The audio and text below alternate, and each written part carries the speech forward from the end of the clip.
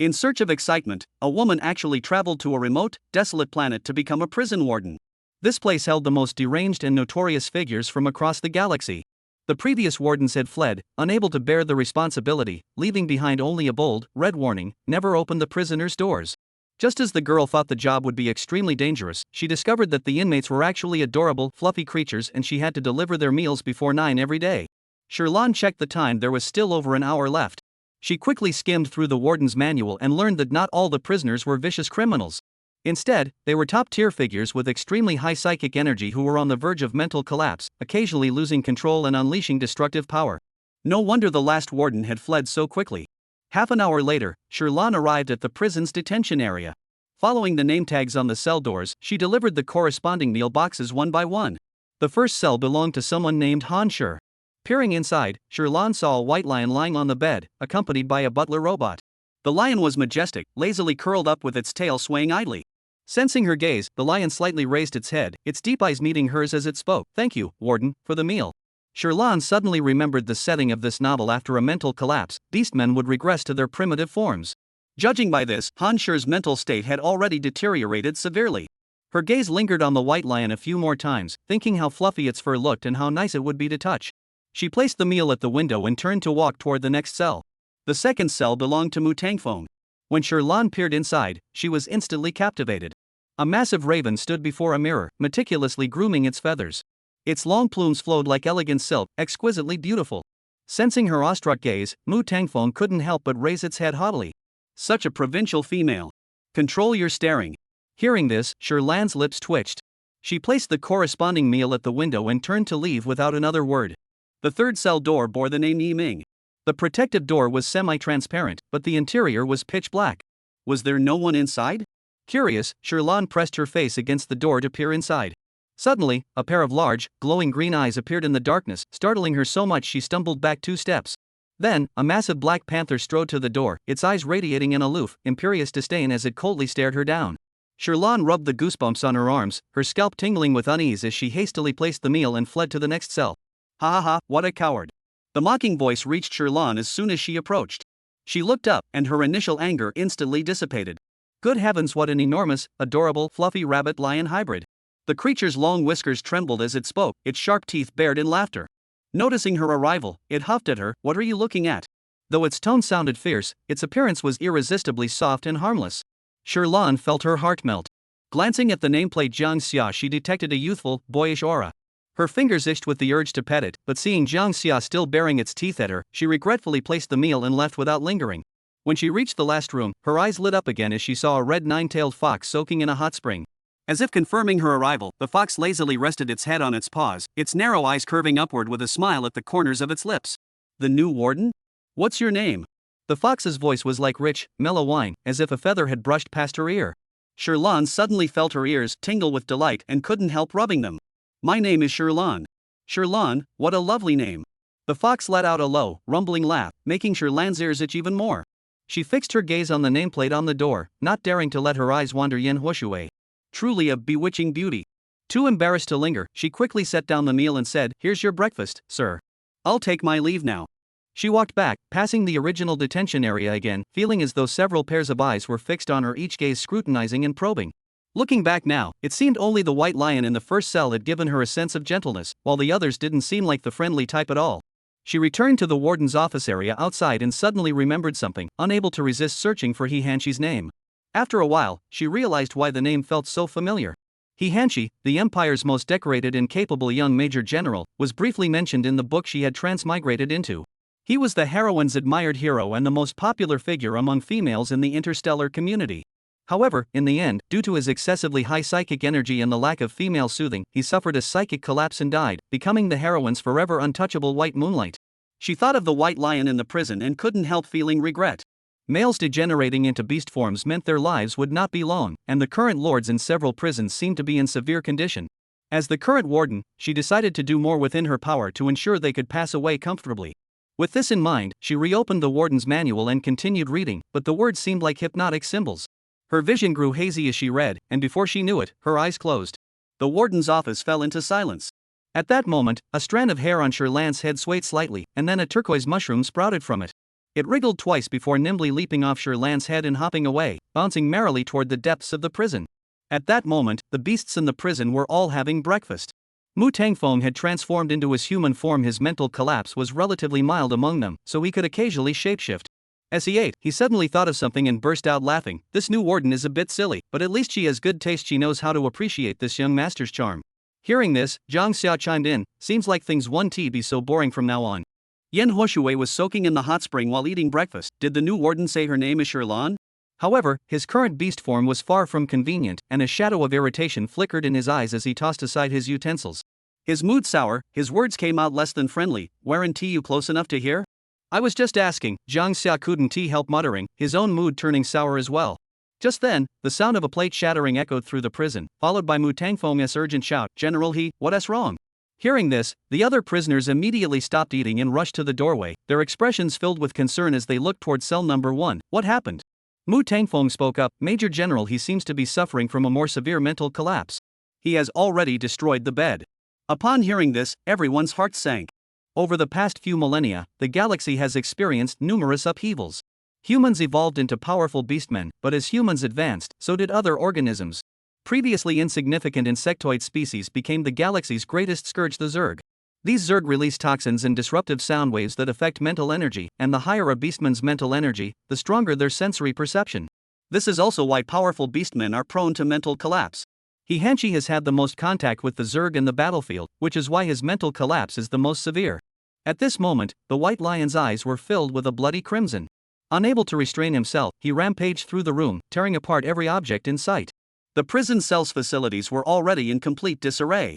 His gaze then fixed on the cell door, and his body, showing no signs of fatigue, began crashing against it relentlessly. Knock knock. Dull collision sounds echoed within the prison. Zhang Xia and Yan Bushui's angle could only hear the sound. Mu Tongfeng looked at the white fur on the White Lion's body being dyed red and anxiously said, what should we do? Another time like this, his body won't be able to withstand the spiritual power rampage and he'll die from a direct body split.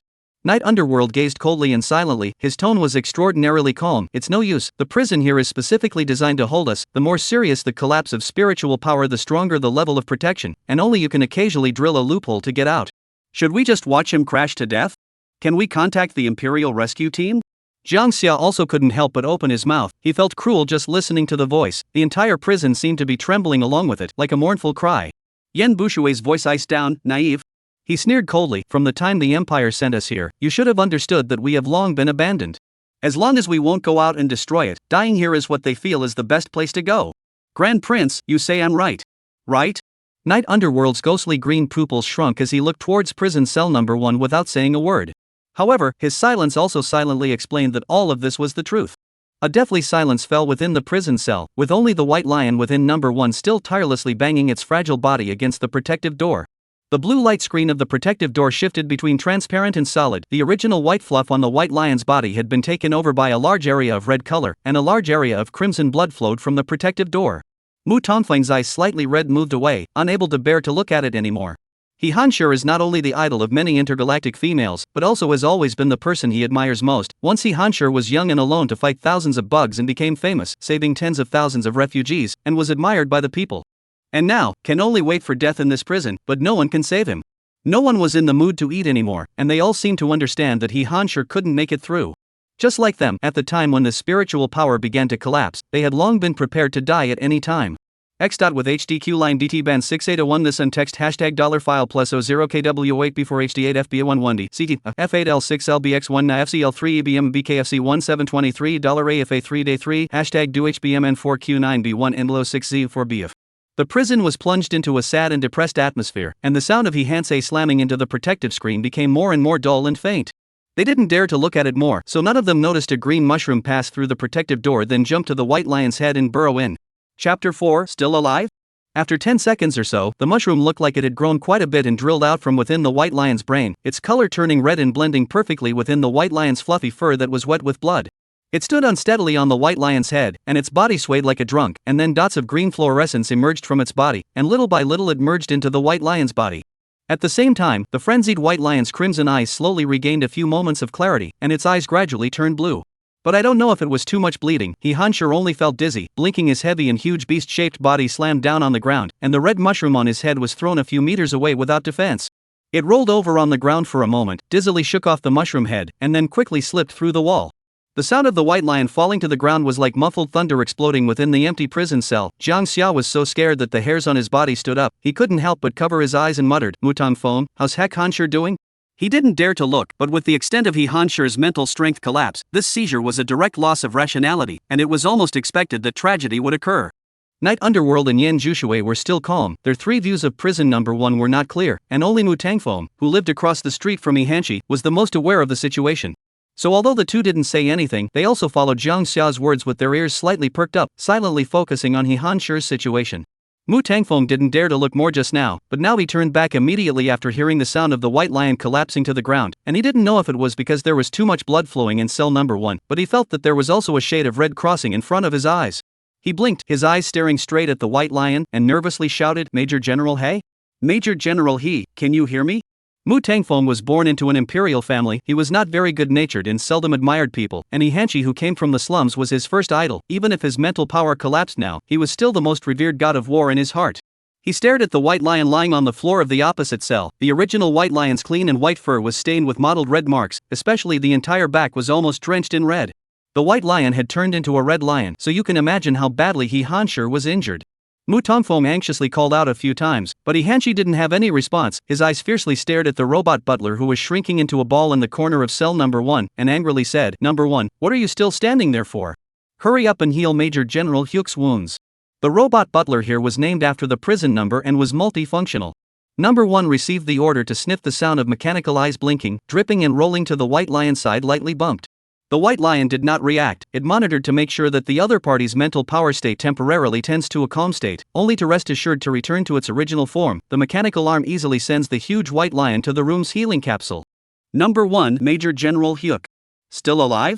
Mu Tangfeng's throat gruelingly spat out these words. The blood was still flowing and dripping from the white lion when it was lifted up just now, and there was another sinuous trail of blood on the ground.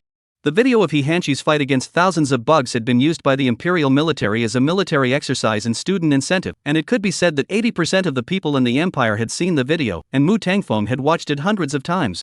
In the video, He Hansher initially wore a battle armor that was nearly 5 meters tall, but the bugs around him also densely flooded the battle armor, and he eliminated a lot of bugs in a large area by opening the way with the weapons on the battle armor, but a lot of bugs were still left. Bulky armor is difficult to light from the dense insect race between the speeding, and finally he in the form of a beast shuttle in the insect race group. The road through the gusts of wind will always have insect race in a mess on the ground or dismemberment of the body, by virtue of their own beast body strength, harvesting the remnants of the insect race. On that occasion, the green blood of thousands of bugs was not as much as the current red color. It could be said that this was the first time Mu Tangfeng had seen He Hansher in such a wretched state. After asking this, he didn't even dare to listen to the reply, and the other few seemed to silently hold their breaths as they waited for the robot's reply. Number 1's eyes flickered for a moment, and his cold mechanical voice took on a few humanized gratification. The Major General is still alive mainly because of the seriousness of his body's surface injuries. At the sound of the voice, the prison cell where the atmosphere was nearly stagnant just now finally had a few more sighs of relief. Mu Tangfeng's tightly furrowed brows loosened, and his taut heartstrings relaxed a bit. However, he knew that according to the extent of Major General He's mental power attack, death would come sooner or later. Thinking of this, his mood lowered again, and as he watched Number 1 begin to organize and clean the cell, his eyes glanced at the red bell on the side of the doorway and pressed it. Inside the warden's office, Shirlan was sleeping soundly when suddenly a piercing bell rang. Her heartbeat suddenly missed half a beat, suddenly woke up from her dream, immediately bouncing and sitting up. Even the management manual that was resting under her head was also dragged and fell to the ground. "Attention warden, prison cell number 2 is ringing for emergency help. Please arrive within 5 minutes. The mechanical sound rang out, and as Tokairam touched her heart, which was still thumping, and looked at the red alarm bells in the office, the second bright red color was constantly flashing. Her head cleared up instantly. Although she didn't know what was going on, she quickly walked towards the prison cell. The prison cell was huge, but fortunately, the warden's office wasn't very far from the depths of the detention, and she arrived on time in the depths of the prison house. At this time, cell number 1 was still devastated. The number 1 butler robot was doing part-time restoration work and was still recovering one by one, and there were still bloodstains on the floor and furniture that had not been wiped away. Shirlan was shocked to see it. How did it become like this in just a short period of time? Not caring about the emergency help bell in cell number 2, she probed inside prison number 1 and didn't see the white lion. Oh God, it couldn't be that she had only been inducted for 1 day and someone had escaped, could it? This in front of her looked a lot like a jailbreak scene no matter what. Outside the cell door, there was a warden opening the door to verify the lock, and Sherlon still remembered what was written in the management manual and what the former warden said: never open the cell door. Because the other party may not only break out of prison, the mental power collapse will also suddenly aggravate and thus go crazy and hurt people. Sherlon cherished his little life, observed the protective door that looked intact, temporarily pressed down his heart's concern and walked towards cell number 2. This lord, what is your business? When her eyes looked at the other party, a trace of stunning dullness flashed under her eyes. She didn't expect Mutangfong to still be able to transform into human form. The face value was already high when the extreme blissbird was in animal form. After turning into a human being, every single one of his facial features was exquisite. His face was on the side of a girl but not a boy girl. Instead, he had stern phoenix eyes, and a head of orange-red hair was full of flair and arrogance. Only at this moment, in addition to the arrogance in those eyes, there are also a few more points of disgust and coldness. Sherlon immediately back to God. The heart is also very puzzled. Obviously not long ago to send food he in addition to the temper is not very good also did not reveal too much dissatisfaction. How now? Mutangfong saw her after seeing herself to reveal the empire. Those females the same infatuation froze look and the disgust is more thick, condescending instructions to her. You go to open cell number 1, go in and help robot steward number 1 to clean up. Sherlon almost laughed in exasperation upon hearing this. Chapter 5 Mutangfong almost died of anger. Epileptic male. She mentally spat, not to mention the difficulty of cleaning the room. Just by looking at the current state of He Hanshir's prison, Sherlon even suspected that the other party might have had a mental breakdown attack. In this situation, if she really foolishly opened the door and went in, it would be looking for death. After all, it was her first day on the job. Sherlon continued to maintain a polite smile. I'm sorry Lord Mu, we are generally not allowed to open the prison door. Mutangfong actually knew that, but after he realized that the Empire just wanted them to wait for death here, when he thought back to the appearance of He Hanshir's mental power when he had a breakdown attack, he couldn't help but relent in his heart to anger the female in front of him that the Empire had arranged to succeed him. He clenched his teeth tightly and threw the uneaten lunchbox out of the window. The lid of the lunchbox opened and the meal inside fell all over the place. Seeing this, he smiled, and how about this? It's not too much to ask you to clean outside the prison cell, right? Sherlon was furious, but for some reason the scene of her friend's kitten pushing her water cup off the table popped up in her mind. She looked at Mutangfang's smug smile and suddenly visualized the scene of him in his original form making a mess with his wings, and the anger in her heart somehow dispersed a bit. People are always more tolerant of plush, not to mention that Sherlon is still a plush control. However, Mutangfong did have the ability to easily cause people's anger. Her smile tightened a bit. Okay. After saying that, Sherlon left.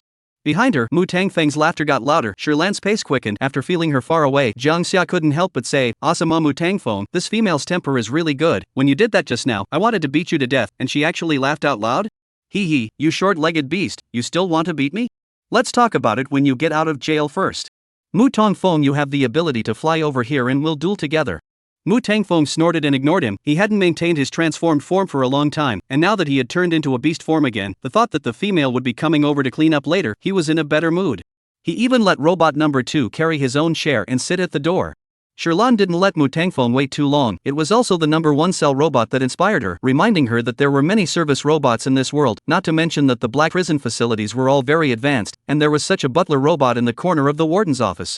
When she went back, the warden's management manual that had fallen to the ground was also picked up by it. She smiled with satisfaction and took the robot with her. Cleaning was impossible on its own with the presence of a robot. When she brought the robot to the prison, Sherlon could feel Mutangfang's face turning green through the blue light screen door. Female, how dare you deceive me? Sherlon had a standard beautiful face, but not that kind of aggressive beauty. Her eyes were round and her face was tender. Her light pink lips were not too fleshy and not too thin, just right. It was hard for people to bring up their defenses. At this moment, her lips slightly pursed, the bottom of her eyes showed an innocent look. What's wrong? Wasn't it Lord Mu who asked to clean? Did I say let the robot? I am letting you? Sherlon blinked, her long eyelashes flapped twice making her look even more innocent. But, it was me who brought the robot. I brought it so it could clean, isn't that what I'm cleaning? Crooked reasoning. Mutangfong gritted his teeth, stinking, and stood up from his chair, so angry that his claws stomped on the ground, and his 2 wide wings flapped out the wind in the prison cell.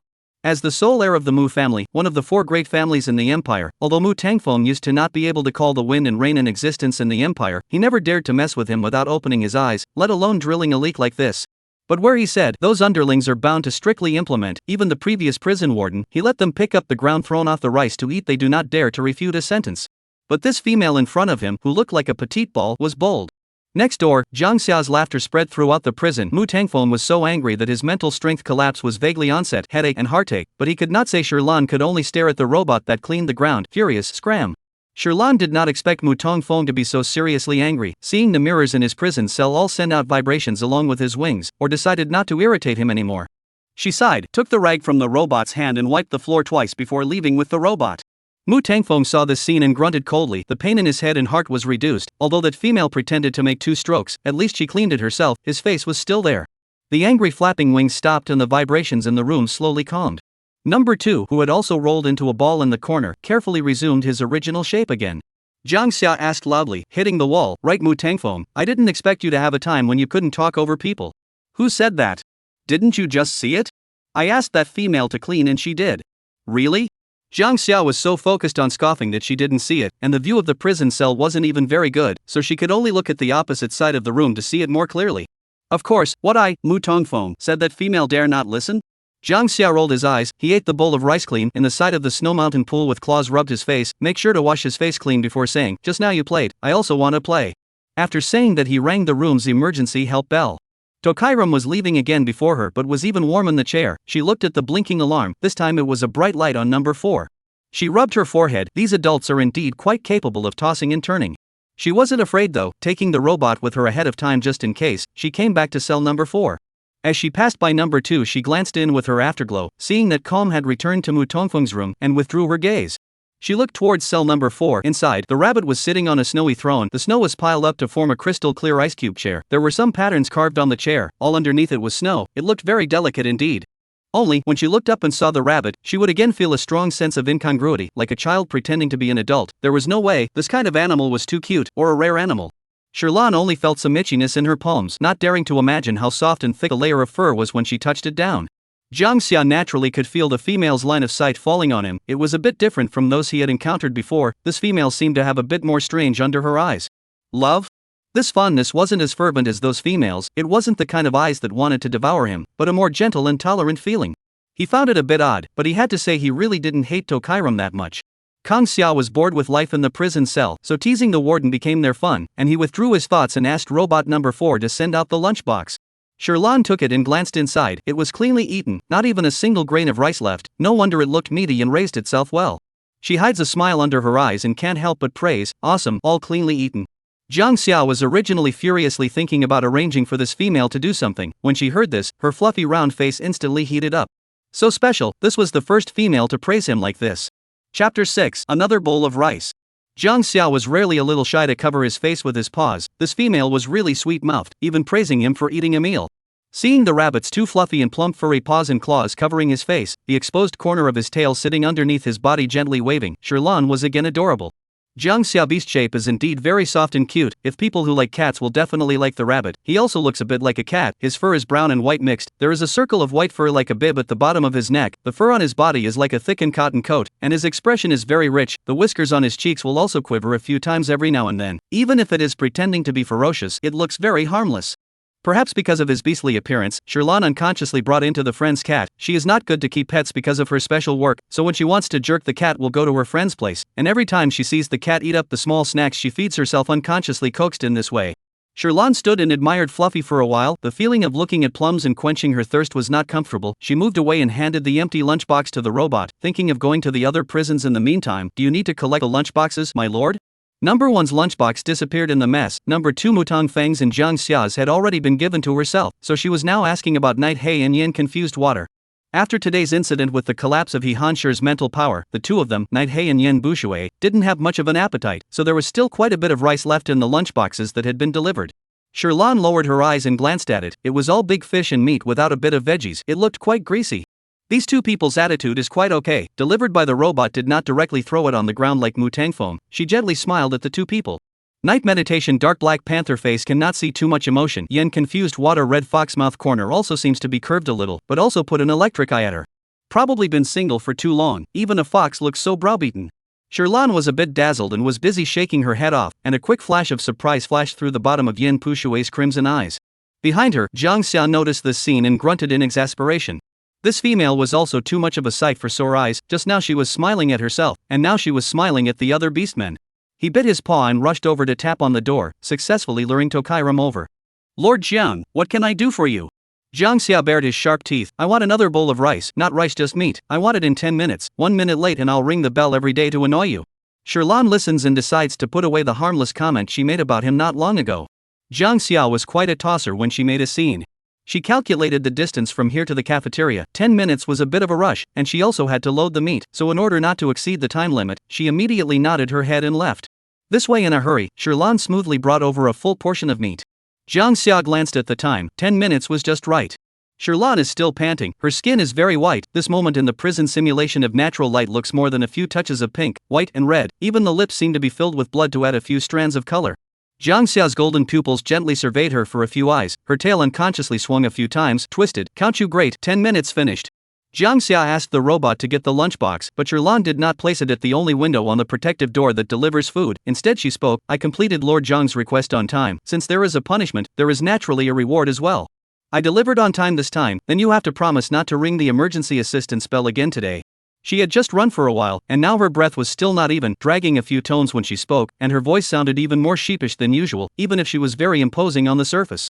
Jiang Xia's eyes always can't help but stay on her red lips, not even listening too clearly to what she said, just nodded in a daze.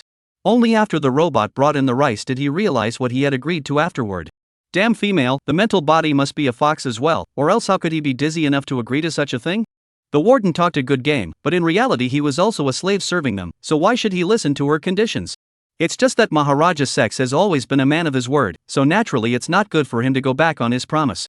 Thinking of this, Jiang Xia huffed and puffed and bit a large piece of meat. His fur stained his face with oil again. He paused, thinking of the female is still at the door, do not want to let her see his own joke, silently pawed the lunchbox, back to Sherlan to eat. Rare eating style is also a lot of elegant. Sherlan looked at him eating, obviously expressed happy, swinging tail and back to see more rounded body, and again feel a little itchy hands. She lightly scratched her hand, thought of the number 1 prison abnormalities, decided to find the remaining few people seem to have the best attitude of the Yen Busui. Lord Yen, I would like to ask, what's wrong with He Hanshi? Why did the room turn out like this? Yen Busui shook his head, not too good. He Hansher had a mental breakdown attack today, this time it was more serious, even losing his mind. No wonder the room was demolished like this.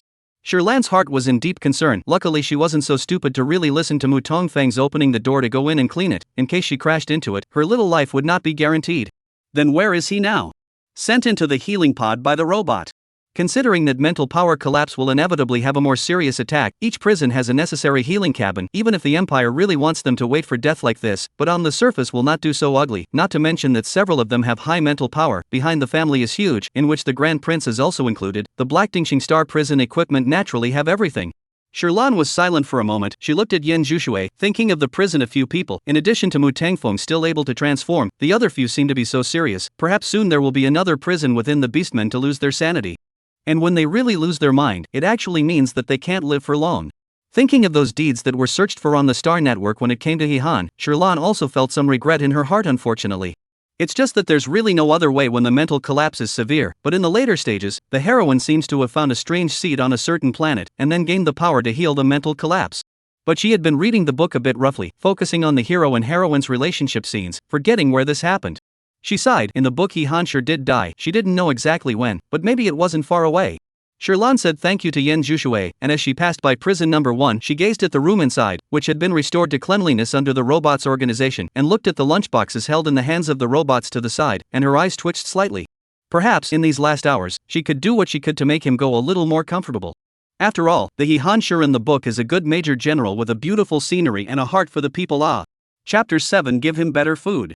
After Sherlan left, Yen Busui unexpectedly laughed a few times. This new prison warden is quite interesting, Mu Tangfeng. It's better if you and Jiang Xia don't toss people away so quickly. Jiang Xia resumed his gorging position after Sherlan left. He carried a face full of oil. The hairs on his face were wet and stuck together, but he still glared viciously at Yen Busui. Mind your own business. Don't use any fox tricks up on people's females.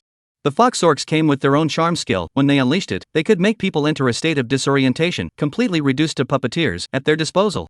Yen Bewitching Water did use it on that female, but the other party was awake in just a few seconds. It was simply out of his expectation. Even the forceful He Hansher took more than 10 seconds to break free in the first place. Thinking of this, his laughter became even more unrestrained, murmuring in a low voice, interesting indeed. Perhaps the two most rowdy ones, Mu Tangfeng and Jiang Xia, had made a mess, and the emergency assistance bell didn't even ring again next. Coming up to lunchtime, Sherlan went ahead to check out the kitchen. The kitchen robots are still working methodically, every procedure is strictly controlled, the meals are very hygienic, but the flavors are still too monotonous, and they are all clear meat. Sherlan picked a few kinds of meat and ate them for a while, then felt bored. However, she had just worn in and lived on the capital star for a few days, and she probably understood a little bit about the prices, and this kind of goo-goo beast that tasted similar to chicken was very expensive. This world females have a free allowance every month, roughly 2,000 star coins. This money can get by if Sherlan doesn't work. It's just that living and living well are two different things. With the price of goo-goo beasts in this world, she can't afford to feed herself a bit. Vegetables were all cheap at the moment, but meat was expensive, and a lot of the meat was tough and hard to chew, and the one thing she could accept more was the goo-goo beasts. Unfortunately, a pound of meat from a goo-goo beast cost 200 star coins, so she couldn't afford to eat it. Now, the black dimming star prison cafeteria is full of goo-goo beast meat. She tasted it. There is also a kind of crunchy beast meat that is slightly harder than pork, is also quite good. But guess the price is not cheap. All of these meats were now cleanly stewed by the robots, seasoned with nothing but salt, and Tokairam found it all too bland to eat. She looked around the kitchen herself. There was a fresh storage in the kitchen with all the seasonings and vegetables and side dishes. She brightened up and happily took some things out. Sherlan looked at the time, decided to do a green pepper fried goo-goo beast, and then simmer a gagabi soup to add some nourishing herbs, and finally put a few red dates. The flavor of sweet and rich is very good. The robots packed several adults' lunchboxes on time, and Sherlan also took 2 more lunchboxes to pack food, one for herself, and one to give to Hehanshir later. She was worried that Hehanshir wouldn't like it the first time she made it, so the amount wasn't very large, and the 2 lunchboxes were just enough to fill them up. Sherlan contentedly put these lunchboxes into the space capsule, and went to deliver food to several adults on time. This world's healing capsule healed very well, but in 2 or 3 hours, Hehanshir appeared in the prison again in good condition. He seemed to have just taken a bath, and the hair on his body that hadn't been blow-dried for long looked rooted and still a bit swollen, making people want to comb him flat. It didn't look like he had changed much, but Tokairam still noticed that the fur on his 2 front paws was much thinner, and you could even see the pink flesh peeking through inside. But luckily, this time, Hyuk-han Shik was still alive. Sherlan raised a smile and asked with concern, "Is Lord Hyuk okay?" Heckhansher rarely heard such a title. Everyone was more accustomed to calling him Major General, even the previous prison warden. For a moment it actually gave him a feeling of being a world away. He was no longer the same Major General in the battlefield. His icy blue eyes fell on her. The white lion beast form comes with a cool aura, but he actually gives people the feeling like a soft water lily, very gentle and soft. Even if it was not long ago that he went through such a big thing, he did not have any self-hatred in his eyes. Tolerant and calm, like the vast ocean. He gently nodded. "Thank you for the warden's concern, I'm fine now." "That's good." Sherlan let out a faintly imperceptible sigh of relief, then took out 2 lunchboxes, one robot packed and one that she made herself. She placed the lunchboxes on the window. "It's like this, I thought that you had just been injured, so I made you some more nutritious soups, which can improve some of your meals. You can try it. I don't know if it's to your liking. If you don't like it, the meals from the cafeteria were also sent along." There were a few more points of surprise in the bottom of Hehanshir's eyes. He carefully surveyed Sherlan through the blue light screen of the room. The expression on her face wasn't that clear, but those eyes revealed a tangible sincerity, not unlike those prison governors in the past. It was a very clean pair of eyes, and did not carry any color of interest. His eyes grew softer. "Thank you." After saying that, he asked the robot to bring over the 2 lunchboxes, and specifically instructed to be more careful. They had exclusive spoons for eating, and these spoons could be automatically fixed to their paws, and although it was still inconvenient to eat, they preferred not to let the robot feed them. Waring carefully opened the lunchbox she had given him with his paw, his pink nose twitching slightly as he looked at the green chili peppers and other worldly dishes he hadn't seen here before. "It smells good, I like it." His voice seems to be more gentle than before, like a beautifully tuned piano piece, magnetic with a tranquilizing aura, like a spring breeze. Inexplicably, Sherlan's face turned a little red. She couldn't help but think of the photo of Hehanshir that she saw on the Star Network today, dressed in a black and gold military uniform, with handsome features, ice blue eyes with a focused look, and a cold and solemn composure in the majesty. The difference between the gentleness of the eyes is quite big. At that time felt okay, but now so contrast, there is a kind of poke the heartstrings of the contrast Meng. Perhaps not used to seeing the two as if they only have each other, the opposite side noticing being ignored, Mutangfeng forcefully used his wings to beat the door. "Still talking about it? Are you trying to starve us to death?" Sherlan came back to his senses, heard Mutangfeng's words. Subconsciously his eyebrows jumped, took a deep breath, turned around and quickly put the rice to the window. The next second moved to the next room. When he saw Mutangfeng open the lunchbox, for some reason, Hehanshir line of sight unconsciously fell over, and when he saw that he was so angry that he was tapping the bowl, muttering, "This kind of crap again," he silently converged his eyelids. So, he was the only one who had. Of course, the best impression of Sherlan in prison is still Hehanshir. The other few people are still like hard to serve the grandfather. Cooking is not easy. She did not want to make a fool of herself, so as not to be another point. When she delivered the meal this time, everyone didn't say anything more. Only Jiang Xia seemed to be a bit aggravated and pushed the bowl of clean rice in the morning with her paw, letting the robot hand it to Sherlan. He kept his promise and didn't ring the bell to bother her again later. However, after Sherlan got it, he looked at her a few more times, as if expecting something, and then strangely showed his teeth angrily at her in the middle of the day, only leaving her with a rounded ass back. It is said that a woman's heart is a needle under the sea. Sherlan felt that the mood of males is also quite cloudy and uncertain. Chapter 8 Call Me By My Name, Sherlan. Sherlan did not look too deeply into it. She sent the meal back to eat on their own after the meal. Modern her since childhood are very independent, early out of the patriarchal family of origin. There is no dependence, can only work hard on their own, only to make money in the early years of early morning and late at night, boiled out of the stomach, behind the money to let ants to ensure that the 3 meals a day to slowly improve the body. In the end is also bitter over the child, when lawn cooking skills are not bad. She ate a bite, some touched. It is true that people eat for heaven, delicious things really have the ability to heal the heart. Worried that Hansher couldn't get used to eating what she made for the first time, the amount in this lunchbox of hers was even bigger than his. She ate it all in no time, feeling that she had a much bigger appetite, and even wanted to have some after dinner sweets. Just think of it and do it, technology does indeed free the lazy hands. Sherlan only needed to put the ingredients into the robot ingredient basket, adjust the parameters, and then just wait for the food. But 5 minutes time she got high temperature baking strawberry cream cupcake, just out of the oven is still very hot. Sherlan only licked a mouthful of cream, eyes bright, the robot beat more delicate than artificial. The ingredients she prepared ended up making 12, she had no problem keeping 7 for herself for afternoon tea, the rest she planned to give a few adults in the prison a taste. Sherlan took the cupcakes and the butler robot to the prison. She delivered the cupcakes and was able to recycle the lunchboxes at the same time. Hansher seemed to have a good habit of saving food. She got 2 cleanly eaten lunchboxes. Seeing him finish eating, Sherlan also had the pleasure of being recognized. It seems that Hansher didn't lie to himself and did like it. Perhaps he had eaten and drunk enough. He was plopping down on the bed, his white and long tail lazily and idly sweeping on the bed, his eyes tightly closed, only opening his glassy blue eyes when he heard the movement of her arrival. "Warden, you're here." Sherlan returned a smile and placed the cupcake on the delivery port. I'm bringing you guys some dessert to eat after dinner, so you can try it, and if it's good, I'll prepare it for you next time. When Hansher heard the word "you guys," he realized that he wasn't the only one who had it this time. However, he didn't feel unhappy in his heart. Instead, he was thankful that Sherlan was able to hang on to them. It was something that hadn't occurred to the wardens before. He curiously looked towards the window, perhaps because he was worried about them hurting the warden. The height of the food delivery port was a bit higher than their beast form, which didn't have much of an effect if they were in their transformed state. At this height, Sherlan also had to raise his head to deliver the food, but he could still reach it. Therefore, the food in the prison was basically picked up by the butler robot. Hansher saw the red and pink strawberries on the white cream, and seemed to have smelled the fragrance of the cake even from this far away. "Thank you, the warden has a heart," he said, and asked the robot to carefully bring the cake over for himself. The cupcake was almost the size of a cupcake, even smaller in front of the white lion's huge beast form, as if one bite wasn't enough for the white lion to stuff his teeth. Sherlan watched him look down and sniff. Cupcakes are not much bigger than the white lion's pink nose. Accidentally, Hansher also stained a little bit on his nose. He subconsciously licked off the tip of his nose sweet flavor.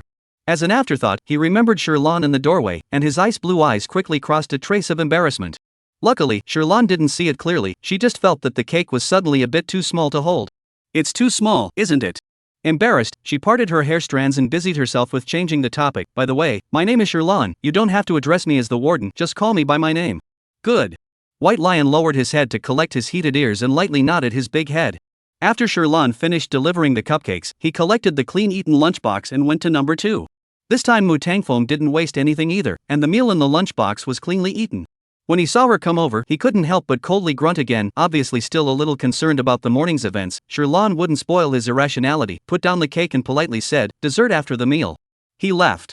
Mutangfong obviously just also heard this time she prepared for everyone, although her thoughtful after-dinner service is very satisfied, but why she and his own only say a word? And he also ate a clean meal, why only praise that short-legged beast and not himself?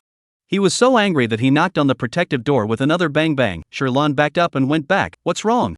Mutangfang's tone was dissatisfied. "Just one?" At the sound, she faintly forget it if you don't want to eat it. "Who said I don't want to eat it?" Mutangfong was afraid that she would take the cake away. Turning into his human form, he immediately put the cake into his mouth and then looked at her triumphantly. "Childish," Sherlan muttered in a small voice while Mutangfong ate the sweet food in her mouth, silently counting the number of times the two had just conversed, barely smoothing out her heart a bit. Sure enough, the main ones tossing and turning were still Mutangfong and Jiang Xia, and Nightmare didn't say much, just said thanks and had the robot take the cake again and hide in the darkness. Sherlan's afterglow glanced at cell number 3, the further in it got the darker it got, and Nightmare could only hear the sound but not see the shadow. She withdrew her sight to Jiang Xia, who had settled down quite a bit after the morning, and this time, after receiving the cupcake, she licked it curiously and couldn't help but look at her with those crystal clear golden eyes again. Will there be more next time? Jiang Xia can't even remember having dessert after dinner for a long time. Coming here, he was so focused on tossing around the original prison warden with Mu Tangfeng, living what seemed to be a captive day in and day out boring life, that he was forgetting how peaceful and happy his life used to be. Jiang Xia was born relatively weak, so has always been the Jiang family pampered young master. Despite this, but he also reached the 2S level of spiritual power. The empire's 4 families have the responsibility to work with the military to maintain national security. It so happened that his brother was injured and in heat, he participated in that insect annihilation operation. At that time, Mu Tangfeng, He Hanji, Night He, Yin Zhushui were all present. That time the insect invasion is serious. There is a new mutant breed of breeding ability is very strong. The scene is huge, but also this time after, the spiritual power level is 2S or more of several people will successively spiritual power collapse. This new mutant breed is the culprit that induced their mental collapse. Jiang Xia withdrew her thoughts and licked the cake with one bite, but her eyes were still looking blearily at Sherlan. She listened to Jiang Xia's voice, thinking that she was still a teenager, but she was trapped in a heaven and earth, waiting for death to come. Her heart inexplicably softened. Of course there's more. Thinking of the 6 remaining in her space capsule in addition to the ones she had tasted, she couldn't help but take another one out. Jiang Xia's eyes lit up when she saw this, but then she realized in hindsight that she was humiliated. Recalling her own unseen appearance just now, she silently turned her back to Sherlan once again, pretending to be reserved and ordering the robot to go get the cake, while her tail wagged like a happy puppy with a frequency that was quite a bit faster than usual. Exposing his pleasurable mood to Sherlan without knowing anything about it. Seeing this, Sherlan was not at all heartbroken that her afternoon tea was missing again. Anyway, she could always make whatever she wanted to eat outside. In the end, she couldn't be too obvious about favoritism, and each person subsequently shared too. Yen Busui doesn't like eating sweets too much. He saw Sherlan take it out and still a bit reluctant to give up. Some laughs. Just give me one, I eat less sweets. Oh, okay. Sherlan happily took back another one, thinking and added, then I'll make other less sweet and greasy sweets for you to try next time. Thanks. To Kairam. Is it okay if I just call you by your name? Yen Busui asked softly, his crimson eyes turning with waves of water flowing between them, his low voice saying her name if anything with a hook, tickling one's heart just by hearing the voice. But after a few times, Sherlan barely had immunity and quickly came back to her senses. Good. Yen Bushui's eyes flickered slightly, the slightly deeper eyes were full of interest. Chapter 9 The Nine-Tailed Fox. After hearing Yen Busui and Sherlan's conversation, He Hanshir's eyes lightly drooped, and he didn't move that one more cupcake. When Sherlan passed by, he called out her name with a bit of rustiness, sure. Lun, the lunch you made today, it's delicious, I'm also rice full, I can't eat this cupcake, don't waste it, you take it away. Sherlan was convinced by him, although she felt that the cupcake she made was really not enough for someone to stuff their teeth. She thought that He Hanshir didn't need to lie about such things. Mu Tongfeng looked at He Hanshi through the 2 protective doors as he tried to speak, muttering in his heart, since when did Major General he eat so little? But based on the idle aura, he didn't say anything, and even quickly stuffed that one cupcake into his mouth again when Sherlan looked over. Sherlan. Mu Tangfeng realized what he had done, and his face suddenly turned red. He actually did such a humiliating thing? Under Sherlan's somewhat speechless and amused sight, noticing that his face was getting hotter and hotter, he immediately changed back to his original form, half hanging his head and burying it within his own wings, combing his feathers as if nothing had happened. Although he sometimes felt that Mu Tangfeng was quite annoying, he had to say that as soon as he saw his beastly form, he would again be succumbed to his beauty. People abroad also called the bird of paradise. That was because initially they felt that this kind of bird was too beautiful to be a creature that existed on Earth, so one could imagine how gorgeous the bird of paradise was on the outside. In fact, on a closer look, although Mu Tongfeng's entire body was a large area of white, there was a little bit of light yellow at the end of each feather, and the feathers looked colorful and gorgeous, and they were also bright enough to be reflective indoors. Sherlan couldn't help but look at it a few more times, and then thought about how he didn't want to let himself stare at the cupboard door in the morning, and silently moved his eyes away. Lunchboxes have been collected, afternoon tea has been delivered, and by the way, also appreciated a group of different styles have their own charm of the furry. Sherlan also did not stay in the prison, in a good mood with a bunch of lunchboxes of the robot left here. After the afternoon tea, Sherlan ate and drank enough to be a little sleepy, so in the prison warden's office to find a lunch bed to sleep. This sleep was good, it just felt like she had eaten poisonous mushrooms. Her dreams were filled with all sorts of little mushroom people, waving at her. When she woke up, she smashed her mouth and decided, let's have mushroom soup for dinner. The green mushroom that was about to find a bit of presence emerging from Sherlan's head silently hid again. Sherlan used to travel more for work, she was in travel photography and needed to run all over the country, and because of this, it was inconvenient for her to keep a pet. Before the book, her favorite place to go was Yunnan, always have to eat a few times before the mushroom pot, but also did the mushroom is not ripe to eat in a hurry to go to the hospital embarrassing things. Now this dream, again evoked her memories of the mushroom pot. The afternoon passed calmly, and when it was almost time for dinner, Sherlan went to the kitchen fresh room early to rummage through the mushrooms. After rummaging for a long time, she was able to find the 3 kinds of mushrooms, shiitake, flat mushroom, and golden needle mushroom. There were several great Buddhas living on this side of the black dimming star, and there was nothing bad that was sent over.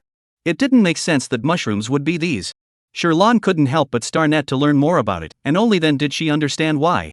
Originally this world, because of the bug outbreak, many vegetable and plant varieties have disappeared, but the initial scientists who disappeared used the saved seeds to raise a lot of vegetables, and also distributed the seeds for free to inform the people of the planting method. Regular vegetables on the market increased greatly, who knows, later the bugs mutated to be able to eat meat again, which led to the current expensive meat, vegetables cheap. There is another reason, the evolution of humans to the orc way of meat demand is also higher, things are scarce as expensive, that is the case. Regarding the fact that the insect race eats meat, Sherlon has a deep understanding of this. After all, this is how the original owner died in the book. Thinking of this, she couldn't help but shiver. She was busy retrieving her thoughts and decided to make a mixed mushroom gugu beef soup with these 3 kinds of mushrooms. The extra golden needle mushrooms got a little bit of cold, and by the way, she fried another bok choy. The combination of meat and vegetables, perfect. As usual, I prepared a portion for Hansher and added extra meat from the robot's dinner, a big box full, the same everyone's after dinner dessert she did not forget, this time or less sugar. Hansher noticed that this time the dinner was again only for himself to have food made by her own hands. The bottom of his eyes quickly swept through a trace of joy, although I do not know where it came from, but inexplicably there is a feeling of being favored. Unable to resist looking deeply at Sherlon, he moved to spit out a sentence, "Thank you, Sherlon. This is all trivial, no need to be polite." Sherlon looked at him with a smile. Seeing that Sherlan's special care was for his own idol, Mutomfong didn't say much when he thought about the extent of Hansher's mental strength collapse, but was just strangely a bit stuffy in his heart. So much so that when Sherlon delivered the food this time, he still felt that he was a lot quieter all of a sudden, and didn't say a word from start to finish. Although she was a bit uncomfortable, she didn't ask anything and continued to deliver the meals and desserts to the other people one by one. Night meditation, the same. Thank you. Cannot see the figure. Jiang Xia happy staggering, this time again made what delicious dessert? This is barley cake, it won't be so sweet. Jiang Xia has never eaten this kind, his golden eyes have become much rounder, busy letting the robot serve it to himself, and can't help but steal a lick to taste it. His bright red tongue quickly scratches across the rice-white pastry. He hesitates for a moment. It's not sweet, I want to eat the strawberry cake from noon. There's no more this time. If you want to eat it, then I'll bring it to you next time. Really? Then can I order something else? Listening to Jiang Xia's request, Sherlon pretends to hesitate, and when he's about to get annoyed and want to retract this, she curves her lips again and says, "Yes, but on the condition that you can't ring the bell for me for no reason." Okay. Jiang Xia accepted her offer, then reluctantly retorted, the sharp teeth at the corners of her lips looming, "I also only rang the bell once today, and I also have something to find you." But under Sherlan's smiling but not smiling eyes, thinking of the morning's bet, more and more bottomless, even the arc of the tail wagging is much smaller, the 2 fluffy ears drooping. Sherlon looked at him like a cat that made a mistake after his face was humanized to show an expression of weakness. His heart was once again adorable to a mess. I really wanted to go up and hug him and jerk his fur vigorously, it must be very comfortable. However, considering her safety and the fact that they weren't familiar with each other yet, there was no need for her to take such a risk just to satisfy her hobby.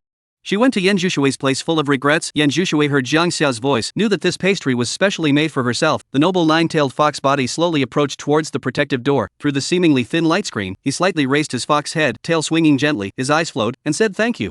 Sherlon finally froze for a while this time. Her eyes fixedly looked at the 9 red tails, and she felt that she had jumped from the world of science and technology to the world of fantasy all of a sudden. Everything was incredible. 9-tailed fox, she is also seeing. Noticing this scene, a glimmer of essence quickly swept across the bottom of Yan Bushui's eyes. Chapter 10 about her identity. Daily working hours, 9 a.m. 2000 hours p.m. The working hours were written on the walls of the workbook and the regulations of the warden's office. The prison warden's job was year-round, but each person had 30 days of vacation to apply for each year under special circumstances. The job might seem harsh, but the pay was really good, and after a day on the job today, Tokairam didn't find it as difficult as she thought it would be, and wondered why she had run a dozen or so before. Instead of being a prison warden, she felt more like a gardener who needed to carefully raise the animals in the garden. Thinking about that description, Tokairam suddenly felt out to the point of amusement. But this job was pretty easy, and no one was minding their own business, so they could eat whatever they wanted.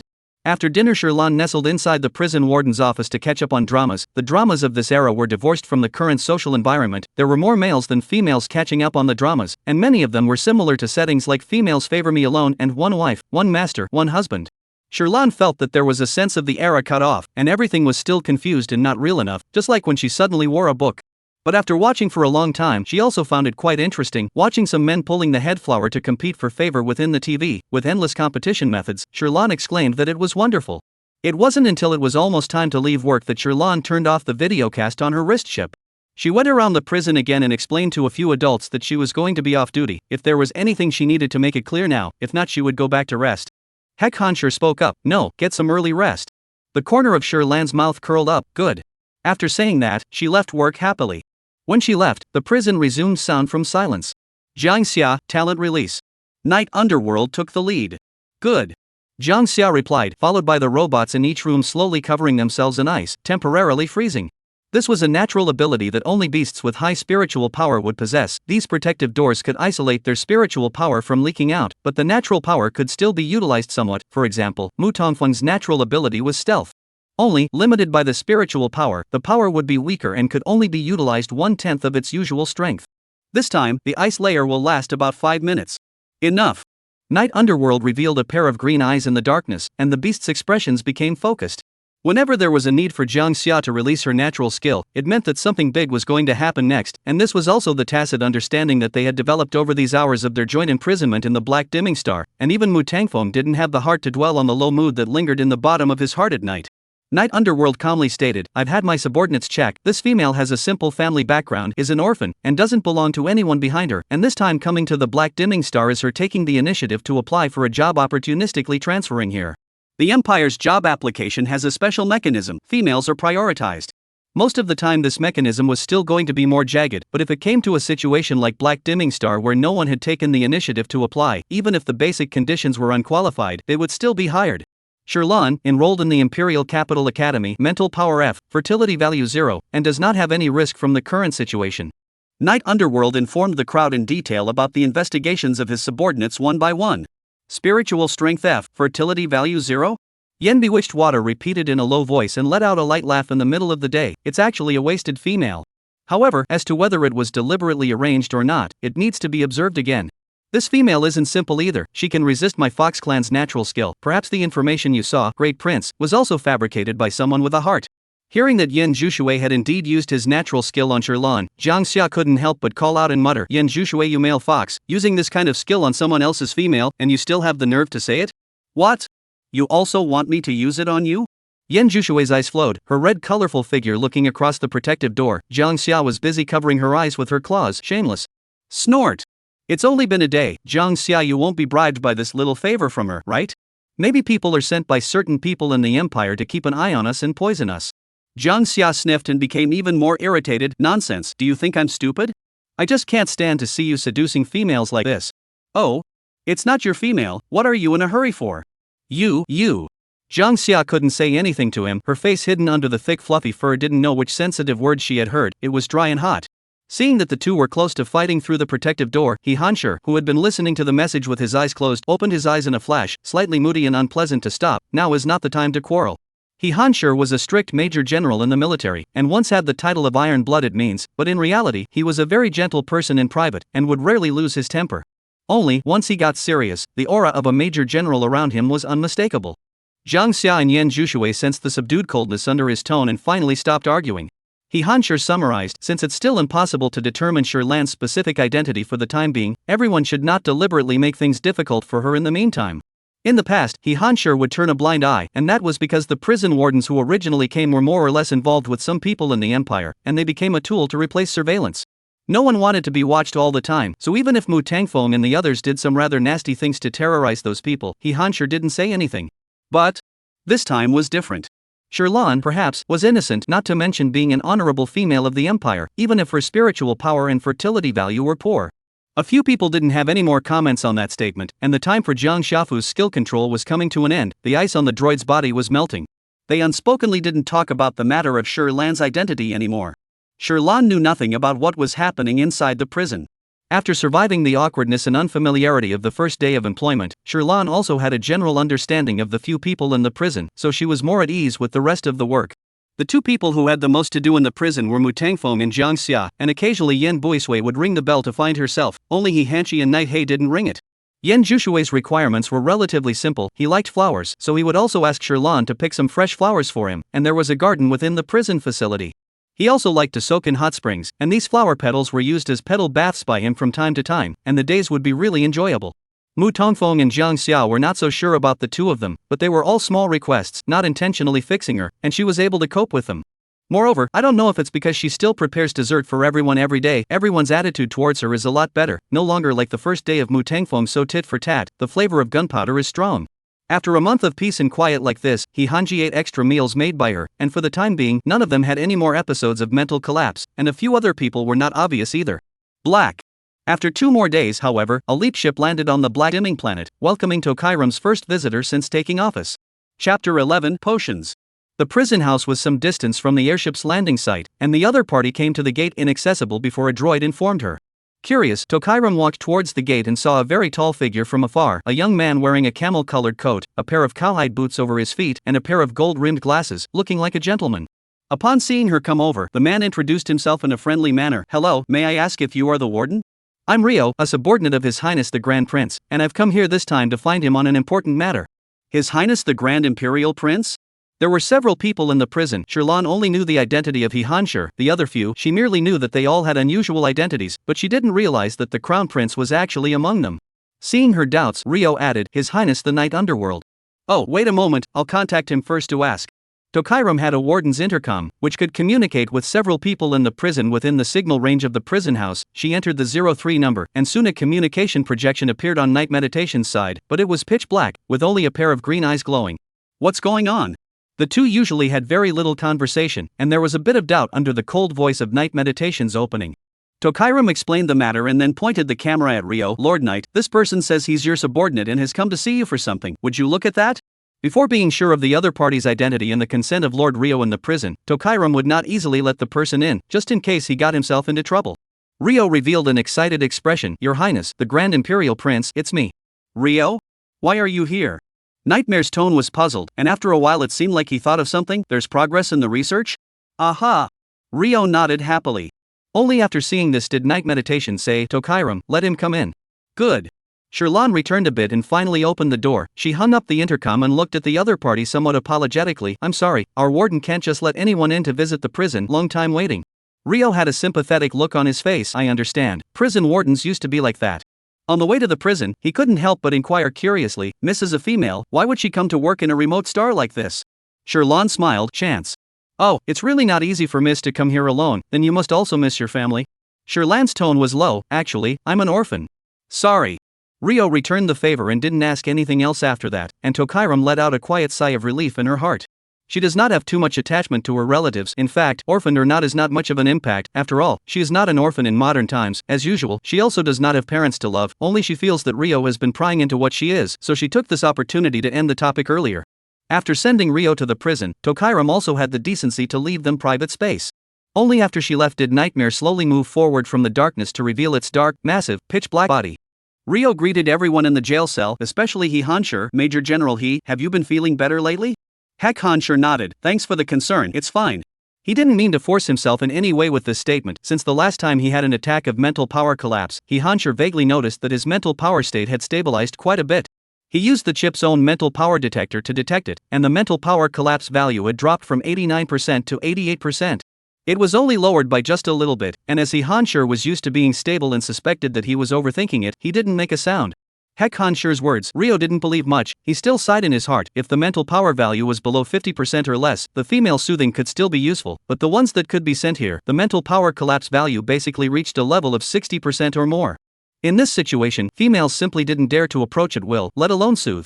But this also represents another state of waiting for death. Rio thought of his own highness, and his heart was filled with despondency. But now there was some good news. Maybe that thing could come in handy. Thinking of this, he turned to Nightsticks again. When Night Underworld saw him come over, he immediately had Zhang Xia use her Ice Seal talent skill before saying, "Now you can speak." Rio nodded. "Your Highness, Dr. AI recently made some breakthroughs in his research. He took some blood from the new mutated bug race Chaos and differentiated a type of cell that can fight against the toxins in the body. Dr. AI thought that living organisms were complex, just like snakes had snake venom, but snake bile could break down the toxin to a certain extent, so this time when the toxin in the new mutant bug race's body accelerated to induce the stimulation of your Highness's mental power to break down, he thought that maybe there were other ways to reduce the mental power to break down in there as well. Thus, there was the birth of this result.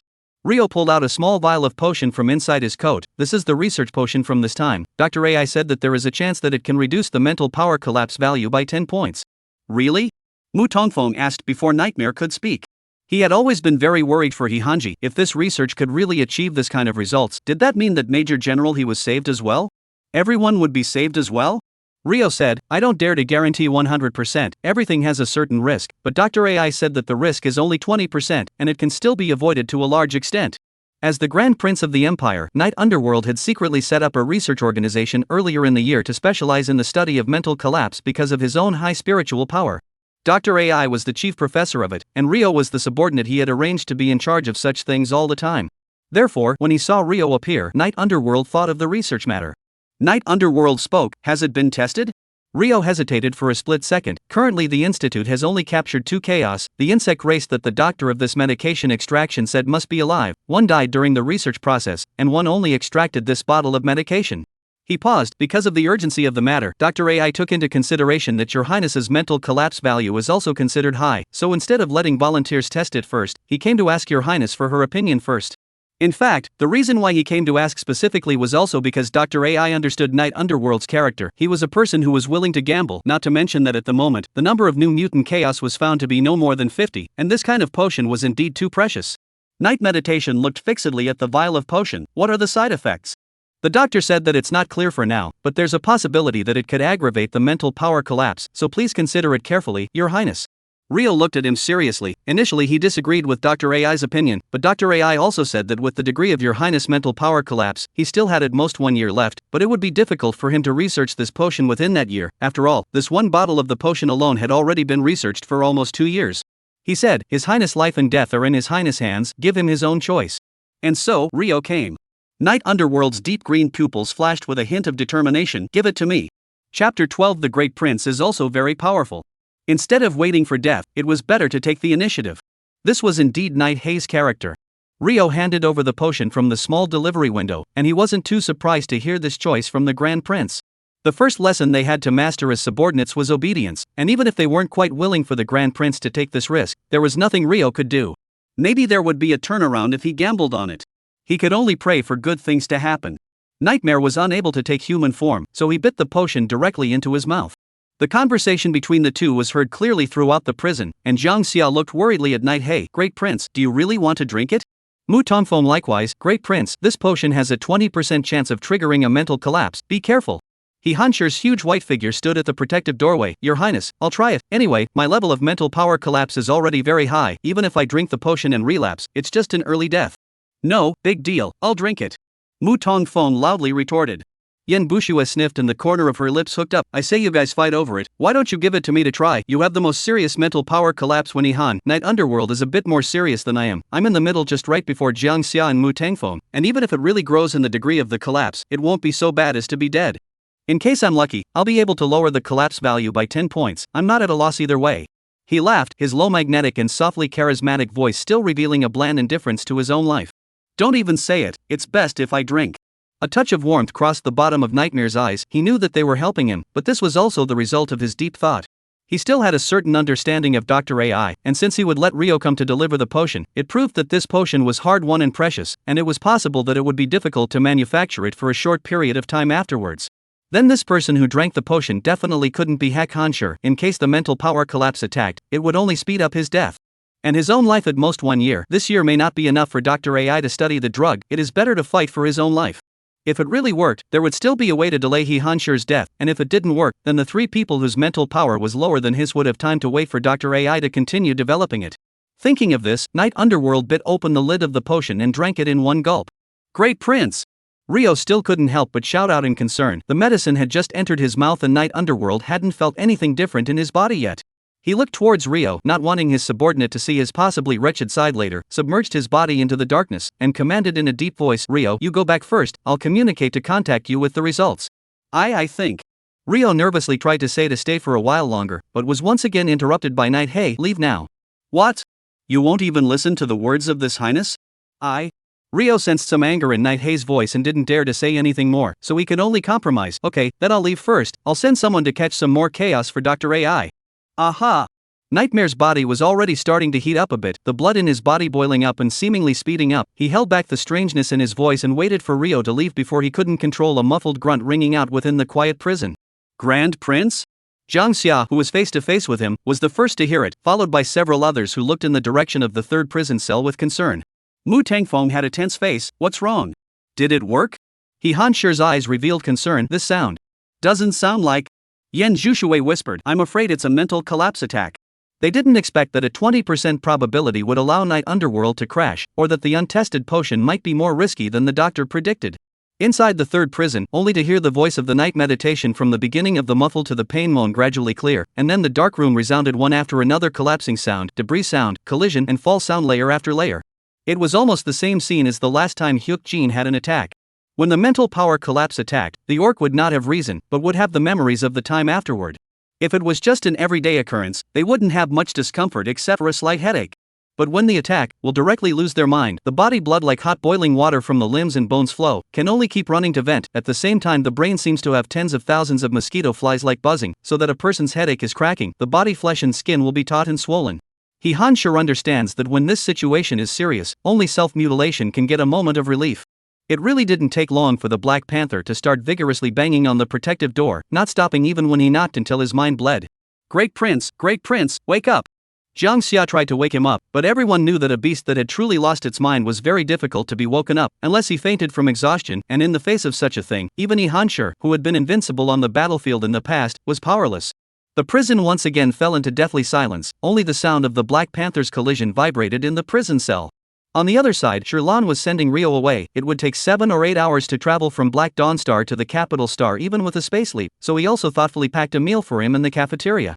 Rio gratefully said, "Thank you, this beautiful female lady. It's really admirable that you chose to come to work on such a remote planet."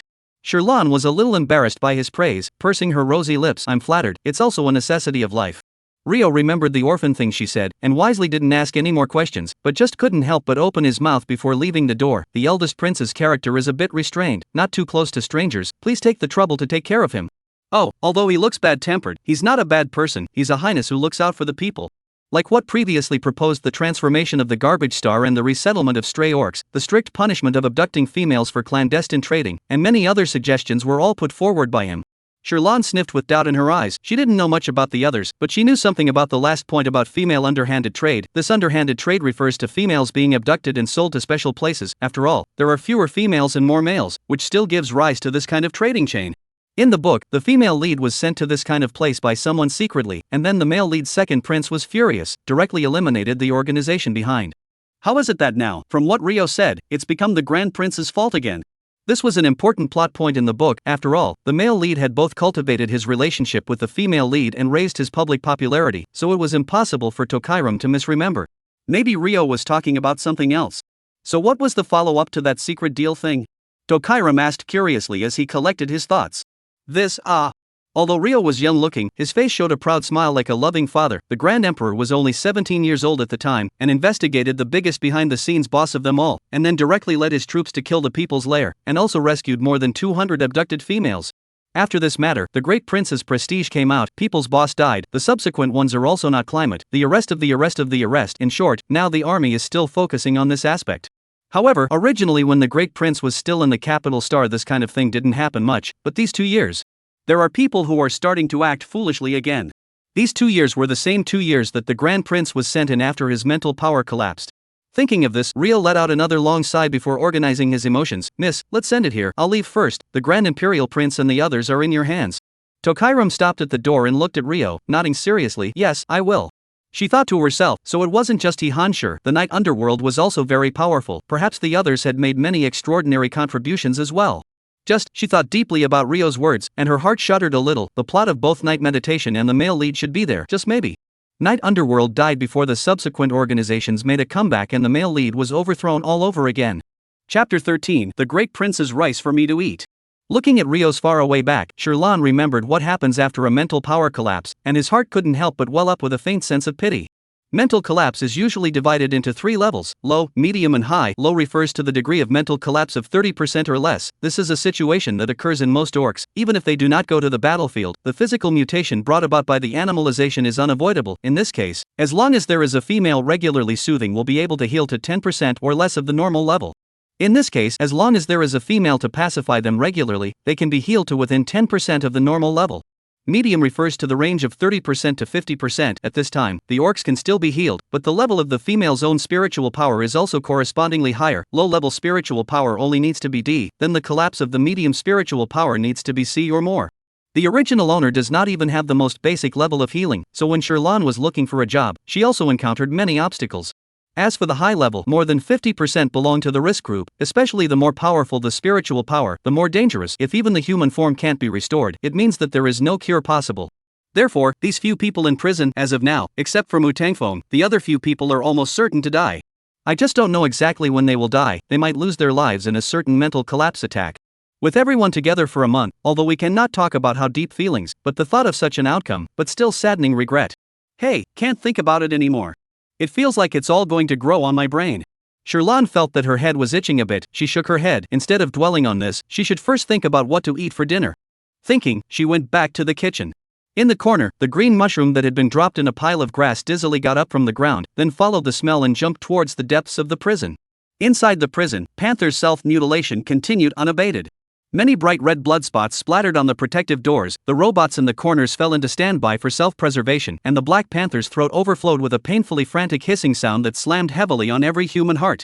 Heck Hansei's eyes narrowed harshly. Number 3, you are ordered to immediately use illegal means to smash His Highness unconscious right now. Number 3's mechanical eyes flickered rapidly twice when he heard the word Your Highness and immediately went out again. Jiang Xia observed the reaction of the number 3 butler robot and was so angry that she hit the door with her head. Good this number 3 is actually pretending like he didn't hear it. Hiss, that hurts. Saying that, he then afterward drew a mouthful of cool air, unable to resist burying his big round fat head in the ice and snow, drilling out a hole for his head to ice. Mu Tongfeng stared at the butler robots in his prison cell and sneered, they won't listen. The robots here are the latest technology from our technology, mastering the fullest range of services, and are expensive, so the chip's built-in first coding program is to focus on their own safety. This was something Mu Tangfeng knew on the first day he came to the prison, so last time he didn't let the robots in Han Shi's room knock him out. Mu Tangfeng had always been interested in mecha robots and artificial intelligence, and when he first came here and was bored he took apart the robot in his prison cell and studied it, but the safety coding program needed to be replaced with a chip to work. There just wasn't a chip available in the prison, so it stayed out of reach. Can you try to see if you can get out of prison? Han Shi asked. Mu Tongfeng's stealth talent was sometimes able to be ignored by the guard gate, which actually sensed themselves, so they couldn't come out from there even if it was the food delivery port. Good. Mu Tongfeng then remembered this, his eyes lit up and he let Jiang Xia use his ice seal skill before immediately stealthing with the intention of going through the door. His stealth skill could go through walls, but the entire prison had a built-in security protection system. On the surface there were only protective doors, but in reality the walls were all. Mu Tangfeng tried it and helplessly resumed his form. No. Only the time between 10 and 12 o'clock at night is allowed. This was the only time they had tested many times to be able to travel. Probably this was the time period when the protective door was automatically upgraded and updated to allow them to drill the loophole. That can't be helped. With things as they were, Heck Hansei couldn't think of anything, and everyone could only listen to the sound of the crash in a downcast mood.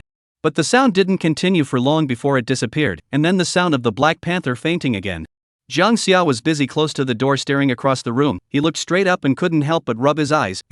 Is the eldest prince's head bumped and swollen? How come there's a piece of red? Yen Busui was speechless. At this time you still have the heart to care about this, people are fine. Oh.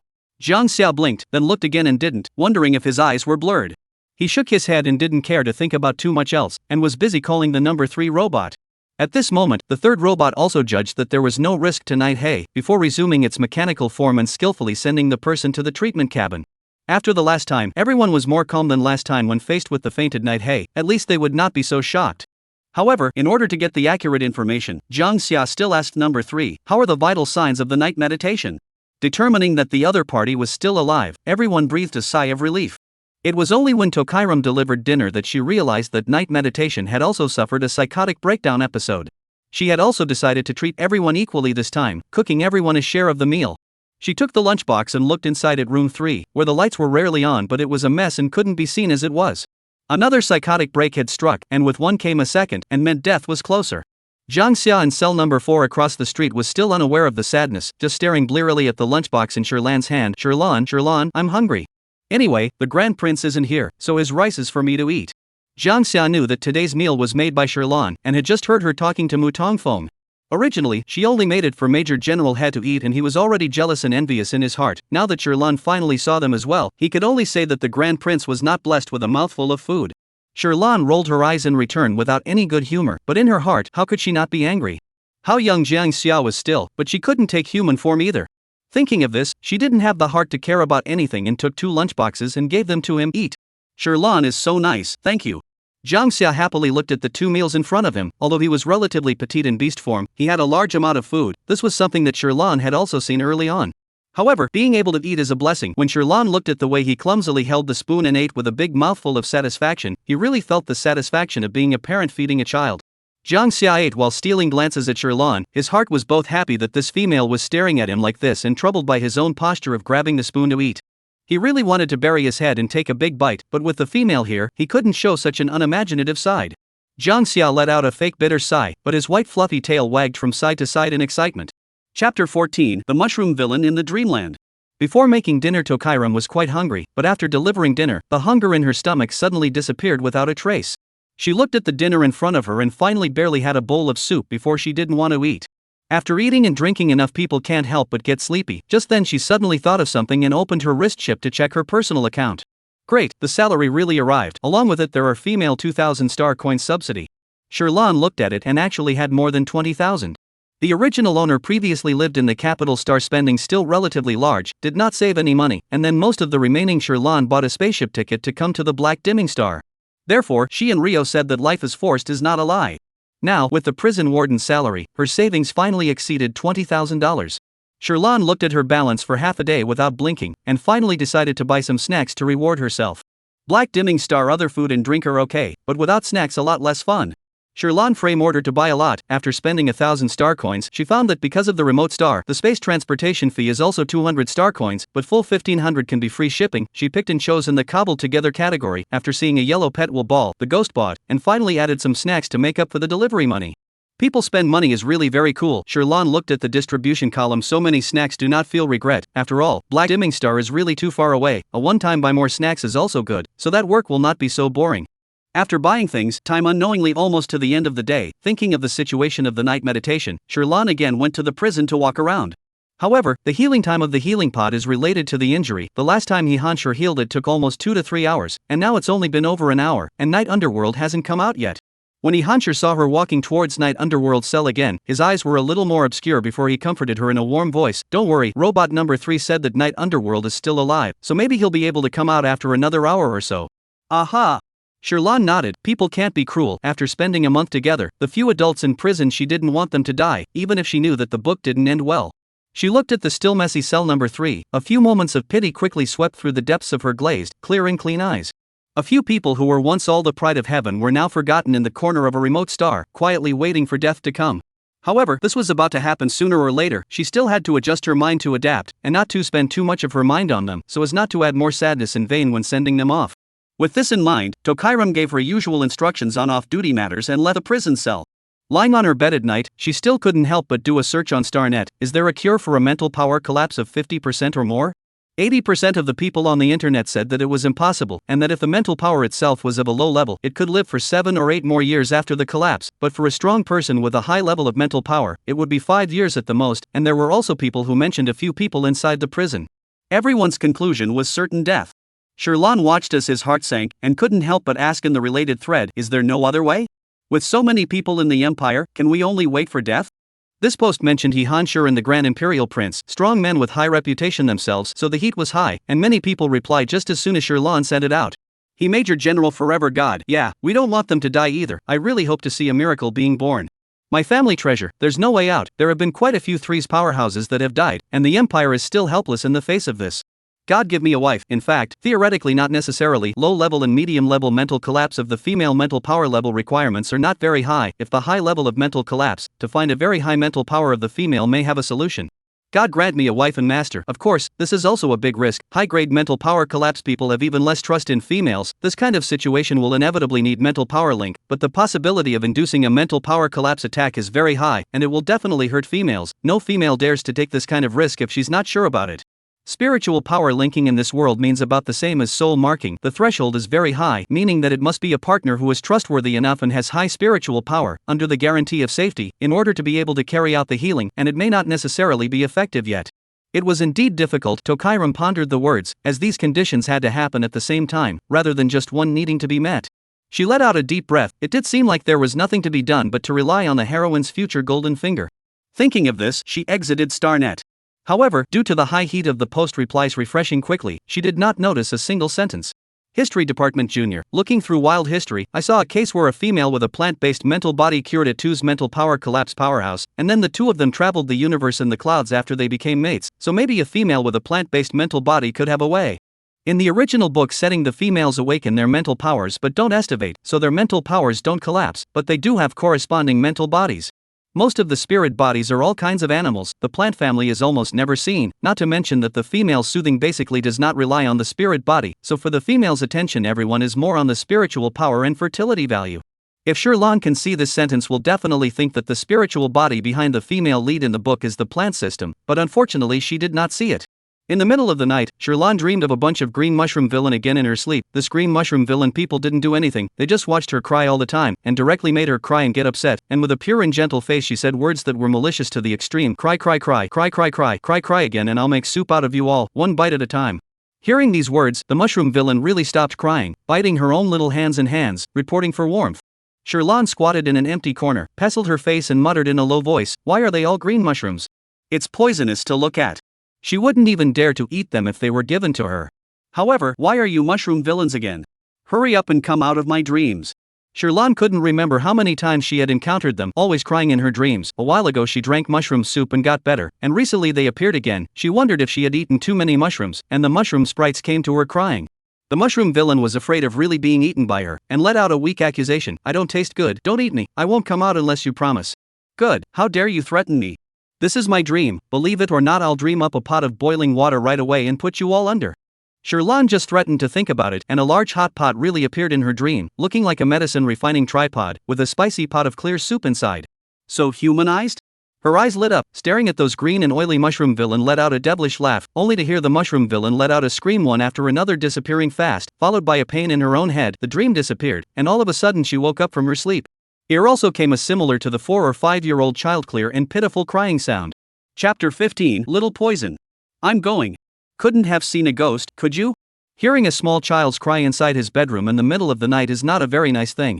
Sherlon sat up in fear and immediately turned on the light, then her eyes couldn't help but squint, looking at the blinding green palm-sized mushroom at the end of the bed, a little skeptical of life. This green mushroom seemed like the one in her dream. Could it really come out of her dream? However, this mushroom didn't have the hands from her dream, but the little girl's cries really did originate from it, and there were still suspiciously clear traces of water falling down from the mushroom's head, wetting part of the sheet at the end of her bed. Tokairam's brow jumped, and she couldn't help but rub her forehead. No crying. The green mushroom reflexively stopped its tears, but its body twisted a few points sideways. Even though this seemed to be just a very poisonous but ordinary mushroom, Sherlon still felt a strong aura of grief and aggression from it. All right, I won't be mean to you. Her voice softened, and the mushroom squirmed and turned in her direction, then continued to be grumpy and turned its head away. Tokairam hesitated for a moment and tried, "Not eating you." The mushroom sniffed, and finally stopped turning sideways towards her. Seeing its humanized every move, Sherlon felt amused in her heart, and began to guess what this mushroom was in the end. She couldn't help but ask, "Where did you come from? Why are you in my room?" As soon as the words left her mouth, she heard an aggrieved voice. "Master, I'm your spiritual body, of course I have to follow you." The voice came from within her mind, and she reacted with hindsight that the crying voice just now seemed to have come from within her mind as well. Just spiritual body? Do I have a mental body even if I'm mentally F? Sherlon thought back to the plot of the original book. The book really didn't say what the original owner's spiritual body was. Could it be that it was really a mushroom? Moreover, a wasted female would also have a spiritual body? Sherlon was shocked, and the green mushroom was not happy to retort, "The owner's spiritual power is not effort." Sherlon was even more surprised. Could it be that spiritual power could still change? Or is it related to her wearing a book? Then what level is my spiritual power? The green mushroom looked like it was thinking and hesitated. "I don't know. It was only a spiritual body, how did it know the human judging standard?" Oh. Tokairam was momentarily speechless as he thought of the tone it had just sworn in. However, it wasn't that important, and she had to continue her beauty sleep at this late hour. So she said, all right, I get it, then find a place to stay, just don't go crying in my dreams." The voice in her head sounded a little more choked up. "Oh, Master hasn't given me a name yet." Sherlon turned off the light and lay on the bed, closing her eyes and thinking, followed by returning with her consciousness. "Then let's call it Little Poison." Growing like a poisonous mushroom, she was still a bit afraid to touch it. But her own spiritual body should be safe anyways. Thinking of this, Sherlon rolled over with peace of mind, while Little Poison, who didn't know the source of its name, was happy that it possessed a name and finally obediently returned to the sea of consciousness. On the following day, Sherlon sat on her bed sleepily, hugging the quilt. She yawned, and her clear and translucent eyes were heavy with a slight mist of water, even more clean and bright like a water wash. Fuming for a while, she suddenly thought of something and opened her mouth to call out, "Little poison." "I am." The voice in her head responded quickly, and only then did Sherlan confirm that last night was not a dream. She really had a spirit body, or a green mushroom. But I heard that most orc spirit bodies were animals, so how come hers was a mushroom? But Sherlan didn't feel too surprised uniquely. After all, the original heroine's spirit body in the book was a snow lotus flower, and it wasn't an animal either. Although her own spiritual body was not as stunning as others, the pure green fleshy mushroom was still quite cute. Thinking of this, she let the little poison appear and couldn't help but grab it and squeeze the soft mushroom flesh before getting out of bed with satisfaction. After a night of recovery, when Sherlan went to deliver breakfast, Night Underworld had already recovered and the room was once again dark. When she delivered the food, he said thank you as usual, except for a pair of somewhat green eyes. No figure could be seen. Every day in the prison, the food made by the robot is meat. Sherlan herself to add some vegetables every time. Breakfast is replaced by sandwiches, meat, eggs and vegetables. Of course, the robot to prepare the meat that the orcs love to eat she also loaded. This is also the first time that Night Hay ate the food she made with her own hands, but Sherlan realized that Night Hay was actually a picky eater. He ate the sandwich and left the vegetables in the bowl. When she fetched the lunchbox, she couldn't help but say, a combination of meat and vegetables is good for the body, especially since you've just been injured not long ago. The silence within the dark prison seems to be silent in protest. Behind her, because of the large meal size, Sherlan alone shared 2 sandwiches still not yet finished. Jiang Xia grunted, "Sherlan, next time the great princes also give me to eat, I'll eat 3. I'm not picky about my food, I like to eat whatever you make." "Sherlan, are you really not afraid of propping yourself up?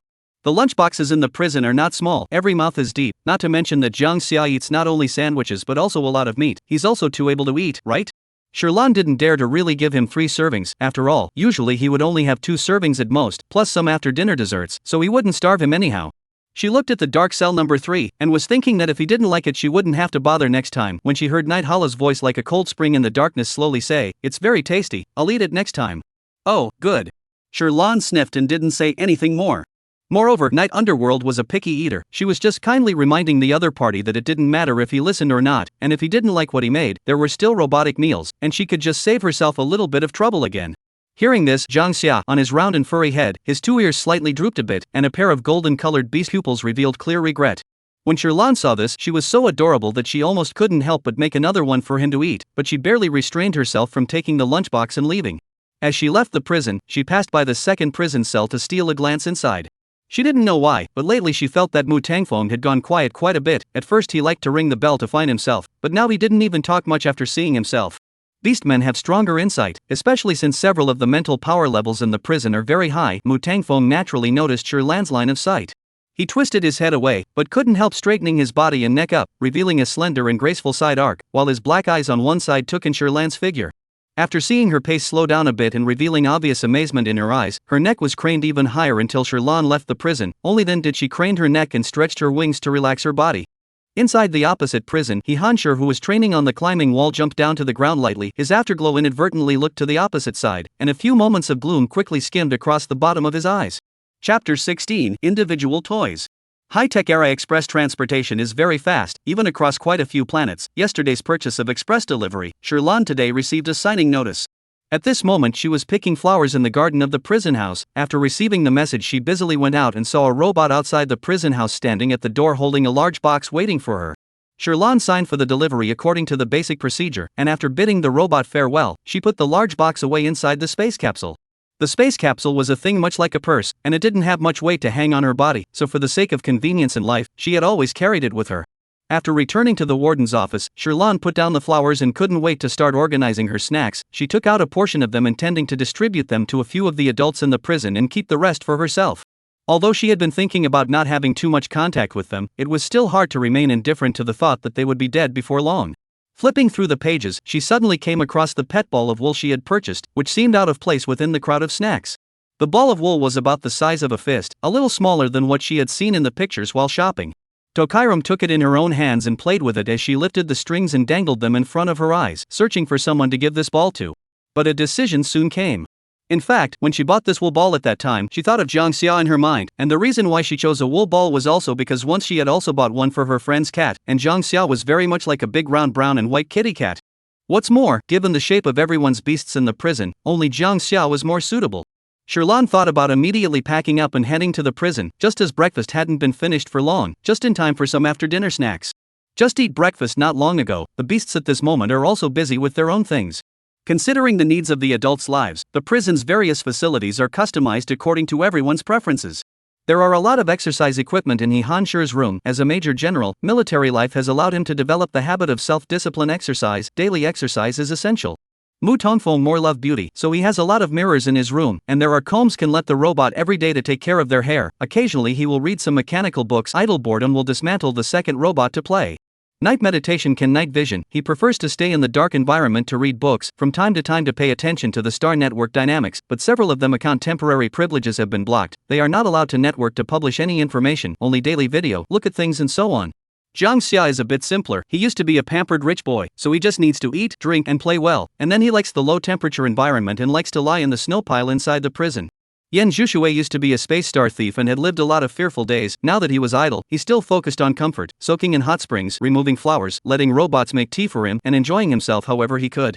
Of course, despite all the equipment, active home and passive home are still two concepts, not to mention that several people in the prison have been locked up for more than 2 years. Day after day life is still called boring. Jiang Xia rolled in the snow pile and sighed, I want to go out so badly. He hadn't thought about it that much before, but now that he thought of Sherlan outside the prison, he wanted to play with her as well.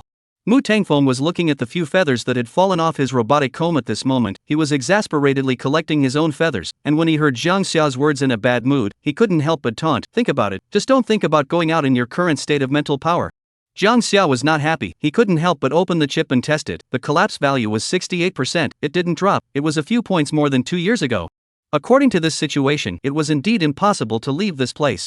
Thinking about this, he didn't bother to pull the wool over Mu Tongfeng's eyes, once again burying himself in the snow pile as a lonely rabbit. Right at this moment, footsteps came from outside the prison. The rabbit's golden eyes lit up, immediately shook off the snow particles on his body and sat down on his icy chair. Mu Tangfeng immediately hid his feathers and comb. It wouldn't look good for males to lose their hair. Sherlan walked in with a smile on her face and happily said, fresh snacks for everyone today. Snacks? Jiang Xia's chair is a bit hard to sit on, and he can't help but walk to the protective doorway to probe and look, but Sherlan is a bit far away from him, and he can't see anything, he can only hear the sound. Sherlan takes snacks from the space capsule and distributes them to everyone. He Han-Sher comes down from the climbing wall and walks to the doorway. Her silhouette is reflected in his icy blue eyes. His eyes are gentle, thank you, kind of you. Even though he didn't like snacks, he hadn't touched outside snacks for more than 2 years and inevitably had a few moments of nostalgia. The prison house had changed several wardens, and only sometimes Arashur thought of them. It's okay. Tokairam smiled, looking into his eyes, which seemed like an ocean drenched in softness and depth, and seemed like they could easily let a person drown in them. She blinked uncomfortably, embarrassed to look directly at him, and busily turned her head to cell number 2. Mu Tongfeng looked at the snack bag and couldn't help but ask, did you start buying it online? Aha, what's wrong? Hearing that there were a few strange points in his words, her words also had more doubts. Nothing. Mu Tongfeng's eyes flickered slightly and shook his head. In cell number 3, Sherlan passed snacks through the window, and as she looked at the darkness inside, she heard a thank you close to her ears. Raising her eyes, Nightmare actually took the initiative to walk up to the guarded door. This was the second time, besides the first time she met him, that she saw his face clearly. The faint blue halo of light shone on the Black Panther's body. Behind the huge Black Panther reflected a huge shadow. That pair of green glowing eyes that seemed to be emotionless under the cold light still looked like it would make people's scalp numb. But I don't know if it's also been more than a month together. The fear that involuntarily rises in the bottom of Sherlan's heart is much less, and he even dares to stand still and stare at the Black Panther, but there are still a few goosebumps popping up on his arms. It couldn't be helped, one would always be more sensitive to species under the darkness, which seemed to lurk more dangerously. The night underworld's long tail moved twice. He raised his eyes to look at Sherlan and silently hid in the darkness again. Sherlan secretly breathed a sigh of relief and went back to Jiang Xia. In contrast to the darkness of number 3, number 4 was the opposite, bright white, and there was an automatic snowfall program in the room, and the robots in the corners had snow piled up a finger's thickness on top of their heads. Jiang Xia in this environment, sometimes not pay attention to see or easy to ignore, but the good thing is that he walked through the path left of very clear footprints. Sherlan looked towards the door and locked eyes with him through the protective door. It was like seeing a soft and cute big fat cat. His heart couldn't help but soften down. The big fat cat's whiskers twitched and his mouth grinned as he let out a clear and pleasant teenage voice. Sherlan, you bought a snack, ah? It's been a long time since I've eaten. Jiang Xia seemed to lament. Sherlan looked back and squatted down, facing the cat's voice was softer than the others. Aha, not only snacks, oh, I also bought you a small toy. Small toys? Hearing these words, all the beasts in the prison silently stubbed their ears. Even the night hay in the darkness was no exception. As for Yan Zhuxue, he had more of a good look in his eyes. Chapter 17. A little ball of wool. Toys? Jiang Xia's eyes instantly rounded. I'm not a pet, where do I need any toys? Although he thought that Sherlan, a female, was good-looking, good-tempered and kind, treating him as a pet could never be tolerated. He was a titular male beastman. Jiang Xia was so angry that he showed his teeth, both sides of his sharp canine teeth rubbing against his lips, his bright red tongue looming, so angry that his breathing was ragged. Sherlan was also a little weak by his words. She just took out that ball of wool, clutched in her palm embarrassed. Sorry, I didn't mean to treat you as a pet, I'll take it away. No offense, huh? She said and was about to put the ball of wool back into the space capsule, but when she lifted it, the ball of wool shook under her palm, and she saw Jiang Xia's head tilt twice afterward. Eh? When Sherlan tried to lift the rope and moved it again, Jiang Xia's golden eyes shrunk, and the center of his pupils instantly turned into two focused pitch-black dots. This look was clearly exactly the same as a friend's cat seeing something of interest. Honestly speaking, Sherlan really didn't treat Jiang Xia as a pet. After all, he was a beastman who changed and was no different from a human. It was only the appearance of the rabbit that made her involuntarily associated with a cat, and only then would she buy the cat's favorite toy. And right now, Sherlan shook it 2 more times, finally determined that Jiang Xia was reacting to this wool ball. Just like the cat likes to play with the ball, the animal's nature, maybe the rabbit is also interested. However, she couldn't force Jiang Xia if she didn't like it. Thinking of this, Sherlan put away the wool ball with some regret. After seeing the yellow ball of wool disappear, Jiang Xia's pupils finally returned to normal again, and in hindsight just now he was actually controlled by a tiny ball of wool. This must be impossible, surely this female is a fox spirit body. He was all tempted by her. Jiang Xia's claws unconsciously snapped twice in the snow. Thinking of that ball of wool, he said again with an air of anger, "Tiny ball of wool is just a small ball of wool. I thought it was some kind of toy. Since you bought it, then I will reluctantly accept it." He would like to see what kind of magic this ball of wool actually has. Sherlan. She suddenly has more than a little bit of mischief, pretending to be considerate. It's fine, if you don't like it I'll just take it away, there's no need to make adults reluctant. Jiang Xia claws buckle snow speed faster. Originally he was surrounded by only a small footprints, now turned into a round pit, can see the surface of the prison floor. He didn't know how to reply for a moment, his mouth was as open as a tightly closed clamshell. Sherlan continued to introspect, "It's all because I didn't pay attention to the adults' preferences. I will never buy these things without authorization to make you angry again." Jiang Xia's ears twitched, her tail flicked a little anxiously twice, and even her opening voice couldn't help but be louder. "It's not like I said I didn't like it." "Ah? So your lordship likes it, ah? Then I'm relieved." Sherlan reveals a smile, and seeing that Jiang Xia is so annoyed that he's on the verge of digging up the ground, he finally stops teasing him and throws the ball of wool through the small window. The air flung out in an arc, and Jiang Xia subconsciously went after it, but halfway through his run, he pretended to be calm again and headed towards his icy chair, only that he couldn't help staring at the toy out of the corner of his eye until it hit the ground. The fourth robot thought that there was one more piece of trash in the room. It detected that it was indeed an item that shouldn't belong to the owner, a pet toy that Jiang Xia couldn't use in any case. Thinking of this, the robot changed into a cleaning tool ready to clean up. Jiang Xia's pupils suddenly shrunk, not caring about anything, darted over to take the ball of wool in his mouth, saw the doorway when Lan was still there, self-consciously disgraced and spat it out, and could only spread his anger on the robot that didn't have the eyesight to see it. "Scram, don't let me see you today." The fourth robot was uncertain, staring at the wool ball of garbage next to Jiang Xia, still stupid. Jiang Xia unceremoniously peeled the thing to her side, and viciously urged again, "Still not rolling?" The fourth can only sound automatically find a corner to stand by. Young man, quite angry. Sherlan shook her head helplessly, but seeing Jiang Xia's mouth was not in the right place actually liked that ball of wool, and in her heart, she was also happy that she bought a small toy that he liked. She didn't linger any longer and came to the entrance of the number 5 yen confused water jail cell. First, she handed in the snacks and then took out the flowers she had just picked this morning. "The pink 4 seasons in the yard bloomed today, so I didn't pick roses today, I picked 4 seasons." The pink flowers bloomed brilliantly and intensely, flooded with the vitality of life. Yen Jushui watched steadily, walking towards the window with a warm and elegant fox stride, his 9 tails fluttering, his fur bright red and smooth. He slightly pivoted his body, his nose lightly sniffing, his ruddy-colored pupils were like clear springs, his fox eyes brimming with light as he looked at her. "Thank you, it smells good and looks good." Low magnetic horse voice seems to be close to the ears. Sherlan almost did not hold back his hand shaking to release the flowers. Luckily, the several adults in the prison each had a distinctive voice and their own gorgeous and beautiful appearance, and Sherlan had experienced such a period of time that her fixation had greatly improved and she didn't make a fool of herself. She blinked and looked to the robot behind Yen Jushui, signaling to come over and take the flowers. However, the robots within each prison prevailed on the orders of their masters, and number 5 did not move. Yen Bushui's lips tugged at the corners of his lips, letting number 5 come over, and did not continue to test Sherlan, and the initial unfamiliar defenses under his eyes did loosen up for a few points. However, he still felt that this female was not simple, actually did not move and captured the trust of several people in prison one by one, although for the time being he did not find out who was behind her, but the people were under his nose, sooner or later he would reveal his true colors. Thinking about this, he suddenly felt that the boring and uninteresting prison life has added some fun. Sherlon was secretly relieved when she saw the robot take away the flowers, and when she saw that the snacks had all been delivered, she headed back towards the prison warden's office. However, when she turned back, she always felt that the line of sight around her seemed to carry a little bit of grief. She glanced to the left and right, the white lion's head was facing inward, and in the darkness, she couldn't see the eyes of the night meditation. Mu Tangfeng glared at her, and his mouth moved silently and slightly, and pressed the button for thickening of the protective door. Sherlon always felt that he said the word bias, but how could it be? After all, she didn't have the ability to read lips, so she probably guessed wrong. Mu Tangfeng is good for nothing. Why is he angry again? Sure enough, she is still suitable for singles, men also temperamental very. Sherlon shook her head as if she was an old man, shook off her annoyance, and thinking of the numerous snacks in her space capsule, her return speed accelerated quite a bit. After Sherlon left, the prison was silent for a while. No one said anything, only the silent suppressed breathing in the air dark. Just then, Jiang Xia's bouncing voice broke the dead silence. Tiny ball of wool, don't try to escape. Chapter 18. Are you willing? The situation at this moment, if it can be described in a simpler way, that is, his happiness is noisy to their ears. However, Jiang Xia had just gotten a new toy, and it was a gift from Sherlon, so he was fresh and didn't care about anyone else. He wanted to know how else this ball of wool could control him. Only, after the claws inadvertently pickpocketed the ball and pushed it away, Jiang Xia's pupils suddenly shrunk, a wave of excitement arose, and like the first time he killed an insect race, his tail quickly swung and immediately pounced over.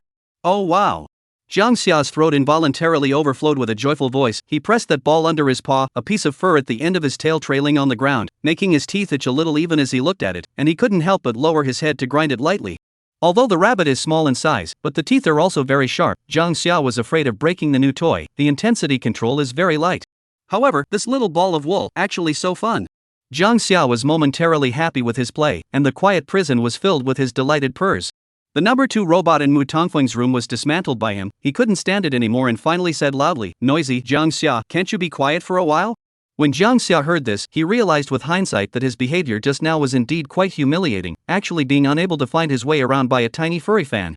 His gaze sneaked over to the opposite side of the room, and a pair of green eyes fell on the fur ball under his paw within the night meditation's dark prison. Paws subconsciously protect the calf like to hide under his belly. Thick furry brown and white hair will ball cover very tight. See, the night meditation looked over silently the transparent protective door into a thick and blocked his line of sight.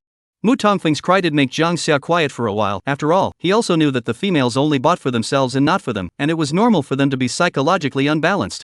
It's just that it's the ball that's to blame for being so much fun. He's always uncontrollably excited when he plays with it. Mu Tangfeng endured and just repaired the robot. The robot's eyes did not have time to open, and then he viciously ripped out the chip. The robot that was forced to be apart again. At this point, Nightmare suddenly spoke. Jiang Xia, use the ice seal skill. Jiang Xia sniffed and knew that Night Underworld was going to say something big, and temporarily put away his playfulness. Okay. After all, he was still very measured when it came to big events, carefully hiding the ball of wool under the seat of the icy chair he often stayed in, and immediately using the skill. Nightmare looked at the frozen robots inside the prison and immediately communicated with Rio. Your Highness, how's it going? As soon as he received Night Meditation's communication, Rio couldn't wait to speak. He had been in the lab today with Dr. AI waiting for his reply. Night Underworld stared at the chip detection data, his tone a little more lighthearted. It seems to be a little effective. Upon hearing this, Dr. AI said excitedly, it really lowered the collapse value by 10 points? Night Underworld shook his head, not really, but the collapse value did decrease by 1 point. Originally, my mental power collapse value was 73%, but now it has become 72%. Hearing this, Han Shi's eyes twitched. On the other side of the communication, Dr. AI was puzzled. It can't be, my potion couldn't be that low if it could really lower the collapse value. You tell us the whole situation after drinking the potion. After hearing this, Night Underworld told all about his mental collapse attack. Rio didn't expect His Highness to experience such a thrilling scene and had a heartfelt look on his face. Your Highness has suffered. Dr. AI was immersed in the data of the potion as he carefully recorded what Night Hay had said. Could it be that after drinking the potion, even if a mental breakdown occurs, the breakdown value can be reduced by 1 point? Although the process was thrilling, it seemed like a potential solution by the looks of things. The more Dr. AI thought about it, the more his eyes lit up, and he couldn't wait to continue researching the new potion. After all, if this potion was really developed successfully, then he would become a genius pharmacist in the limelight in star history. But at this time, Han Shi suddenly spoke up. Your Highness, are you sure that you are the 1 point that was lowered after the mental power collapse value occurred? Regarding this, Nightmare was still sure, because he tested his body data every day, and originally his values would go up a little bit about every month for the collapse value, but now that he drank the potion, not only did it not go up, but it went down a little bit. He let out a hum. Hansher also pulled up his own mental power values and made a new point in a deep voice. I think maybe it's not because of the potion. A while ago I had a mental breakdown episode, and my mental power breakdown value also lowered, from 89% to 88%. When these words came out, the beasts all of a sudden showed unbelievable faces. 1. The mental power collapse value was lowered, and 2. They didn't realize that Hansher's mental power collapse value had actually reached more than 80 without realizing it. Hansher continued, at that time, I thought it was an accident so I didn't make much noise, but this time, Your Highness, you also dropped a little bit after your mental power collapse episode. Things are not too coincidental? Dr. AI was shocked and retorted, impossible, the research clearly stated that the mental power collapse attack will only increase the collapse value, it's impossible to lower it. If it could really be lowered, then there wouldn't have been more than 2 Zorks dying before. Moreover, the higher the mental power collapse value itself was, the higher the risk of the orcs dying from the collapse. With the analysis of the past data investigated by Dr. AI, the fact that Major General Hyuk, with this collapse value, could still survive after the onset of his mental power collapse was a miracle in itself. In the past, any orc with a mental power collapse value of more than 85%, once the attack occurred, none survived. It was just that Dr. AI believed in Major General Hyuk's character, and it was impossible for him to deceive himself with such a thing. There was silence in the prison for a while, all apparently digesting this shocking news. After a while, Dr. AI said, Your Highness, I'll continue to research on this side of the potion, but I'll have Rio come over again, and if possible, could you and Major General Hyuk draw some blood for me? Perhaps there are other natural potentials or perhaps mutations in your bodies. There were too many uncertainties, and Dr. AI would have to judge it a little more before he could determine exactly what it was. Dr. AI was a trusted man, and neither Night Hollow nor Hansher had any objections to his words. The communication ended here. Afterward, everyone digested for a while, and Mu Tangfeng couldn't help but open his mouth. Major General, your spiritual power collapse value is actually this serious now. There was a worried anxiety in his eyes. It would be hard to live again with another random attack of this kind of collapse value. The last time was already a miracle, no one could guarantee the next time. Hansher's expression was as normal. Well, relax, whether you die or live is up to God. The crowd fell silent. Yen Busui suddenly asked back, are you sure you're willing? Hansher gave a start at the sound of his voice, his heart skipped a beat as something quickly crossed his mind. Originally he did, living one day at a time. But now, there seems to be one more point of attachment in his heart than before. Sherlan. He softly recited these 2 words, his gentle eyes that were as plain as water unconsciously added a little more obscure and gloomy. No, he is not willing. He didn't return to Yen Bufushui, only his lips moved soundlessly. Chapter 19 Pursuing Ms. Tokurama. Dr. AI's heart for researching the potion was urgent, and after finishing that day, Rio arrived that night. Sherlan was surprised to see him once again. Rio? You came to visit His Highness again? Once he was back, Rio nodded and smiled, smoothly taking out another gift box from the space capsule. Beautiful female lady, I came in a hurry last time, so this time I have specially brought you a gift to meet you. Sherlan was a bit flattered, slightly blushing as she opened the door for him. Too polite, by the way, my name is Sherlan, you can just address me directly by my name. Okay, Ms. Tokurama. Rio held up the gift box and didn't lower his hand. Seeing that Sherlan was too embarrassed to take it, he said, Miss Sherlan, there's no need to be courteous, I'll also take it as a trouble for you to take care of His Highness. It's just a small token of appreciation, there's no need to have too much burden. Sherlan still felt that she could not accept any reward without merit. After all, her taking care of the several adults in the prison was her own job, and she was paid for it. However, she also sensed Rio's insistence, so she didn't push back. Thank you. Rio's smile deepened as the 2 of them headed towards the prison again. This time he didn't pry into her family background, but said, Miss Sherlan has a very good temper, there should be quite a lot of suitors, right? He said this from his heart. The Empire has more males and fewer females, the females are held in high esteem, wherever they go there is special treatment, behind the suitors come and go, most of them are high and mighty with no one in sight. If the females in the Empire, when they saw the gifts they sent, they would definitely weigh the price before accepting it with a look of reward, no matter what, they would not be like Sherlan. Tokairam paused before slowly explaining, no, I have a spiritual power of F and a fertility value of 0. No males look at me. Rio's cheeks heated up at the sound of his voice. He was also a bit resentful at the moment. He could not wait to slap himself. How could this mouth ask something out of place every time? He brought it off with an embarrassed laugh, and in his heart he couldn't help but regret it as well. The ability to spiritually soothe males is not there even if even the fertility value is 0, this situation really will not be pursued by any males. A pity. Rio sighed a few times in his heart, but still consoled. It's fine, if Miss Sherlan has a need in the future, she can look for me. There will be quite a few mandatory requirements for imperial females after they reach the age of marriage, and he has a spiritual power B. He doesn't need to go to the battlefield and doesn't need to worry about the problem of mental collapse, so he can be soothed without a partner. And as for the heir, he is not a big fan of small children, and it just so happens to be possible to dispense with this problem. Thinking about it this way, Tokairam is very suitable. Ha! Tokairam's face was puzzled. Rio thought she was surprised by his own words, so he said, Miss Tokairam doesn't need to be too presumptuous, putting aside the issue of spiritual fertility value, you are a very good female. The 2 times they met, Rio had a good impression of her, especially when he thought of the bite of hot meal he had last time he came home from Black Dimming Star overnight sitting on the airship. He couldn't help but feel the female's heartfelt thoughtfulness. It would be a blessing to have such a female as one's mate, wouldn't it? Oh, thanks for the compliment. Sherlan still didn't quite understand what he meant, and she didn't feel that Rio just liked herself, but in the face of this sincere compliment from him, in the end, she was too embarrassed to go deeper to the end, and could only smile and bring over the topic, and the gift box in her hand was a bit like a hot potato. Good thing, it did not take long to reach the prison destination. Sherlan shall not voice a sigh of relief, will be sent to the person and then quickly left. Rio looked at her back as she left, thinking of the reply he didn't get was also a bit lost. Luckily, he still remembered the main thing and immediately took out the blood collection tool given by Dr. AI from the space capsule. Both Hansher and Nighthei did not expect Rio to be so fast, but with their current mental power collapse value, they really needed to fight for time. So both of them drew blood without hesitation. Rio stood at the door of cell number 3, he looked at Nighthei who was drawing blood inside the protective door and suddenly asked, Your Highness, has Miss Tokairam reached marriageable age? The front paws of both the White Lion and the Black Panther who were drawing blood shook as they both looked at Rio in unison. Rio didn't notice his own highness's eyes and said to himself, Miss Sherlan is very good, if I can, I would like to pursue her and make her my matriarch. Night Underworld lowered his head and looked at the bright red blood in the blood pumping tube for a moment. The White Lion's blood pumping muscles tightened. Mu Tangfeng had already sat down first when he heard it, snorting coldly, Rio, Sherlan is our warden, what are you thinking about? There are plenty of females out there that aren't enough for you to chase? You want to chase after a wasted female with a fertility value of 0 and mental power of F? Rio's face showed disapproval. Young Master Mu, you're going overboard with this, so what if you have poor spiritual power? I don't care. Jiang Xia couldn't play with the ball in his mouth anymore, he licked the hair sticking to the side of his mouth. Rio, what's so good about this female? Could it be that you see her as good looking? Isn't it just the bigger eyes, the redder mouth, and the whiter skin? Females like this abound out there. He shook his head. Young Master Jiang, you don't understand. There are plenty of females out there, but there aren't many as good as Tokairam. Being pretty is all just embellishment in the end.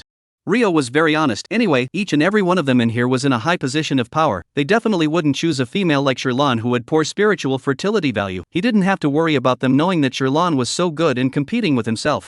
Once this was said, Jiang Xia was irrefutable. After all, he also thought that Sherlan was very good. But looking at Rio, how could he feel that this male was not worthy of Sherlan as a female anywhere?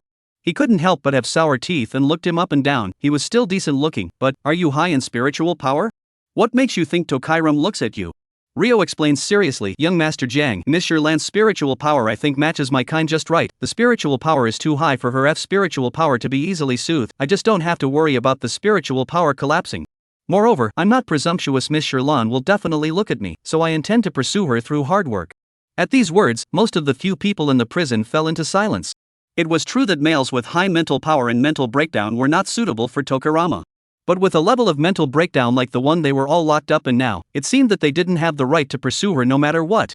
Kang Hao was dumbfounded, only grinding her teeth faster. Hansher's eyes darkened, and he didn't notice when his blood filled to the point of spilling some. Mu Tongfeng's face sank like water, holding an unknown mood and scolding fiercely, Rio, you should also go and treat your eyes, what females want. Saying that, he blocked the protective door tightly, not wanting to see him at all. Rio knew that Mu Tongfeng was known for his young master's temper on the capital star, and didn't continue to argue with him.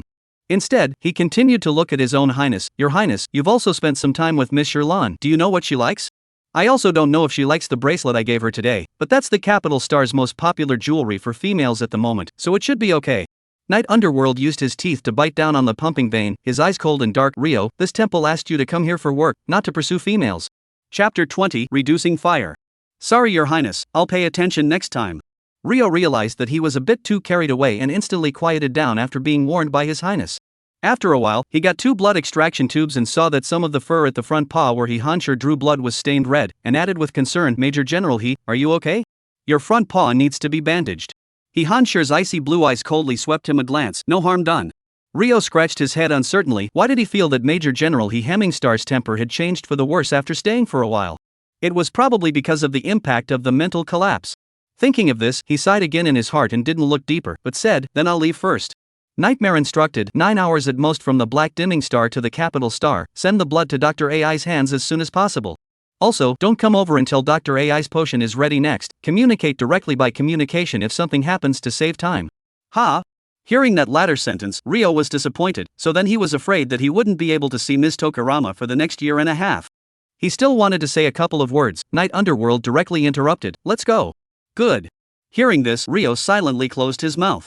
He carefully collected the 2 tubes of blood and put them inside the space capsule encryption box, thinking that he probably wouldn't be able to come to the Black Dimming Star for a long time. He said as Sherlon sent himself away, "Miss Sherlon, can we exchange a communication friend?" Adding a friend wasn't a big deal. Sherlon didn't refuse. "Okay." The two just added. Tokiram brought him another meal. With the time Rio came over, this time, he definitely didn't eat dinner either. Rio could not help but feel that this feeling of being remembered was ironic. "Miss Sherlon, you were so nice." Sherlon smiled awkwardly. This is kind of the way of hospitality in the Seedflower family, not to mention that Rio also gave himself a gift on his trip over. Packing a dinner really isn't a big deal. That is. She thought of the pink dotted diamond bracelet inside the gift box, still felt too expensive. Sherlon was thinking about how to ask to return it to him. The wrist chip suddenly vibrated sharply. This is the reminder of the warden's built-in bound emergency help bell, meaning that there is an adult inside the prison ringing the bell to find herself, and she has to be there in time within 6 minutes. Ever since she was late once, she found out that if she overstayed by 1 minute, she would be deducted 100 star coins, and 200 for 2 minutes. This deduction and spending money for pleasure were two different concepts, and of course Tokiram was not happy about it. There was some distance from the gate of the prison house to the prison holding area. 6 minutes was not a generous amount of time. Thinking about this, she didn't have time to exchange pleasantries, and hurriedly said, "Rio, I still have some things to do before I leave. Wish you a safe trip." "Okay, thank you, Ms. Tokirama." Rio took his meal, looked at the gradually closing gate, and once again eyed Tokiram's running back. 6 minutes was indeed a bit of a rush, and Sherlon finally arrived on time after running all the way, and the chip vibrated to sense the location of the alarm and stopped. She gasped deeply and clicked the chip, only to realize that the one who rang the bell was actually Night Hay, who had never taken the initiative to look for himself. Puzzled, she walked towards prison cell number 3, and because her breathing was still a bit disorganized, Sherlan's words came out softly. What's wrong? Lord Knight?" Hidden in the darkness, Night Underworld's ghostly green eyes immovably swept both of her wrists before saying, "Is Rio gone?" Sherlon thought that there was something else he hadn't finished explaining, and instantly tensed. He's just left, so if there's anything else that Night Lord is looking for him, he can still be stopped in time now. From the prison house to the place where the leaping airship could land was about a 10-minute walk. She had just separated from Rio, and it had taken her 6 minutes to get to the holding area, so she predicted that Rio was still on his way, and shouldn't have gotten on the airship. Nightmare sniffs at the sound of his expression, unconsciously relaxed. "It's okay, since he's gone then forget about it. There is something I communication and then communicate with him is the same." "Oh, that's fine." Tokiram exhaled a few hot breaths, her breathing still not even. She wiped the fine sweat that rose on her cheeks and glanced at the time. "It's almost time for me to get off work as well. Is there anything else for the adults?" "If there's nothing, she'll be off duty." Sherlan's unfinished intention was hidden under her words. She thought that this time she could also get off work easily. Who knew that Mutangfong suddenly said, "It's hot, give me an ice drink." His tone was a bit impulsive, as if whoever had messed with him, and the words he uttered all carried a fiery aura. Sherlon thought that he didn't need an ice drink, and went to Jiang Xia's prison to get some ice and snow to pour on his head for fear that it would be faster to lower the fire. However, she was in a hurry to get off work and didn't want to cause any more problems, so she answered, "Okay then, you wait a bit." At this time, Jiang Xia also came. "Give me a cup too." Night Underworld and He Hanshur then also said, "I also need one."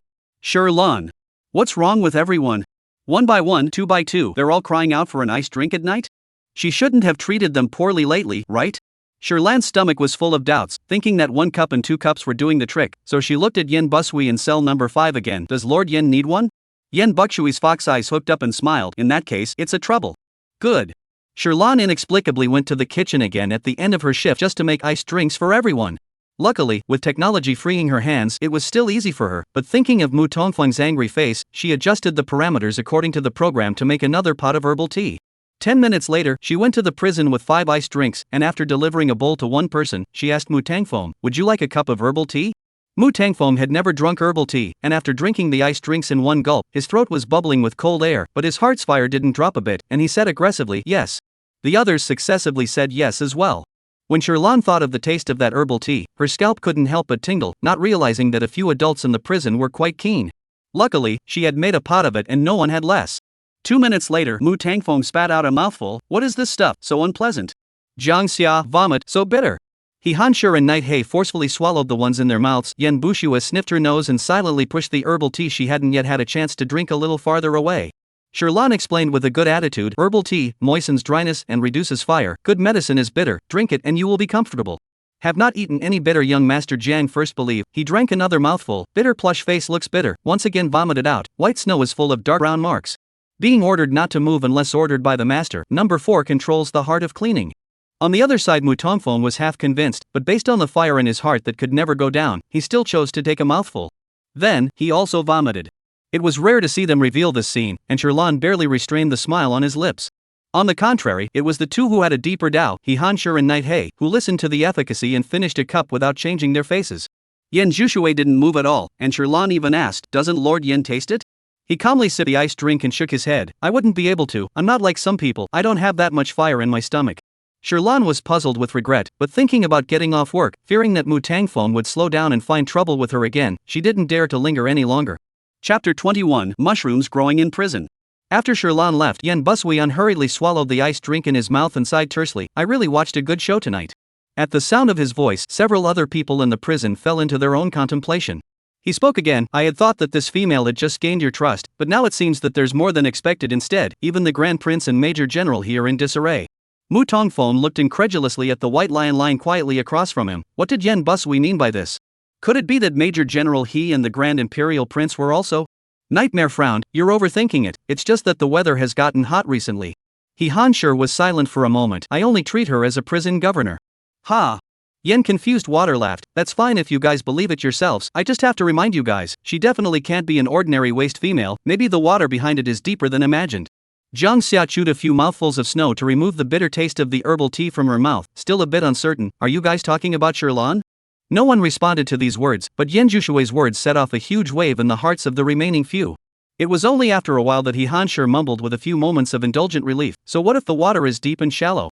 I now have such a high mental collapse value, sooner or later I will die. I have long since stopped being the Major General that I called out to, so what benefit is there to be gained?"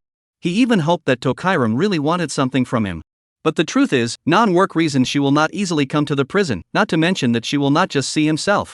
Thinking of this, his ice-blue pupils were colored with a few more points of melancholy dishevelment. Hanshur, this seems to be like a heavy hammer heavy knocking in everyone's heart. The crowd heart mixed feelings. At one time, everyone was the capital star's man of the hour, but now they were only powerless in the face of the collapse of their spiritual power, waiting silently for the end of their own deaths, and they couldn't even get out of the prison door in front of them. So now, did they really have anything worth Sherlan's effort to seek? Yen Bushui pondered over these words carefully, and for a moment there was no sound. Hanshur's words ended up like a stone lightly falling and everyone's heart splashing a little ripple, just waiting for a certain moment to set off shocking waves. The next day, the beasts were already back to normal, and Sherlan once again started the happy morning routine of jerking mushrooms every day.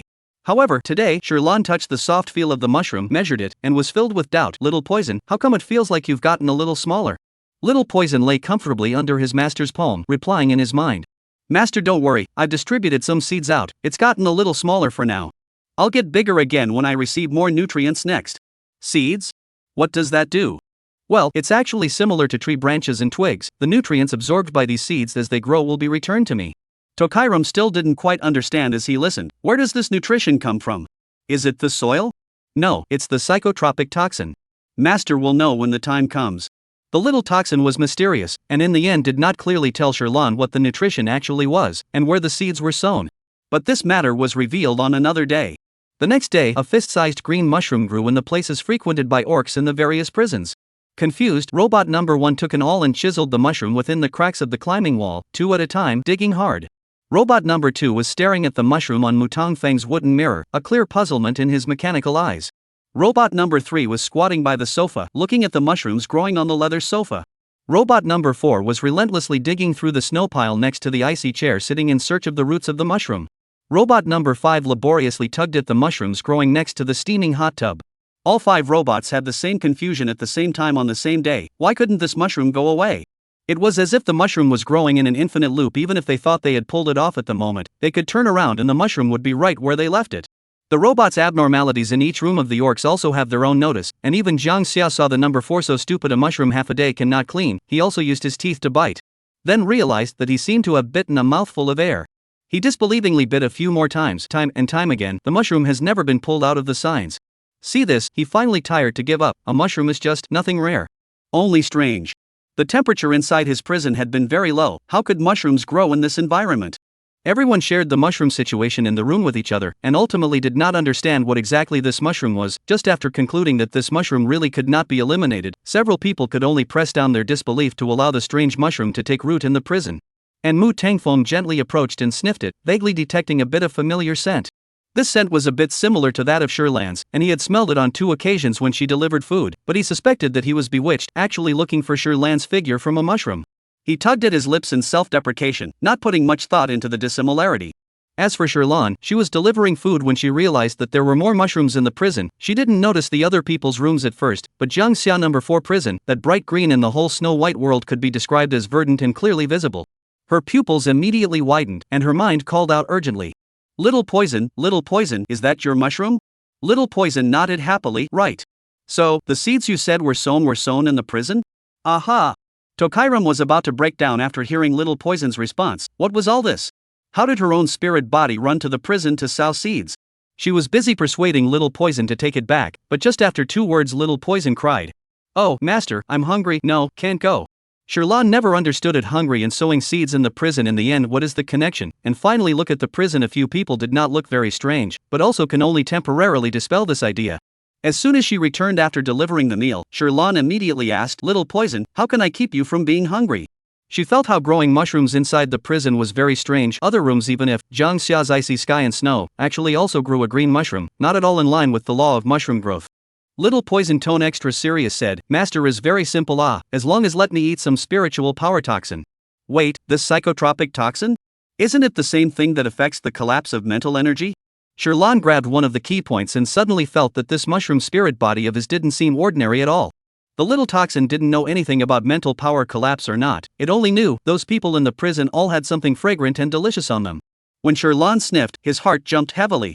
Chapter 22, School Graduation Notice. Fragrant stuff? Psychotoxin?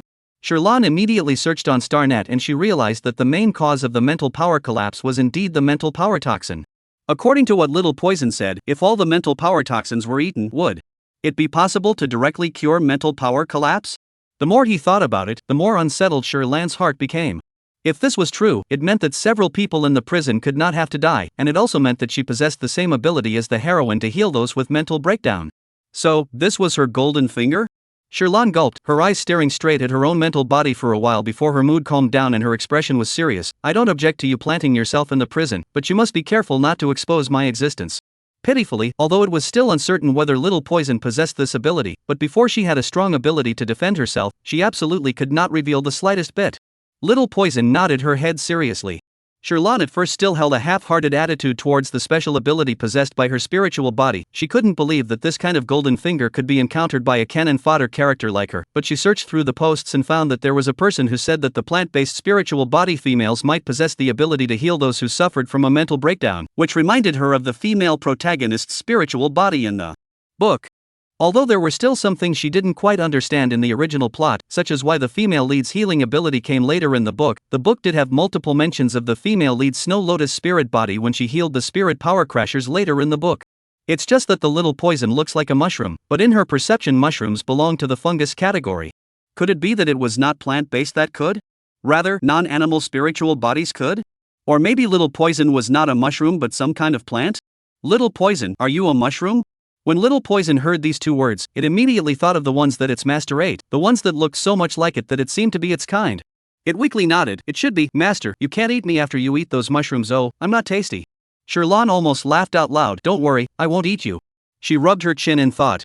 Regarding this reply to the post, Tokairam couldn't confirm it for a moment, but when she thought about the heroine's ability she also believed that there was indeed the possibility of a female psychic body healing a high-level psychic breakdown. In short, after this day, Sherlan faced a few people in prison more or less a little weak, mainly afraid of being associated with themselves. But think about what recently learned on the Star Network. In the public's impression of the orc spirit body is basically an animal, and the female will not be alienated into a beast, the spirit body will not be shown to the outside world, and feel a little more at ease. After a month of peace and quiet, Sherlan realized that the Little Poison had really grown, and was now the size of 2 palms, and during this month, no one in the prison had any more episodes of mental collapse. Although she wasn't sure if the Little Poison had worked after a month, she was no longer as nervous as she had been initially, harboring the thought that she might be able to cure them, and indulged completely. At the end of the 3rd month of Sherlan's employment with Black Dimming Star, she received a graduation notice from the school. The original owner was enrolled in the Imperial Capital School, which was the Capital Star's premier top-tier school, and with the original owner's grades, she would not have been able to get into this place, but the Imperial Capital School waived tuition to recruit all females willing to join in the studies. Sherlan felt that there was no free lunch in the world. Maybe there were other additional conditions, but unfortunately, it was not introduced in the book, and she had not inherited the original owner's complete memories, so she could only press on for now. She looked at the notification message repeatedly. The message said that the school was going to hold a graduation ceremony extravaganza, and all students who received the notification must go to the school to receive their graduation certificates. Previously, she had always thought that the original owner had already graduated, but she didn't realize that she hadn't received her certificate yet. Although she didn't know what kind of consequences there were for not receiving a graduation certificate here, it was obviously safer to make a trip. Fortunately, according to the progress of the book, at this time she had already counted on avoiding the death ending, so going to collect the graduation certificate shouldn't be a big problem. The graduation ceremony is still 5 days away. It just so happens that the prison warden has 30 days of claimable vacation every year, which Sherlan hasn't used yet, so it's just as well that she can arrange to apply for it in advance. And the day after the graduation ceremony notice was just sent out, she received another wedding invitation from her original owner's university classmate. Sherlan recalled, this university classmate is considered the original owner of the only more sincere friends. Even the book she disappeared is also this friend reported the case. Therefore, she must go to this wedding. Thinking about this, the 3 days of vacation she originally planned to apply for turned into 5. 2 days before she was about to leave for the graduation ceremony, Chen Xiong, the temporary worker who had temporarily taken over Sherlan's work, had arrived. Chen Xiong was a brawny man with a thick muscular look, but with a squinty smile, revealing an honest and simple air. Meeting him for the first time, he seemed to be surprised that the prison warden was a female. His face showed obvious shock, and it took a while for him to return to his senses and salute Sherlan, his voice booming, "Good day, prison warden." Sherlan hadn't heard anyone address her like that for a long time, and was momentarily uncomfortable, busy waving her hand. No need to be polite. Right, I'll tell you the next job you'll be responsible for, so memorize it carefully. Time was tight, she didn't have too many pleasantries. Chen Xiong was also busy nodding. Sherlan told him the complete list of work matters. Even the workbook was given to him for safekeeping for the time being. Seeing Chen Xiong's dumbfounded look when he opened the workbook, she was busy explaining, "You don't need to be too scared. The main thing on here is that you need to remember to deliver the meals carefully every hour. The rest of the relevance isn't too big. The temperament of the few adults in the prison are okay. As long as you follow what I say and do a good job, they won't be difficult for you." Chen Xiong then breathed a sigh of relief. Good.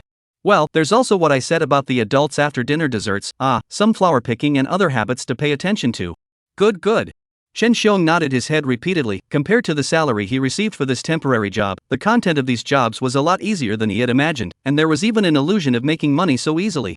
Of course, Chen Xiong wanted to come here. There is another reason, is to see his idol Major General He. Black Dingxing star without a planet access card cannot enter at will. Once discovered, will be wanted by the Empire, and receive this temporary worker job as a good opportunity. Thinking of these, he worked simply full of motivation. Sherlan saw that he carefully recorded it down and seemed to understand it all before putting his heart down. Alright then, I'm counting on you for the next few days. Okay, I will definitely take good care of every adult. Chen Xiong was confident, and Tokairam smiled in satisfaction. The day before he left, in order for everyone to get better acquainted, Sherlan took Chen Xiong on a trip to the prison, and purposely explained to the 5 of them with He Hanshur. By the way, next I'm going to lead Black Dimming Star for a while. This is Chen Xiong who took over for me. He'll take good care of you guys next. Perhaps there was too much of a difference in information that existed between each other, and Sherlan's words were just misunderstood. Chapter 23 Ugly Things. After Sherlan said this, all 5 of them were instantly unsettled in their hearts. He Hanshur's body tensed up, his originally comfortably swinging tail immediately stopped, and his eyes were as dark as ice. Mu Tongfeng's pointed beak that was organizing his feathers shook twice, unconsciously biting off one of his own feathers. He didn't even have the heart to feel pain.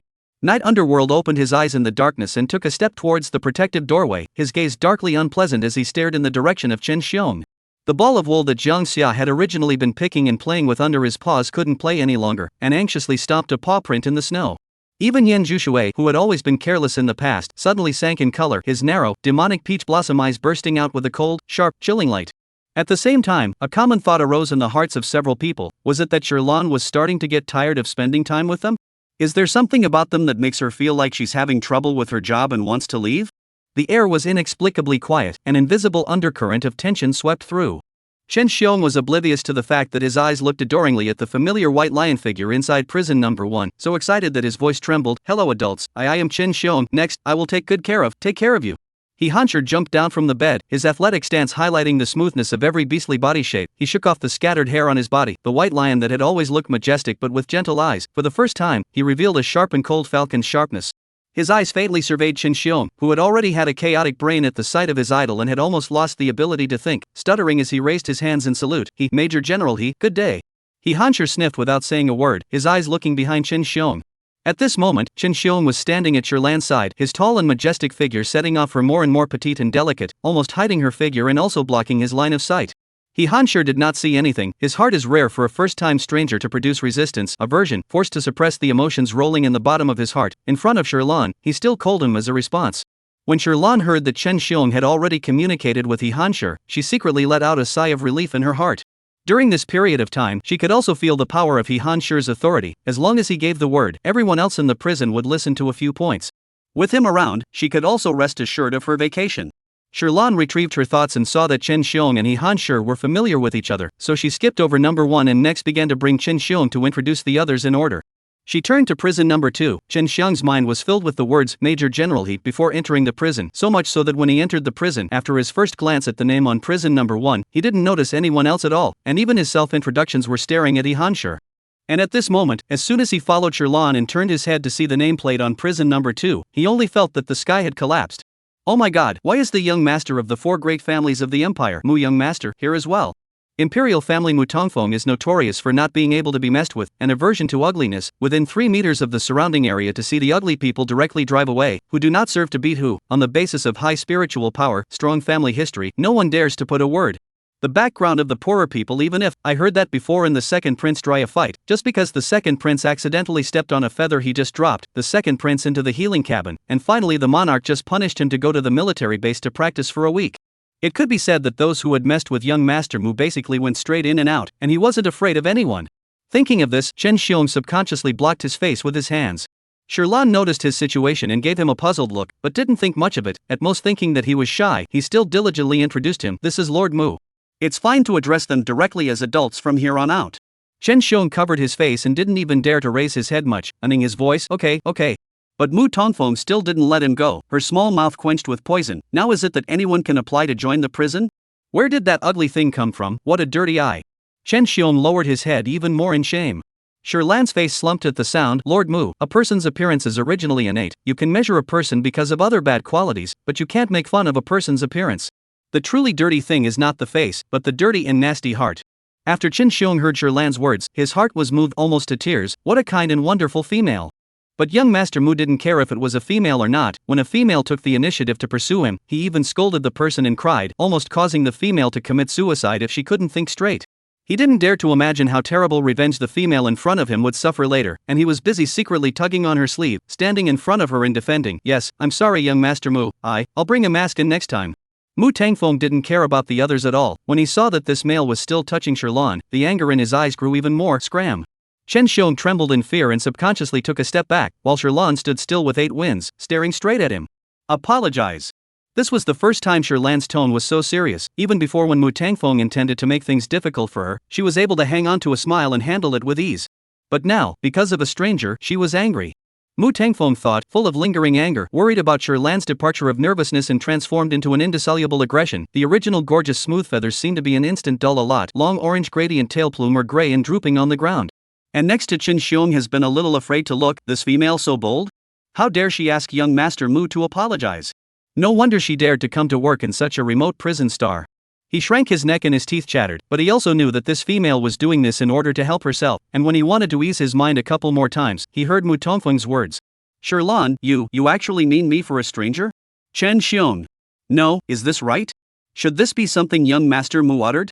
It's just that none of the parties involved understood his complicated mind right now. While Shirlan was staring at Mu Tangfeng, she also had a look of surprise on her face, but the direction of her surprise was not the same as Chen Xiong's. She saw Mu Tongfeng's eyes. Obviously the face looks fierce, the pair of dark pupils within the eyes but dense with a light mist, although still through the stubborn and arrogant, but it seems to go a little too far to shed tears. Almost Shirlan felt that she was the one who bullied him. This is the first time she has seen Mu Tongfeng with this kind of look. She was also a bit speechless for a moment, and only after a while did she slow down her tone and said, I'm not being mean to you, it's precisely because we're both familiar with each other that I want you to have the right values and ability to distinguish between them, instead of relying on appearances alone to comment on people. If that's the case, assuming that one day I also become ugly, are you going to call me an ugly thing as well? Chapter 24. What a female. I wouldn't. Mu Tongfeng subconsciously retorted, and Shirlan continued to follow her advice. Okay, even if you won't be like this for the sake of our familiarity, will there be other people who are also like you, criticizing my appearance in this way? Do you think that when I hear such words, it will hurt? Who would dare? I'll help you out. Mu Tangfeng just so thought of someone spitting on Shirlan where he couldn't see, he had a belly full of fire, hated to skin that person, not only him, several other people in the prison heard this assumption, for a moment his heart was also smothered with pain, and it wasn't good. It turns out that long ago, without realizing it, they have included Shirlan within the wings that they want to protect. Shirlan heard his defense and revealed a smile, her voice softened, so, we don't measure people by their appearance, okay? Mu Tongfeng's thick aggression and resistance in his eyes finally slowly faded down under her word-for-word reasoning. Only, he still couldn't help but ask a question. If I apologize, then will you not leave? At the sound of his voice, a few other people's hearts followed suit. Shirlan didn't quite understand what he meant, but she had to attend this graduation ceremony, and there was also the wedding of the original owner's best friend that she had to go to. She shook her head somewhat helplessly. Lord Mu, I still have important matters to take care of and had to leave for a while. Leave for a trip? He Hansher's eyes moved slightly. Just leaving temporarily? Mu Tongfeng, who was about to get angry again, paused and held back the words in his throat, his gaze fixed on Shirlan waiting for her answer. Shirlan nodded. Well, I took 5 days off. Qin Xiong is temporarily taking over my care of you guys as a temporary worker this time, so if you guys have any problems in the meantime, remember to communicate with him in time. Hearing these words, the tension that had been spreading in the prison for a long time finally dispersed invisibly, and the 5 of them let out a sigh of relief without moving. Heck, Hansher's eyes gentled down. Okay, we'll wait for you. Aha! After receiving Shirlan's final and assured answer, knowing that she was not leaving for a new job, but only taking a temporary vacation, Mu Tongfeng's heart only smoothed out a bit, and staring at Qin Xiong at least wasn't so much of an eyes not nose anymore. Although he still felt that this orc was a bit ugly with his big and thick looks, but for the sake of Shirlan's face, he still reluctantly opened his mouth. I'm sorry. Staring at this dramatic scene, Qin Xiong's mouth froze open under the face covered by his hand. No. Did he hear something wrong? Young Master Mu would actually apologize? This female talked about him like this, and he didn't scold this female with such a good attitude? If he told his best friend about this kind of thing, they might think he was talking about some kind of fantasy. Of course, as the person involved, he felt like a dream, drifting off for a while, pinching himself and feeling a clear pain before stuttering, no, it's fine. Mu Tangfeng glanced at him, his mouth moved, but thinking that Shirlan had just gotten angry once because of this, he barely held back the evil words he wanted to spit out of his mouth and twisted his head away. After Mu Tongfeng's incident, Shirlan's introduction afterward was much easier, mainly because they knew that she was only leaving temporarily. Qin Xiong, on the other hand, had a sense of unreality even more frequently during this next period of time. Before signing up for a temporary job, he only knew that the Grand Prince and Major General he was in the Black Dimming Star prison, and also ran to the idol, who knows that not only these two big names, the prison one by one is also not simple. The Empire Mu family's most not to be messed with young Master Mu is in. The Empire Jiang family has always been known only by name but not by person. The second young Master Jiang is also in, and even the former interstellar most rampant star pirate leader after the Empire Capital School military chief tutor Yin Buxuyai is also in. The large and remote Black Dimming Star had gathered almost all of the current Empire's renowned powerhouses. And now they are due to high mental collapse was temporarily sent here. No wonder the Empire will be ad hoc a prison in the remote star, which randomly a person carry out the mental strength or more than 2s, once the mental collapse outside the seizure, almost can destroy half of the planet, not to mention 5. Qin Xiong just think about it all feel creepy, looking at Shirlan's gaze filled with deep respect. What a powerful female, actually not afraid at all. Actually, if she wanted to say she was afraid, Shirlan's heart was also very unsettled when she first came here, but at that time, the death in the plot was approaching, and she felt that compared to being eaten by bugs with only a head left, nothing could surpass this. At that time, she even had nightmares for a long time because of this kind of plot. It could be said that what she feared had always been the horrific way of death, not these prestigious big names at the moment, but of course it was also possible that she was wearing a book and didn't have as deep a reverence as the natives had for a few people. Under Qin Xiong's trembling hesitation of whether or not to push off this temporary job, Shirlan finally took him for a ride to finish introducing the people. She looked at Qin Xiong and smiled. Next, I'm counting on you. Qin Xiong gazed down at the female in front of him. She looked weak, but she dared to look so frankly straight at so many strong people. Since she could do it, he, the titular mighty male, could not show weakness either. Thinking of this, Qin Xiong firmly nodded his head. Seeing this, Shirlan was finally able to leave with peace of mind, and after leaving work on time, she immediately packed her things to prepare for tomorrow's trip. The interstellar flight that Shirlan bought was at 8 in the morning. On the following day, she woke up early and went to the kitchen to eat breakfast, and after preparing and packing a lunch for herself, she went to the boarding point. The interstellar ship had to stop by different planets and wait for different passengers, unlike Rio's private leapfrog ship, and it took Tokairam more than 10 hours to arrive at the capital planet. After getting off the ship, she rubbed her hungry stomach and decided to find a place to eat before returning to school. Even though she hadn't been to the capital star in a few months, after all, she had just crossed over and spent a few days here initially, and Shirlan still had a sense of familiarity with the capital star as a young bird returning to its nest. She took a deep breath and filled her stomach at a restaurant before taking a public hovercar to the Imperial Capital School. In consideration of the graduation ceremony, the Imperial Capital School had arranged a week's accommodation for every returning pupil. After sweeping his pupils to enter the school, Tokairam followed the arrangement information on the newsletter to the place of residence. The Imperial Capital School was indeed called a top school and had many preferential treatments for females. Even the dormitory was a luxurious one-room apartment with comfortable and atmospheric furnishings. She nodded in satisfaction, and quickly familiarized herself with the basics of making her bed again. After a long ride on the starship, after washing up, Sherlan didn't think much about anything before taking an early rest. The graduation ceremony would only be held the day after tomorrow, and on another day when Sherlan was bored and skulking around the school, she was suddenly tapped from behind. She turned around and looked. What a bright and colorful big beauty with fox eyes and big red lips. Jiang Yan hadn't seen Sherlan for a while. Seeing her staring blankly at herself at this moment, she couldn't help but wave her hand. Sherlan, what's wrong? It won't be so long before you don't recognize me, right? Sherlan instantly came back to her senses at the sound and smiled. Of course I recognize, Jiang Yan, long time no see. Chapter 25. This year is not happy to engage in the female. Jiang Yan, the original owner's only best friend. Sherlan actually didn't have too many memories of the original owner, or rather the memories in her head were mainly the part where the original owner went to the Imperial Capital School. In the original owner's memories, like in the book, Jiang Yan is also a character who defends the original owner in every way. The original owner was ridiculed many times at school due to her fertility value and spiritual power. Jiang Yan always helped her scold back when she knew about it. Most of these ridiculers were males, while Jiang Yan's fertility value and spiritual power were okay. Those males didn't dare to mess with her at all. They are afraid of the followers behind her, and they are also afraid of getting their shoes worn at the female medical station in the future. In the end, it was still a case of bullying the soft and fearing the hard. Jiang Yan sized up Sherlan and happily hooked her red lips. Haven't seen you for a while, you've gained a bit of weight and your spirit is better. Sherlan retrieved her thoughts and subconsciously touched her cheeks. She did eat and drink well without a bit of worry and black dimming star now. It seems like her face did round a bit.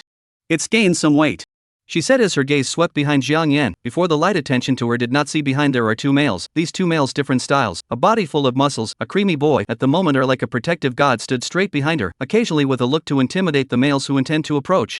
Noticing her sight, Jiang Yan happily pulled them over one by one to introduce them. By the way, these are my two beast husbands. Both of them? Seeing this kind of scene for the first time, Sherlan's dark eyes widened slightly. Yeah, the day after tomorrow is also our three together wedding. Jiang Yan's face was as usual, incidentally pinching the arm of the muscular handsome man. The other hand was placed on the waist of the creamy young man again, enjoying herself. Sherlan sized up the three of them. The second half of the beat remembered that she was wearing a book, no longer in the previous monogamous world. This kind of thing is not uncommon. She pulled her lips, blessed. Well, it's most important that the three of you live your days well. Jiang Yan smiled and let go of the two again, patting the two beastmen placatingly. Alright, I'm going to go play with my little sister, you guys don't get in the way here. Saying that, she enthusiastically came forward to hold on to Sherlan. At this moment, Sherlan clearly felt two piercing gazes fall on her, but luckily the two-beast husband didn't stay much and left, only urging Jiang Yan to pay attention to her safety, and to contact them at any time if there's anything. After the two beastmen left, Sherlan didn't move and let out a sigh of relief, but then because of Jiang Yan's proximity her body turned a little stiff. Just smelling the fragrance of Jiang Yan's body and looking at the corner of her mouth with a warm and bright smile, she seemed to have seen her friend. Jiang Yan and her friend's character is very similar, plus there is the impression of the book and the original owner. Even if she is not too used to be close to people, she doesn't feel so rejected for a moment. Right, it's almost lunchtime, let's go to the cafeteria first. I heard that the school recently opened a new cafeteria. It's not robotic, it's artificially made, it should be pretty good. Jiang Yan said as she pulled her in the direction of the cafeteria, and Sherlan nodded. Capital Star's cafeteria was comparable to the high-class restaurants outside, and students would also have special discounts, so eating here was a good choice. It was not yet time for school to end. There were not many people in the cafeteria for the time being, but there should be quite a few who came to receive their graduation certificates, and in the effort of ordering a dish, she saw several familiar faces.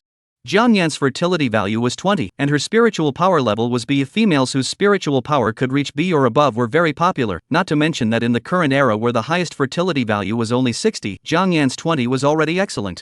Therefore, some males among these familiar faces even deliberately came over to offer their attentions, but Jiang Yan ignored them, waving her hand. Go away, don't bother us, sis has plenty of money, it's not your turn to pay for me to treat my little sister to dinner. These males left resentfully. They glanced at Sherlan by Jiang Yan's side. Sherlan was notorious for being the only wasted female in the whole school, neither able to bear children nor mentally soothe. What's the use? Boringly, they withdrew their eyes and quickly left to look for other females. Sherlan could feel the mocking contempt in their eyes, and breathlessly pumped her lips. She now felt that the original owner's reputation was a little good. These males who see different things cannot come to get involved. Jiang Yan secretly cursed, stinking man, no eyesight. saying that she sneakily looked at Sherlan again. In the past, when the two of them together often had males accosting them, completely missing Sherlan, she would show a faintly unnoticeable loss of frustration on her face before she would leave unhappily, and then she would ignore herself for a few days. She was worried that she was doing it again this time. In fact, sometimes Jiang Yan also hated Sherlan a little bit, but from her point of view, she understood the inferiority complex hidden in her heart, so she had been quietly tolerating it. She did not dare to speak for a moment, and the hand held between the two also unconsciously loosened. Until the cafeteria uncle fried a dish and asked in a warm voice, "Two students, where do you sit? I'll bring the dish to you." Sherlan took the initiative to pull over Jiang Yan's hand and pointed to a position near the window. "Uncle, we sit there." "All right, wait." She led Jiang Yan to sit down. Jiang Yan stared blankly at the two holding hands, the bottom of her eyes hiding unbelief and surprise. This time, Sherlan actually didn't leave unhappily, and even took the initiative to hold herself. For the first time ever, she happily couldn't help but hug Sherlan back, almost crying tears of joy that her best friend who had taken the initiative for so long had finally gotten a response.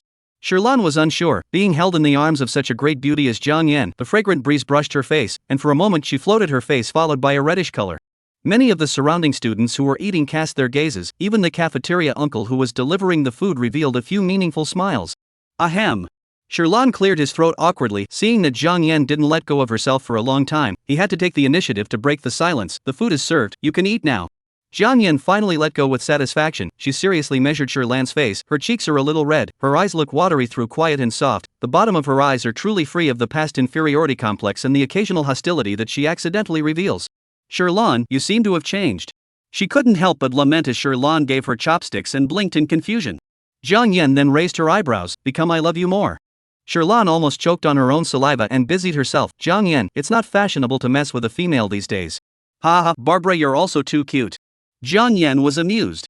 The next meal after the two were reunited was also very relaxing, and Sherlan realized that although Jiang Yan looked very imperial and icy, her personality was actually very good to get along with. Even for a meal, every now and then a male would give her a gift with a red face, and a bunch of other females who were eating had a bunch of them resting on their tables. She also kind of saw that the degree of popularity of females in this world, it turned out to be very common to give gifts. However, Jiang Yan confiscated, just every male to come to the heart cannot help but 7 up and down. She looked at Sherlan's table beside a blank, afraid that Sherlan again unhappy. She sometimes think that these males are also really annoying, eat a meal have to come to disturb. Luckily, Sherlan's mind was full of nothing, immersed in dry rice and looking at beauty. Only, just after the meal was finished, her wrist chip vibrated several times. She opened it and saw that there were several add friend messages at once. It was He Hanshi in them. Chapter 26 Mutong Fang's Black History. Sherlan had always had a clear separation between work and life. She had gotten to know He Hanshi and the others because of her role as a prison warden, but it was just a job. It didn't mean that she had access to these people at her level. So, after working for more than 3 months, she never thought of having more contact with them outside of work, not even close friends with each other. And now, suddenly receiving 5 people's friend messages at once, her first thought was that something had happened at the prison. Sherlan immediately went through her friends, and couldn't help but send a message asking about Chen Xiong's situation. "How's it going? How about going to work the next day today?" At the moment, Chen Xiong didn't have time to answer because he was in the kitchen with his hands full. Young Master Mu said that he wanted to eat an iced drink but couldn't see the ice, and young Master Jiang said that he wanted to drink flower tea made from fresh flowers, but the temperature had to be just 45. So he was busy playing with heating up and cooling down in the kitchen. But luckily they said they would let him rest in the afternoon as long as he pushed his Tokairam buddy to them. Chen Xiong, who had dark circles under his eyes in just 1 day, couldn't wait to throw out this mess. Still, it had to be Sherlan, a female who had a way of coping with it, and she was supposed to be the prison warden, which Chen Xiong shared without a trace of weakness. Sherlan has not yet received a reply from Chen Xiong. Fell to see the message of He Hanshi, followed by several other people also sent. They all asked, "Where are you?" Sherlan replied to He Hanshi first, "I am now in the capital star. Our school is going to receive the graduation certificate tomorrow. That's why I have to take time off work to come over." He Hanshi quickly said, "Good, be safe." "Good, are you guys okay? Good, are you guys okay? Nothing happened in Black Dimming Star, right?" Sherlan couldn't help but remember the fact that they had friended each other together and asked about the situation with concern, and was relieved to see that He Hanshi replied back that they were all fine. Then looking at the same message sent by several other people, simply copy and paste them all. However, Mu Tongfeng, she asked a couple more questions. "Lord Mu, how is Chen Xiong doing? You didn't bully him, right?" Mu Tangfeng, who was far away inside the Black Dimming Star prison facility, did not blush at all. "Of course, am I that kind of person? I even apologized to him the day before yesterday." Sherlan expressed a bit of skepticism, but knowing that she couldn't ask anything, she also closed her mouth. Jiang Yan sees that she puts down her chopsticks and keeps replying something to the chip, and curiously asks, "In love?" Sherlan turned off the chip and shook her head. No, it's something work-related. What's more, if you think about the situation I'm in now, males recede from 100 meters away. Jiang Yan heard that she didn't mean to be annoyed, but also flirted with herself, and was momentarily amused. Lan, I didn't expect you to have a good sense of humor. Being human, the important thing is to be happy. She happily blinking at her, long and thick eyelashes under the black pupil eyes clear to the bottom, watery and exceptionally moving, while the porcelain white face with a healthy light redness, looks like a delicate and beautiful doll. So much so that Jiang Yan was in a trance for a moment before she resolutely shook her head. Impossible, my family Lan is so beautiful and cute, it's their loss that those males can't see it. If she were a male, she would want to marry Sherlan. Being praised by the big beauty, Sherlan smiles even more happily. After finishing the meal, Jiang Yan again specially handed Sherlan the wedding invitation. I originally planned the wedding to be later, but thought that this graduation ceremony classmates will come back. Why don't we just make it up during this time? After all, everyone has graduated, maybe some of them work farther away, and it's inconvenient to go back and forth at that time. Jiang Yan was indeed very thoughtful. In the case of Sherlan, it was indeed time-consuming to travel from Black Dimming Star to Capital Star. She took the invitation, and Jiang Yan asked again, by the way, where are you working now? This bout of time I was forced by my mother to military medical workstation closed training for 4 months, so I didn't send news to you for so long, or I have to get my graduation certificate before I can be liberated. Sherlan didn't expect her to work so hard, and lamented, I'm okay, I'm now going to the Black Dimming Star to become a prison warden, it's not bad there. Black Dimming Star? And work as a prison warden? Jiang Yan was dumbfounded. Lan, you're not aggrieved, right? Jiang Yan's family had a bit of a background, and people who were a bit of amateurs in this matter of Black Dimming Star might only know about the two of them, Rear Admiral He and the Grand Prince, but they didn't know that there were also a few tricky pricks in there as well. Her family, a cousin uncle before served 2 months, seems to be a penny did not get back to the people also lost 2 circles, dreaming all cried and said not to go, visible there really suffered a lot of pain. She thought she couldn't help but turn to Sherlan and looked at her several times, and even looked at her arm to see if she had any scars. Sherlan didn't expect her reaction to be so big. What's wrong? I'm fine. Why don't I give you a new job? Jiang Yan didn't see that Sherlan was injured and breathed a sigh of relief, thinking of Mu Tongfeng's previous black history, and then she wasn't too relieved. In fact, she didn't say that her participation in this closed training was also for Sherlan. She was worried that Sherlan wasn't good at finding a job. She purposely asked her mother to arrange one for her, and only then did her mother set up this request. Therefore, as long as Sherlan wanted to change, she could always arrange one for her in the capital. However, Sherlan refused. She sincerely said, Jiang Yan, thank you, but I'm really quite good in Black Dimming Star, and no one bullies me, and the salary is also good. Oh. Jiang Yan carefully discerned through those eyes of hers, confirming that she didn't have a trace of reluctance before she was relieved. She said, actually, it's not my fault for reacting too much. You should know that young Master Mu is also inside. After all, young Master Mu has too much black history before, that's why I'm worried about you being bullied by him. Black history? In the original owner's memory, Sherlan didn't realize that she had any contact with Mu Tangfeng, and in the book, other than He Hanshi and the Grand Imperial Prince who were occasionally mentioned, the other few people didn't have names. Therefore, she really didn't understand what black history Mu Tangfeng had and why Jiang Yan would be so clinical. Jiang Yan explained with her, Mu Tongfeng is the young master of the Mu family, the 4 major families in the capital. He is the only son in the family, so he was spoiled to the point that his personality is also a bit lawless. His family background and spiritual power is very strong. In the past in the capital that was the male and female, whoever messes with whoever he beats up. Of course, he generally does not beat females, but the mouth is very poisonous. I heard that before there are a few females take the initiative to pursue him, he directly scolded people autistic. There is also a noise do not want to live. Mu Tangfeng that mouth, Sherlan indeed a little experience, but sometimes she felt that he is quite funny, said but she will be alone to sulk by himself, but did not expect in the mouth of Jiang Yan he is so powerful. She is a bit curious, what did he curse? Jiang Yan has heard a few sentences, she is embarrassed to say, afraid of staining her sister's pure ears. But looking at Sherlan's watery almond eyes, she couldn't be bothered to sell the story. That is to say, what disgusting swine, this kind of ugly thing stripped naked lying on the bed he will not look at a glance, long two-eyed toad still delusion to eat swan meat. Jiang Yan every more sentence Sherlan shock will be one more layer, for a while before realizing that the day before yesterday he scolded Chen Xiong, actually still collected? Oh yeah, not only him, that Jiang Xia and Yen Zhushui you should also pay attention to. In order for her good sister not to be sold and still count the money, Jiang Yan continued to burst out. Chapter 27 Yen Zhushui is the king of living hell. What? Sherlan stared incredulously, how come these two have it too? Jiang Xia even if, but in her impression, Yen Busui has always been a non-contentious gentle and courteous big beautiful man, within the prison, except for He Hanshi, he is the second one that makes her feel safe. That's not true, there are quite a few, if you ask me about these 3, the most terrifying is Yen Busui. Jiang Yan slowly said, Jiang Xia is actually mostly okay. He is the second youngest master of the Jiang family because he used to be in bad health and stayed at home a lot. His prestige is not spread so widely. There is just one thing. He hates it when people say that he is short or boasts about his cuteness or something like that, especially when comparing his beast form to some of the family pets. There was a black bear male beastman who provoked him before, saying that he looked like a house cat, and he straight up crippled the guy and pulled out his teeth one by one. Anyway, when he was sent to the medical clinic, it was miserable. There wasn't a piece of good flesh on his body.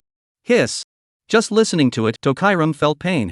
She couldn't help but be thankful that she only dared to think in her mind that he looked like a cat, but then she instantly thought of the last time she had even given him a pet wool ball, and thinking like that, it was already gentle enough for Jiang Xia to be just a little bit angry with himself at that time.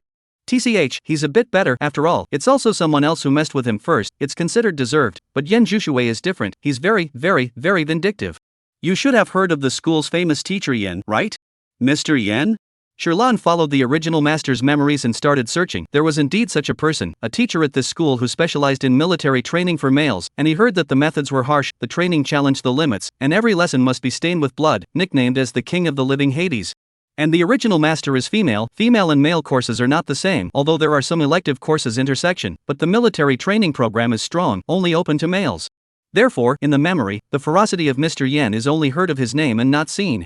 This Mr. Yen. It couldn't be Yen confused water, could it? And Jiang Yan's words once again confirmed that it was the same person. That's right, the king of living hell is Yen Jushue.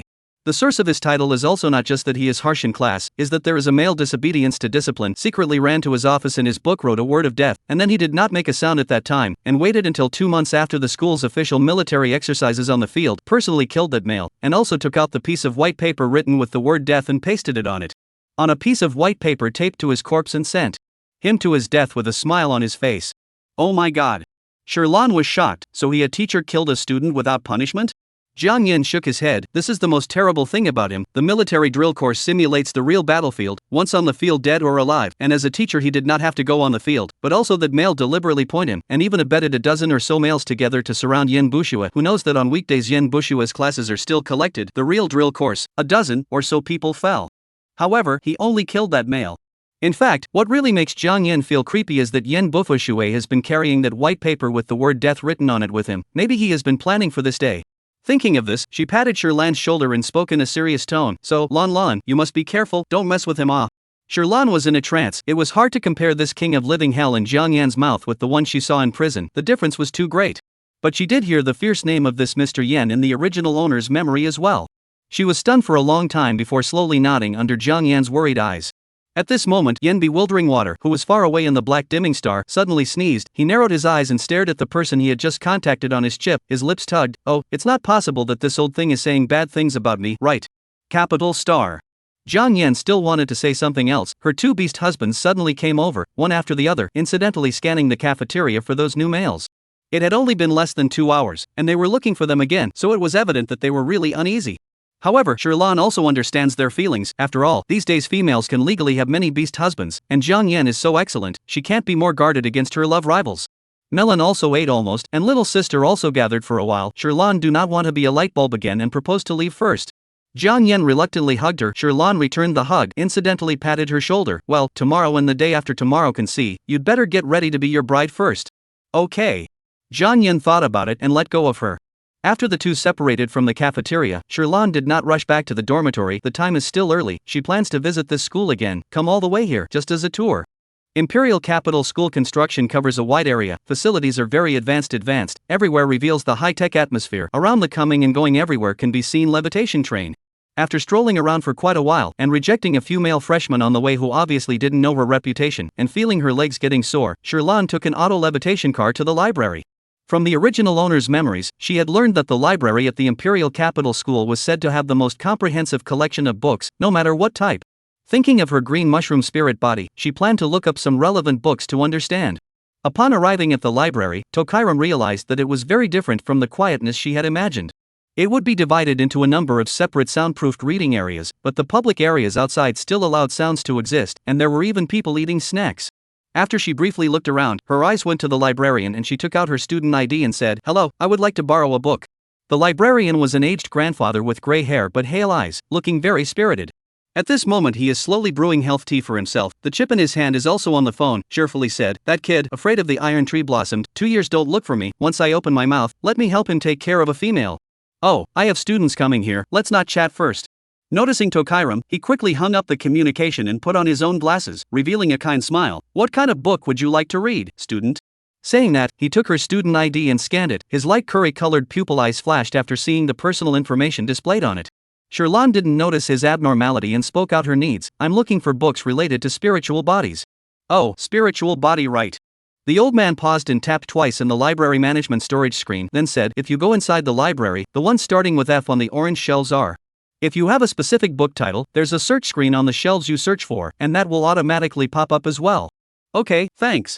The corners of Sherlan's lips curved as she followed the old man's instructions to go inside the library. After she went in, the old man sked, then immediately took the chip and dialed the communication. "You kid, want to eat young grass with an old cow?" Once the communication was connected, without waiting for a reply from there, the old man couldn't wait to open his mouth. Chapter 28, a different kind of him. What old cow eating young grass?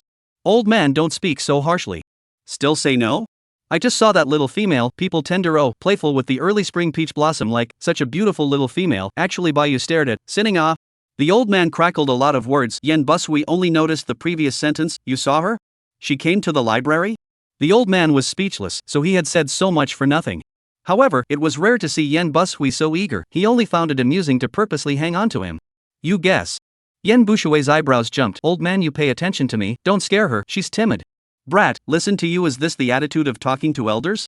Aren't you afraid that I'll tell people about your, and then the little female will run far away in fear?" "Oh? Is that so?"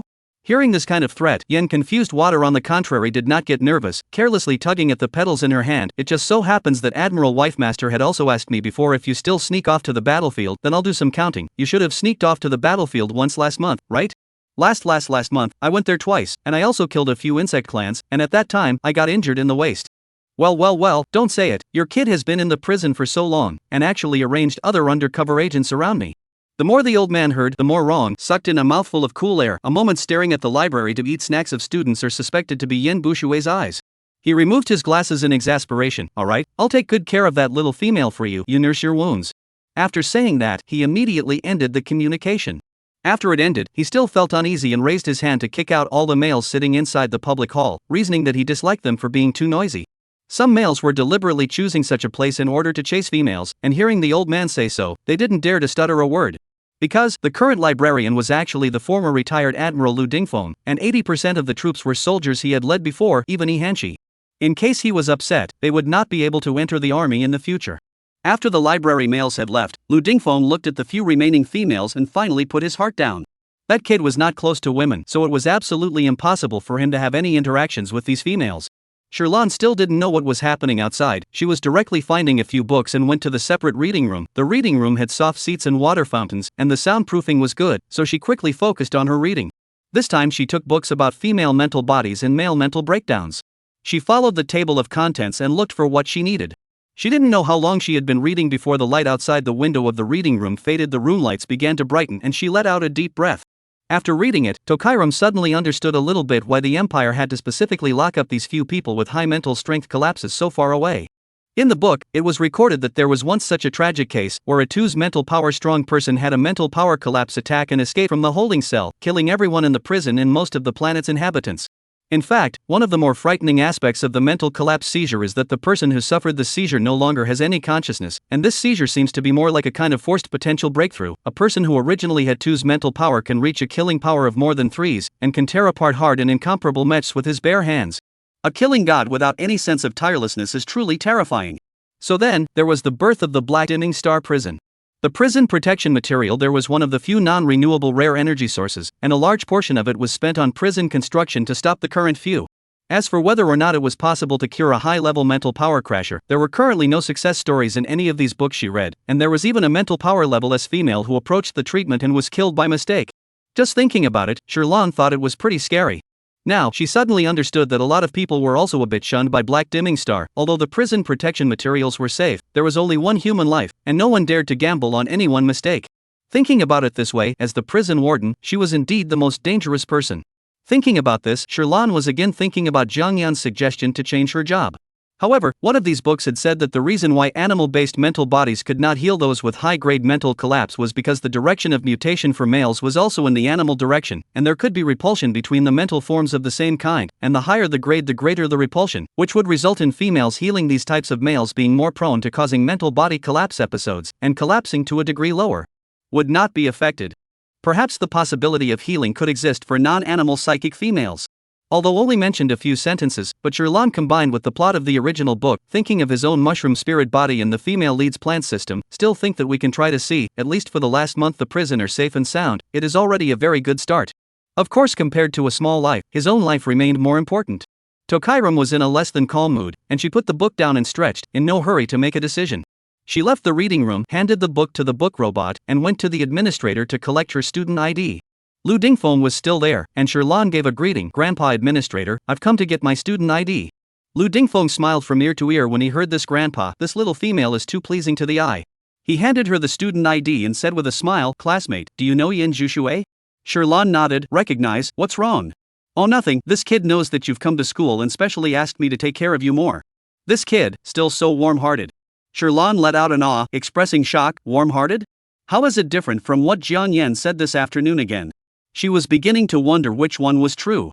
Lu Dingfeng knew nothing about it. "That's not true. Come on, master, I'll take you to eat a big meal." "No, it's too troublesome." Sherlan was a little embarrassed. After all, the two did not know each other. "It's fine, Yin Jushue, that kid, I see him as a righteous son. He has said so, of course I can't let him down." Lu Dingfeng scolded, but he had watched Yin Busui all the way here not easily, and sincerely hoped that he would also meet a favorite female, so he was even more enthusiastic towards Sherlan. Sherlan couldn't push back and could only follow him to the cafeteria.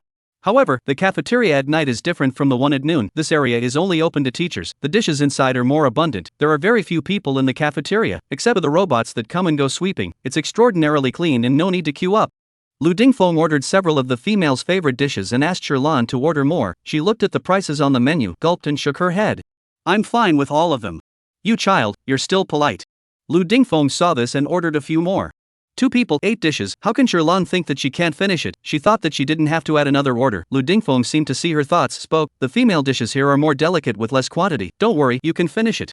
Hearing this, Sherlan did not say anything else.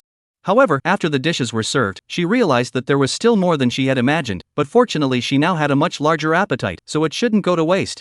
During a meal, Lu Dingfeng told quite a bit more about Yin Jushue. This kid, orphan since he was a child, has been a space star pirate for more than 10 years to mix up with the chief on his own. The first time we met, he took a gun and held it over my head, saying that if he didn't give 1,000,000,000 star coins, he would kill me.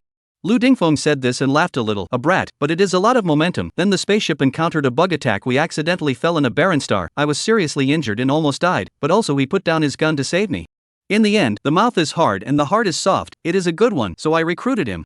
Lu Dingfeng said a lot, so once again, Sherlan heard a different Yen Bushua greatly opposite to the living Yen Wang that Jiang Yan said in the afternoon.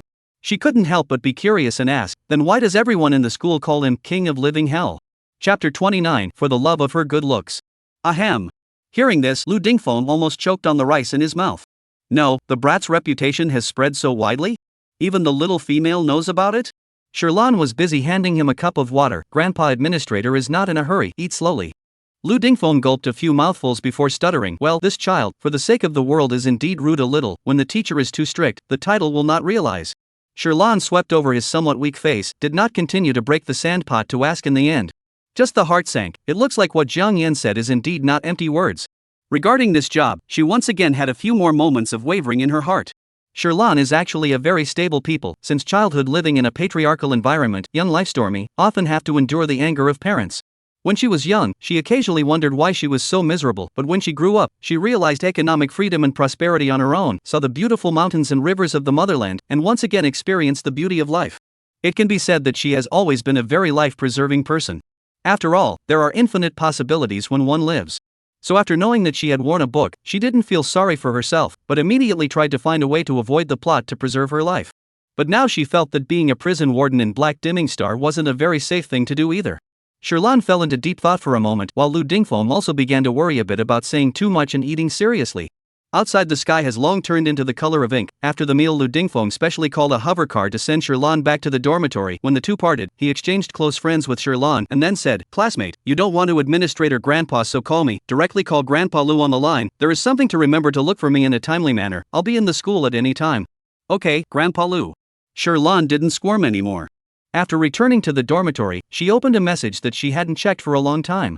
There weren't many friends in the original book's identity chip, except for the classmate group which only had Zhang Yan. The remaining were friends that she had added herself. And all of these people sent messages. Sherlon first looked at Chen Xiong. She was more concerned about his situation in prison. Chen Xiong replied, "Everything is fine on my side." Sherlon asked skeptically, "No one bullied you, right?" Chen Xiong, who had finally gotten a long respite, immediately returned the message this time. No. Chen Xiong, who had just been severely threatened and admonished by Jiang Xia and Mu Tongfeng in the afternoon, did not dare to divulge the slightest bit of aggression. "That's fine, go for it." Seeing this, Sherlon encouraged a couple of sentences and didn't ask any more questions. She turned to look at the others. At the top was Jiang Xia. He said, "Sherlon, last time you bought me a gift, I'll ask my mom to send you something as well." "Oh, don't you worry, it's my own money that I spent." Jiang Xia couldn't do his own shopping, so if he wanted to send something to Sherlon, he could only trust his own family. Luckily, he had invested in some energy companies before and earned a lot of star coins, or else he would feel ashamed to spend his family's money on gifts for females. Sherlon saw busy back. No need. Jiang Xia was unhappy. "Why can you accept Rio's but not my stuff? We've known each other longer." To Kairam. She was a little unsure of how to reply. The Rio one she had wanted to return to him, but who knew that after that one time, he never went to Black Dimming Star again. However, Jiang Xia had also given himself inspiration, and it just so happened that he had come to the capital star this time, so he could return it to him in passing. She still wanted to refuse. Jiang Xia directly said, "Sherlon, if you don't take it, I'll never take anything from you again either. I'm returning the favor. It's called a gift for a gift." "Okay." Having no choice, Sherlon could only agree. Jiang Xia immediately sends an emoticon of a rabbit rolling around, but then quickly withdraws it. Sherlan's hand that was just about to be collected was put down, and under Jiang Xiao's furry round face inside Black Dimming Star prison number 4 was full of dry heat. How did he send this over? Shame on him.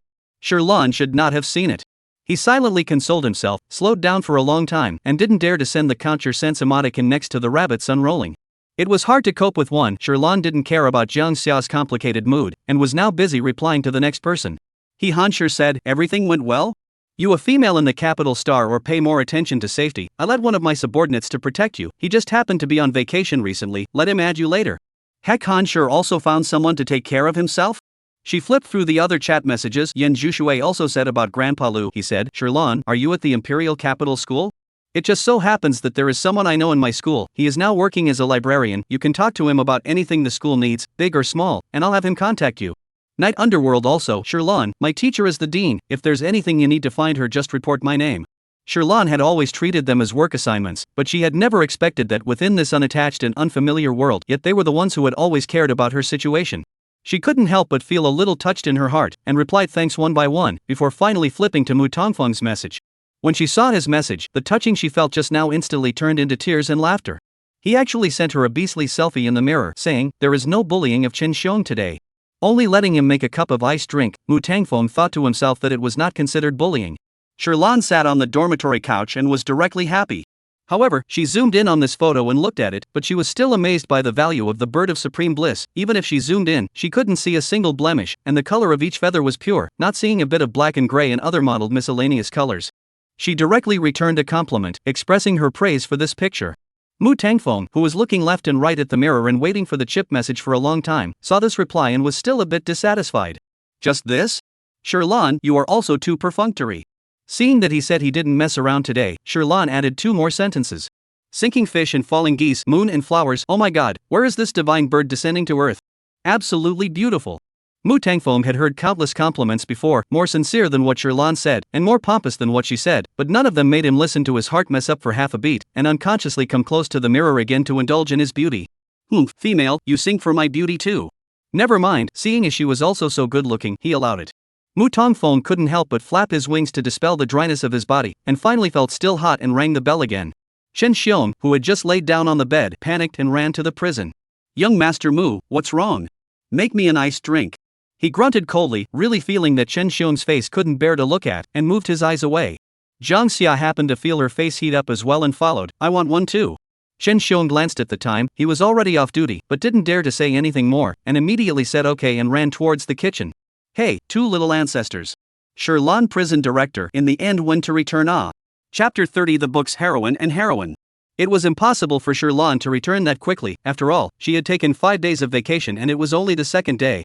On the third day of the vacation, the school sent a message notification to everyone at 8 in the morning, reminding everyone to gather at 12 o'clock noon in the plaza hall. Shirlan got ready early and finished her lunch with Jiang Yan at 11 o'clock before heading to the hall. The graduation ceremony of the Imperial Capital School was extraordinarily lively, and with half an hour to go before 12 o'clock, the plaza hall was already packed with people. On this day, the other students of the school would be on vacation, only the graduates were there, while the parents of the graduates could all come together to witness the graduation ceremony, which could be described as a crowd of spectators. The plaza seating is divided into student and parent areas. Shirlan didn't rush to take a seat, but stood at the side of the banner and waited. Jiang Yan curiously said, "Waiting for someone?" She didn't ask her family directly. Jiang Yan knew that Shirlan was an orphan. Shirlan nodded. "Well, a friend, he said he'll be there in 2 minutes." Just after the words were said, before Jiang Yan had the chance to ask if it was a female or a male, there was a handsome man of about 190 centimeters with short black hair wearing a casual outfit approaching. She silently passed a look to Shirlan. Shirlan knew that she thought wrongly and didn't rush to explain, but waited for the man to approach and asked, "Are you Levito?" Levito scratched his hair and smiled at the corner of his mouth, revealing a tiny canine tooth. Yes, the Major General asked me to come here to protect you." "Okay, thanks, I won't be able to stay over here for a few days, I'll have to trouble you for the next few days." Shirlan was originally going to refuse He Hansher's help, but he later added, "The capital star is not very peaceful these days, I heard. It's not safe for you to be a female, this is more stable." After hearing this, Shirlan still agreed to it. She thought about it and it was indeed safer, not to mention that the female lead in the book would be encountered here, and it was hard to guarantee that her followers wouldn't spill over to the innocent again. Levitus was always in the military, except for the military doctor rarely had contact with females, now close to the eyes with Shirlan, healthy wheat-colored face or lightly flushed. He was busy shaking his head. No trouble, it's an honor to protect females."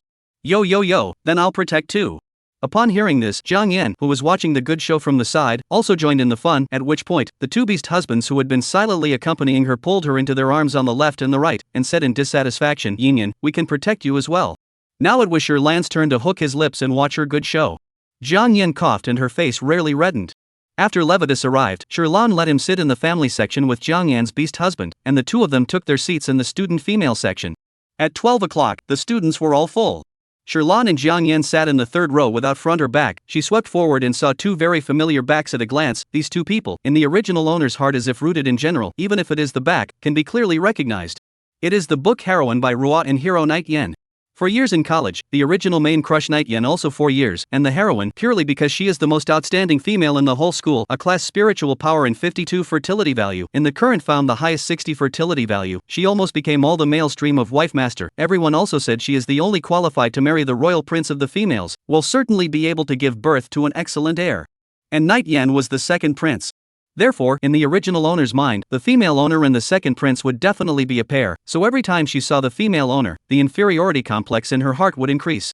Right now, even after a long time had passed, the moment she saw these two people, Shirlan's heart seemed to be residual with the faint sadness of the original owner, inexplicably having a sour feeling. She blinked, trying her best to ignore that discomfort. Luckily, in but a moment, calmness returned. At this time, the graduation ceremony officially began, and the process was relatively conventional, first displaying the outstanding works of some of the school's best students, then the students' speeches, and finally the dean's speech and the issuance of certificates. Shirlan did not expect, all to the high-tech era, but also to get a graduation certificate. Now work is not to see the spiritual power to come on the line? She expressed great doubt, but in fact the ceremony was really not an ordinary graduation ceremony either. Waiting for the middle of the excellent student speech link, she saw the heroine by Ruo and the hero Night Yen together on the stage. Two people each speak half, then the last white Ruo and Night Yen holding hands, announced the happy news, all students, parents, teachers good. I am very happy to be in such a lively ceremony on stage, have the honor of announcing my a pile of happy events. I and the second prince formally announced that has been engaged, not a day to discuss the marriage. Upon hearing this, the stage immediately applauded, and the media in the air filming in their hovercars also recorded this surprise scene. Earlier, the royal family had already said that they would find a suitable wife for the second prince, and they didn't expect it to be finalized so soon. Everyone looked at the Night Yen side of the white Ruo, although surprised that things progress so fast, but also in the expected. After all, white Ruo regardless of spiritual power and fertility value is very high, and the second prince also has S-class spiritual power and 45 fertility value. These two people are strong together, belong to a good match. However, some people's heart is also very regrettable. If the eldest prince did not have a mental collapse, as 3's mental strength, such an excellent female should be matched with him the most suitable. It's a pity. But at that moment, various parents congratulated the Bai family. The Bai family was now ranked outside of the 4 great families, and this time, when they combined with the imperial family, they were afraid that they were expected to enter one of the 4 great families of the empire. Thinking of this, everyone was even more enthusiastic. My mother slightly raised her head and nodded haughtily. My father smiled so much that his eyes narrowed, and even silently glanced at his wife's master, leaning towards my mother. Seeing that the daughters of the two men were so proud of themselves, my mother also allowed him to approach without saying much. My father proudly swept in the direction of the other beast husband, successfully harvested a crowd of envious and jealous eyes. Waiting for Bai Ruo and Night Yen to lead off the stage, Sherlan also understood this is borrowed from the graduation ceremony of the royal family launch. Next to Jiang Yan saw her looking straight at the stage, uneasy whisper asked, "Are you okay? Lean on my shoulder if you're sad." Sherlan shook her head, "It's fine." Jiang Yan doesn't quite believe it. After all, her crush on Night Yen has actually become an unspoken thing amongst all of them females. She used to be too obvious with her eyes, and would always just look at Night Yen once he appeared. Sherlan laughed, "Don't worry, it's true, I don't like him anymore." "Really?" Jiang Yan seriously looked at her eyes to distinguish between truth and falsehood, but after looking at her for a while she always felt that her eyes were too pure to the point where there really wasn't any wind and flowers, and as if it was a calm and wave-free lake. "That's good."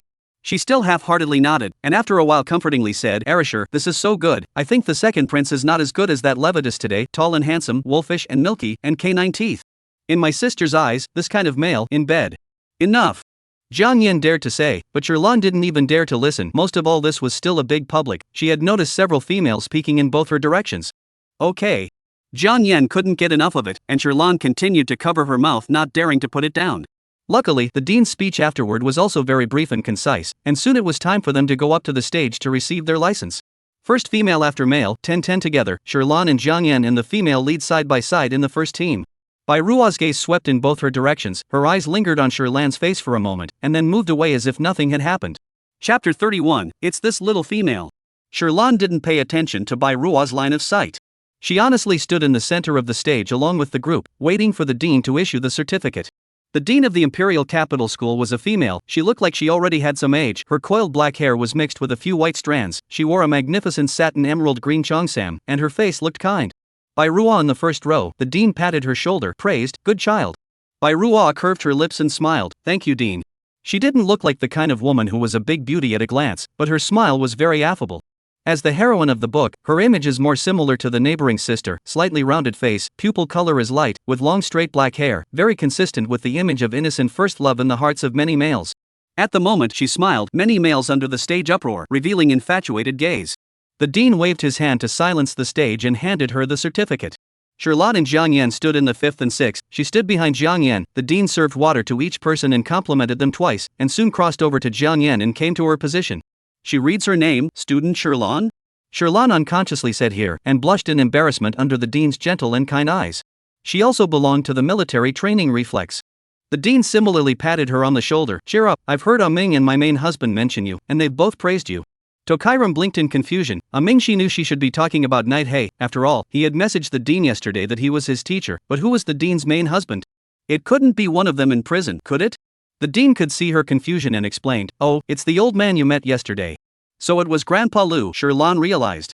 Seeing that she understood, the dean added one more sentence. "Spiritual power can only be used as a plus point for a person, but you really still have to be a human being for the sake of it, and you will always meet males of the same frequency." The dean spent a lot of time at the school, and occasionally taught males how to serve their wives and masters in class, so she had also heard a little bit of Sherlan's great name, and she had even reprimanded a few males who had taunted Sherlan about her wasted females in the classroom. In her opinion, high spiritual power and fertility value didn't mean that one could actually meet a good mate, and these milquetoast brats of theirs must not yet be aware of how important it was to have a good wife master.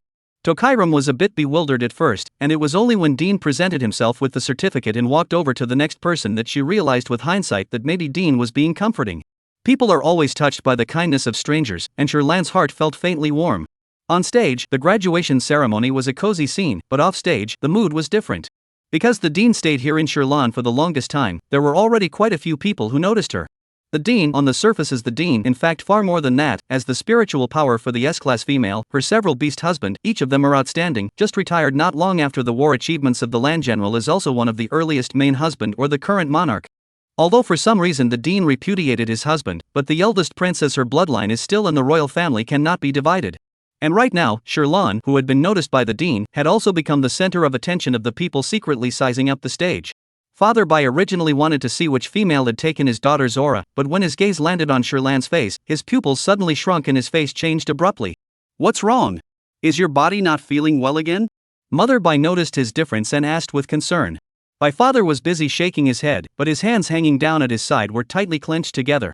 At this time, my father next to another cross-legged wearing exaggerated sun hat and sunglasses female lips tugged, scoffed, yo yo yo, by you look for the beast husband, this is also too waste right, will not be sunstroke after a bit of sun, right?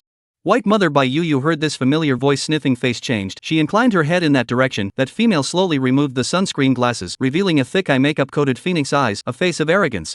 She ground her teeth, Dewey, your second son had a mental breakdown and went to jail, and you're still in the mood to come to the graduation ceremony? And I wonder which one of your sons it is? Before Dewey could get angry, the beast husband beside her who had been fanning her got annoyed. By you, keep your mouth shut, I don't beat up females, but if you say another word about my son, your beast husband, a sickly child, won't be so good. You. Mother Bai's eyes glared, full of anger with nowhere to vent it. Indeed, my father's health is not good, she and my father are cousins of the same clan. When the Bai family clansman said that she would hand over the Bai family to her to manage if she married my father as her main husband. At first, my mother was quite dissatisfied with my father, but after seeing the females he gave birth to give themselves such a long face over the years, she began to agree with him. It's just that, had she known that Dewey was here, she would never have come over. These onlookers sitting around Dewey and Bai's father and mother, one by one, did not dare to squeak. Who in the imperial capital does not know that these two females were competing for the same beast husband in the first place, and over the years they have often mixed up their words, and have long since become bitter rivals.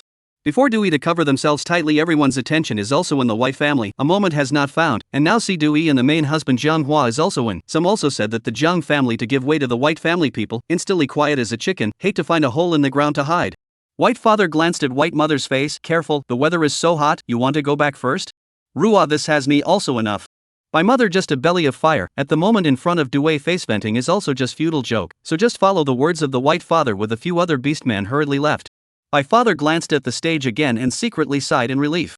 Dewey snorted again, leaving after just one sentence, so meaningless. Jiang Hua immediately stuffed a grape into her mouth, don't worry wifey, if you're bored look for me to relieve your boredom. Dewey contentedly swallowed it, leaned in her lord husband's arms and looked at Shirlan on the stage, whispering, this is the female Xia said, right? This child, who was dead set against the female we introduced to him, how come he seems to be getting the hang of it now? He actually wants me to deliver a gift for him. Jiang Hua hugged her, how nice, it proves that he's grown up. As Jiang Hua spoke and thought of the child still facing a mental breakdown in prison, and not knowing how long it would be before he could come out, or never come out again, he couldn't help but feel bitter and his eyes reddened. Dewey seemed to know where he thought of, immediately hugged him back to comfort him. It's okay, the doctor also said, if the male is in a good mood, the value of the mental strength collapse will rise more slowly, maybe in a while there will be a professor to develop a cure. I hope. The afterglow of Bai's father on the side looked at the intimate and happy appearance of these two people as if no one else was there, and he was so angry that his eyes reddened and almost broke the armrests of his own chair. Damn it, can't you go home if you want to be in love? Chapter 32, Jiang Xia's parents. The undercurrents under the stage did not affect Shirlan in the slightest. After she received her certificate, everyone lined up for a group photo with the dean and went down. Returning to her seat, looking at the graduation certificate in her hand, she was finally relieved. Zhang Yan is excited to take a group photo with her. Lan, hold the graduation certificate, I'll take a group photo and send it to the circle. Good. Shirlan nodded her head and happily leaned together with her, and by the way, she also used her own chip to take a picture of the two of them to send it to the circle.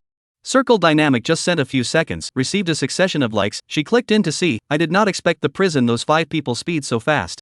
At this moment, within the Black Dimming Star prison house, after the 5 people coincidentally secretly intercepted and saved Shirlan's photo, after a moment of silence, Jiang Xia leapt over the top and said what was on everyone's mind, you guys say, Shirlan is having such a good time on the capital planet, will she really come back? No one could give an affirmative answer to this, and it was only after a while that Mu Tongfeng did not have the bottom of the barrel to say, it will, right, she said so herself. Hey, it would be good if the spiritual power didn't collapse. At this moment, Jiang Xia rarely let out such a sentiment, for the first time loathing the days of being locked up in such a prison. He silently looked at Shirlan's dynamics, thinking that if he was also in Capital Star, the person in the photo with her might be able to be himself. The crowd was silent, but the same thoughts and unwillingness rose. Shirlan was still unaware that her casual photo with Jiang Yan had accidentally created a ripple in the quiet pool. She turned off the chip to exit from the dynamic, then quietly waited for the graduation ceremony to end. After the cyclical certificate presentation session, the dean once again said a few words of benediction to officially announce the end of the ceremony. The students dispersed one by one, and Shirlan and Jiang Yan also left with the flow of people. Just then, a male bumped over and accidentally knocked down Shirlan's diploma. He was busy apologizing. Shirlan frowned and swept him a glance. The man was looking straight at her. Jiang Yan helps her pick up the certificate and is furious when she sees him like this. What are you looking at? Haven't you ever had a proper lesson? Who allowed you to stare at a female like that? That male heard Jiang Yan's words, a few flashes of anger in the bottom of his eyes, but still lowered his head and apologized twice, then hurriedly left. Not far away, Bai Ruo looked in this direction with slightly dark eyes. At this moment, Jiang Yan is still unhappy, spitting. What kind of person net to the female body hit? Shirlan looked puzzled. This person, it seems to be the family area of. She swept him a few times when she was sitting in her seat. The main thing is that after receiving the license off the stage, she always felt that someone was staring at her, and several times she inclined her head to feel that it was the direction of that person. I don't know whose parent it is, not polite at all. Jiang Yan returned the certificate to her. Shirlan patted the dust and said thank you, this time directly into the space capsule, then said, by the way, do you need to set up your wedding or something like that? The next just happens to be fine, I can go over to help. Yeah. Jiang Yan instantly put aside the unhappy things. In fact, there is nothing that needs to be arranged. These hard labor work beastmen have done. She just want to play with her little sister. Jiang Yan took her hand again. At this time, Levitas and Jiang Yan beast husbands also came over. After the 5 people gathered, Shirlan put the next arrangement and Levitas said a word, and also said, if you have other things busy, you can first go busy. Tomorrow wedding, come back to protect me on the line. Levitas shook his head. It's fine, and I promised the Major General that I will definitely protect you. Hearing the word Major General again, Jiang Yan raised her eyebrows. It's Major General Hyuk, right? She looked at Shirlan, her eyes full of derision. You too? Under her eyes like this, it's clear that there's nothing, but when she thinks of the Hanshur, Shirlan still inexplicably blushes and defends in a small voice, Major General, he is originally a very careful and gentle person. Knowing that I've come to the capital star, I'm worried that it's not safe for me to be alone as a female, and that's why I have this arrangement. Oh, I know. Jiang Yan knew in her heart that she didn't ask more questions. Major General had this person she had met him twice, each time he was with a large troop, with a serious face, at least how the external image was not linked to attentive and gentle. However, in her heart, she also regretted that Major General Hyuk's mental power level 3s, in terms of the degree of his mental power collapse, such an excellent person was afraid that he would only be able to spend the rest of his time in prison in the future. Jiang Yan sighed, but didn't mention such demoralizing words at this moment of happy moments, but as the 5 of them were preparing to leave again, someone else called out to them. To be precise, it was Shirlan. Tokairam turned around in confusion to see an unfamiliar female, this one wearing sunglasses and a sun hat, covering herself up. However, after approaching, she removed her glasses, revealing a pair of bright and enchanting Danfeng eyes, directly taking out a space twist from her bosom, handing it to Shirlan. This is what my family Xiaxia asked me to give you. The stuff is inside in a red box, the rest of the stuff is what we bought for Xiaxia, so please send it along. As for this space twist, it's considered as a gift of meeting and hard work on our part. No need to give it to Xiaxia. Dewey quickly finished these words and didn't wait for Shirlan to return. He left again with his main husband. Jiang Yan was dumbfounded. Lan, you know the Jiang family? Oh, almost forgot, you know Jiang Xia, just now this happens to be Jiang Xia's parents. Jiang Yan asked herself and also answered Shirlan's doubt. By the way, just now she was still wondering who Xia is. When Jiang Yan said so, she also understood. She looked at Dewey's back, froze and looked at the space twist in her hand, and let out a gush of shock in her heart. Wow, sister, kill me, is Jiang Xia's mother so bold? The folding storage space in this world is actually divided into many types: space capsule, space twist, space chain. Space chains are the best, and the things stored inside can be kept fresh for 1 year, but they are also very expensive. As for the space capsule was the cheapest, the original owner was financially strapped and could only buy this kind, and the price varied for different storage ranges. She spent 4,000 star coins on this purchase. As for this spatial twist given by Jiang Xia's mother, Shirlan looked inside. A glance inside couldn't be seen, and she was afraid that it would cost hundreds of thousands of star coins. She froze, now she was really a bit embarrassed to accept it. Just a glance forward, Jiang Xia's parents have long been mixed into the dense crowd out of sight, she can only temporarily accept it. In the distance, Dewey touched her face and showed off with her main husband. How was it? Was I cool just now? I've heard that young females at this age like elders who smash money like that the most. Zhang Hua hesitated for a moment, it seems a bit fierce. Will people's little females be scared? Ha! Dewey clenched her teeth, her anger immediately shifted. It's all because of Baiyuyu, I'm used to scolding with her over the years, my expression is a bit uncontrollable. It's fine, the little female that Xia has her eye on definitely won't be so timid. After all, he's also very stubborn. Also right. Thinking of his own son, Dewey balanced a bit, then couldn't help but feel emotional. See the male behind that little girl? Levitas, also a more powerful person in the army. It seems that Xia has met a formidable enemy this time. Oh. Fortunately, it's Li Vaido, not Major General Hyuk. Zhang Hua's mind is good, his own child is still much better than Levitas for sure. Dewey thought so too, at least compared to Li Vaido, the child had an advantage. Compared to Major General Hyuk, gotta admit defeat. Chapter 33, Familiar Appearance. Shirlan brought Levitas to Jiang Yan's home. Jiang Yan in the capital star has its own 3-story villa, comes with robot security, vast area, also comes with a large garden. This size of villa in the capital star is not everyone can afford to buy, the price is expensive, not to mention the quota limit. Some regions have more background requirements, of course, if the female can afford the price on the line. Sherlan looked at her villa, some envy, and some hate the heavens. She in the modern era is not easy to rely on their own to buy the city center of a staircase, to achieve economic freedom. The results have not yet had time to enjoy life for a long time, and then dressed into a pauper, or a cannon fodder cannot live for a long time. But the good thing is, at least it didn't develop according to the plot of the book, people are still alive. Sherlan retrieved her thoughts. Jiang Yan couldn't wait to pull her little sister to show her house. The third floor is her own personal independent space, the second floor has 7 or 8 bedrooms. As she introduced, she said, the second floor is the area for my beast husbands. Right now it looks empty. When there are more people in the future, I guess it will be full. Sherlan silently counted the rooms and was filled with shock. Yen, how many beast husbands do you want to marry? Jiang Yan smiles and says, we'll see. Anyway, at least 5. I think the more the better, so that there are definitely people to play with me every day. And when in the future, if you need someone to protect you, Lan, I can still have my beast husband come over and be at your disposal at any time. Sisters are only for life. Men, whoever is not good will be replaced.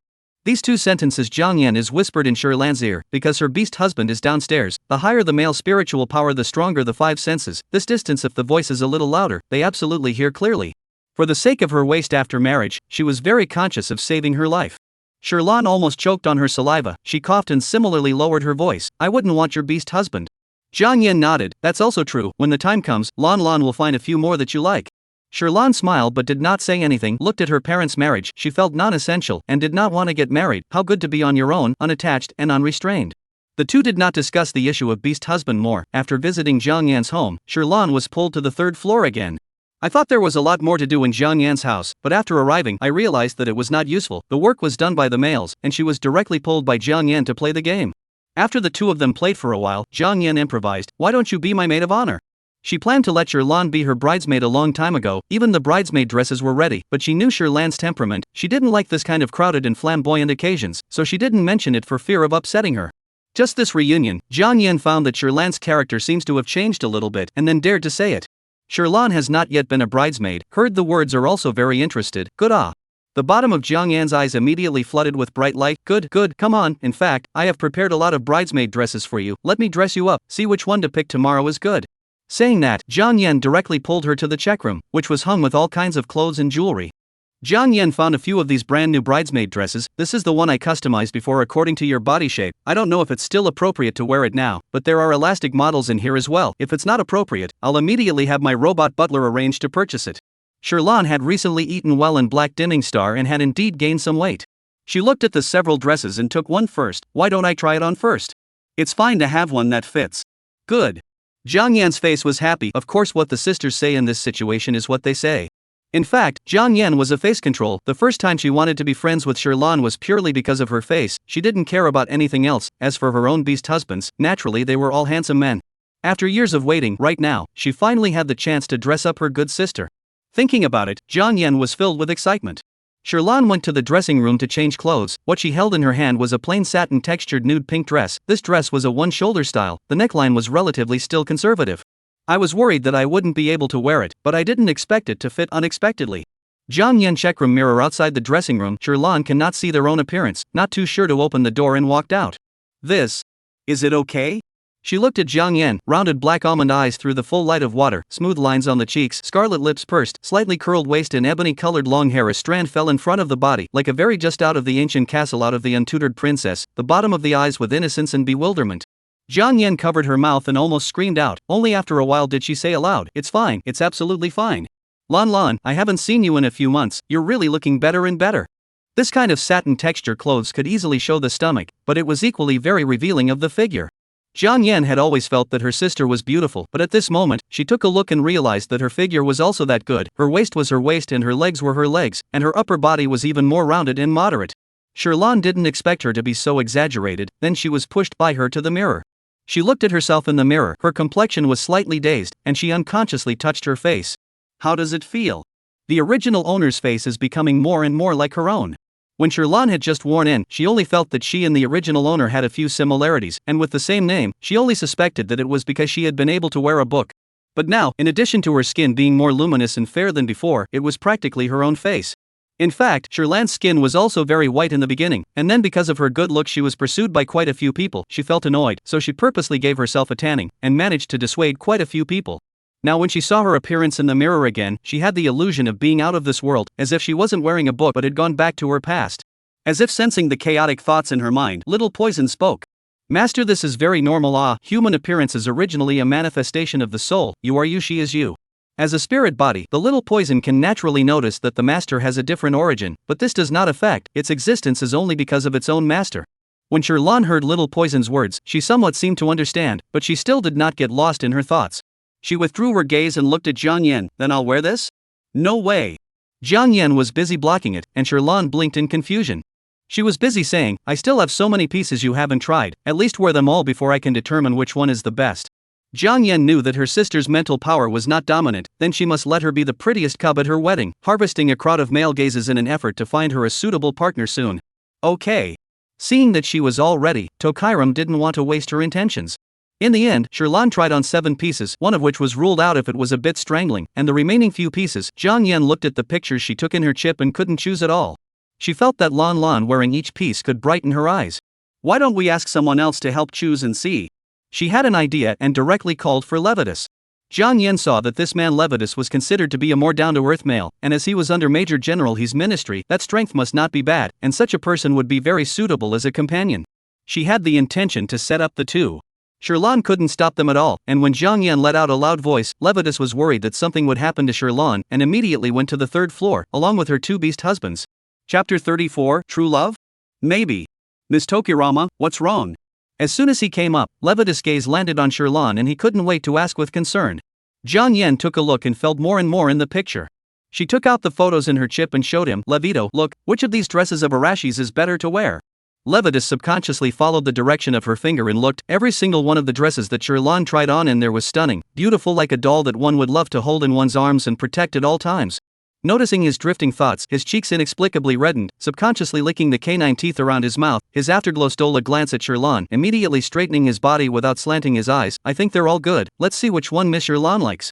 Jiang Yan glanced at him. This trial had a few calculations in her heart about Levitas' behavior. It seemed that this male was not completely indifferent to Sherlan. She deliberately said, originally, I didn't want you to choose, but mainly because my Arashir doesn't have a beastman to counsel her, and it just so happens that you're here, so I can only let you help.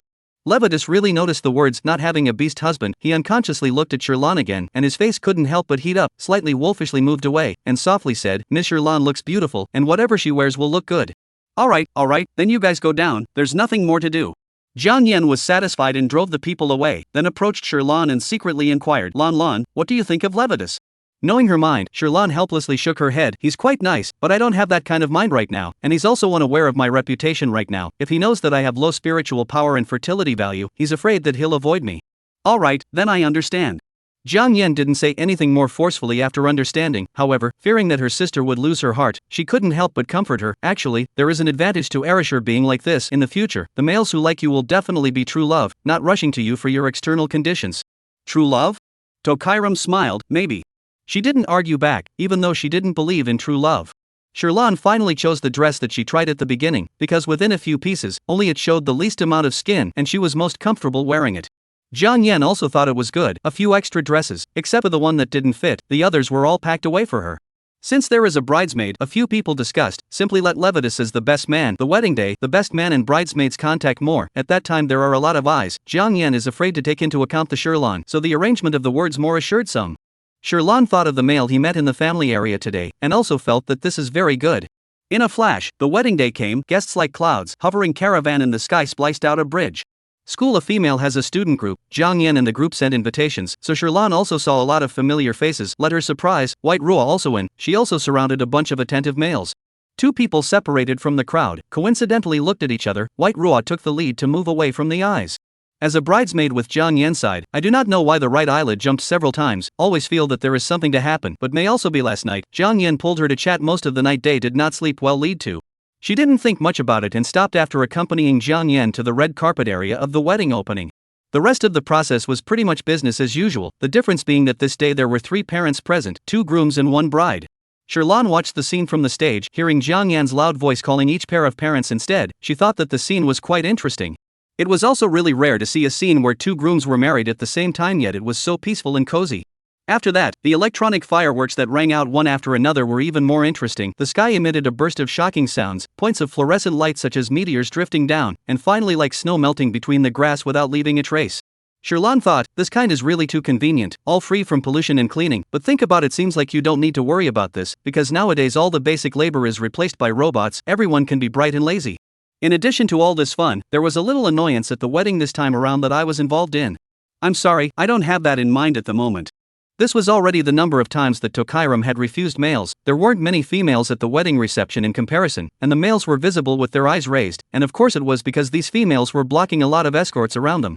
Only Sherlon sharply rejected one after another, surrounded by clean, beautiful at a glance. Levitas simply stepped in front of her. Miss Tokairam, let me do it. Good. Receiving Tokairam's permission, Levitas unconsciously snickered in his heart and secretly released his spiritual power. His powerful spiritual power leaked out, instantly dissuading many males.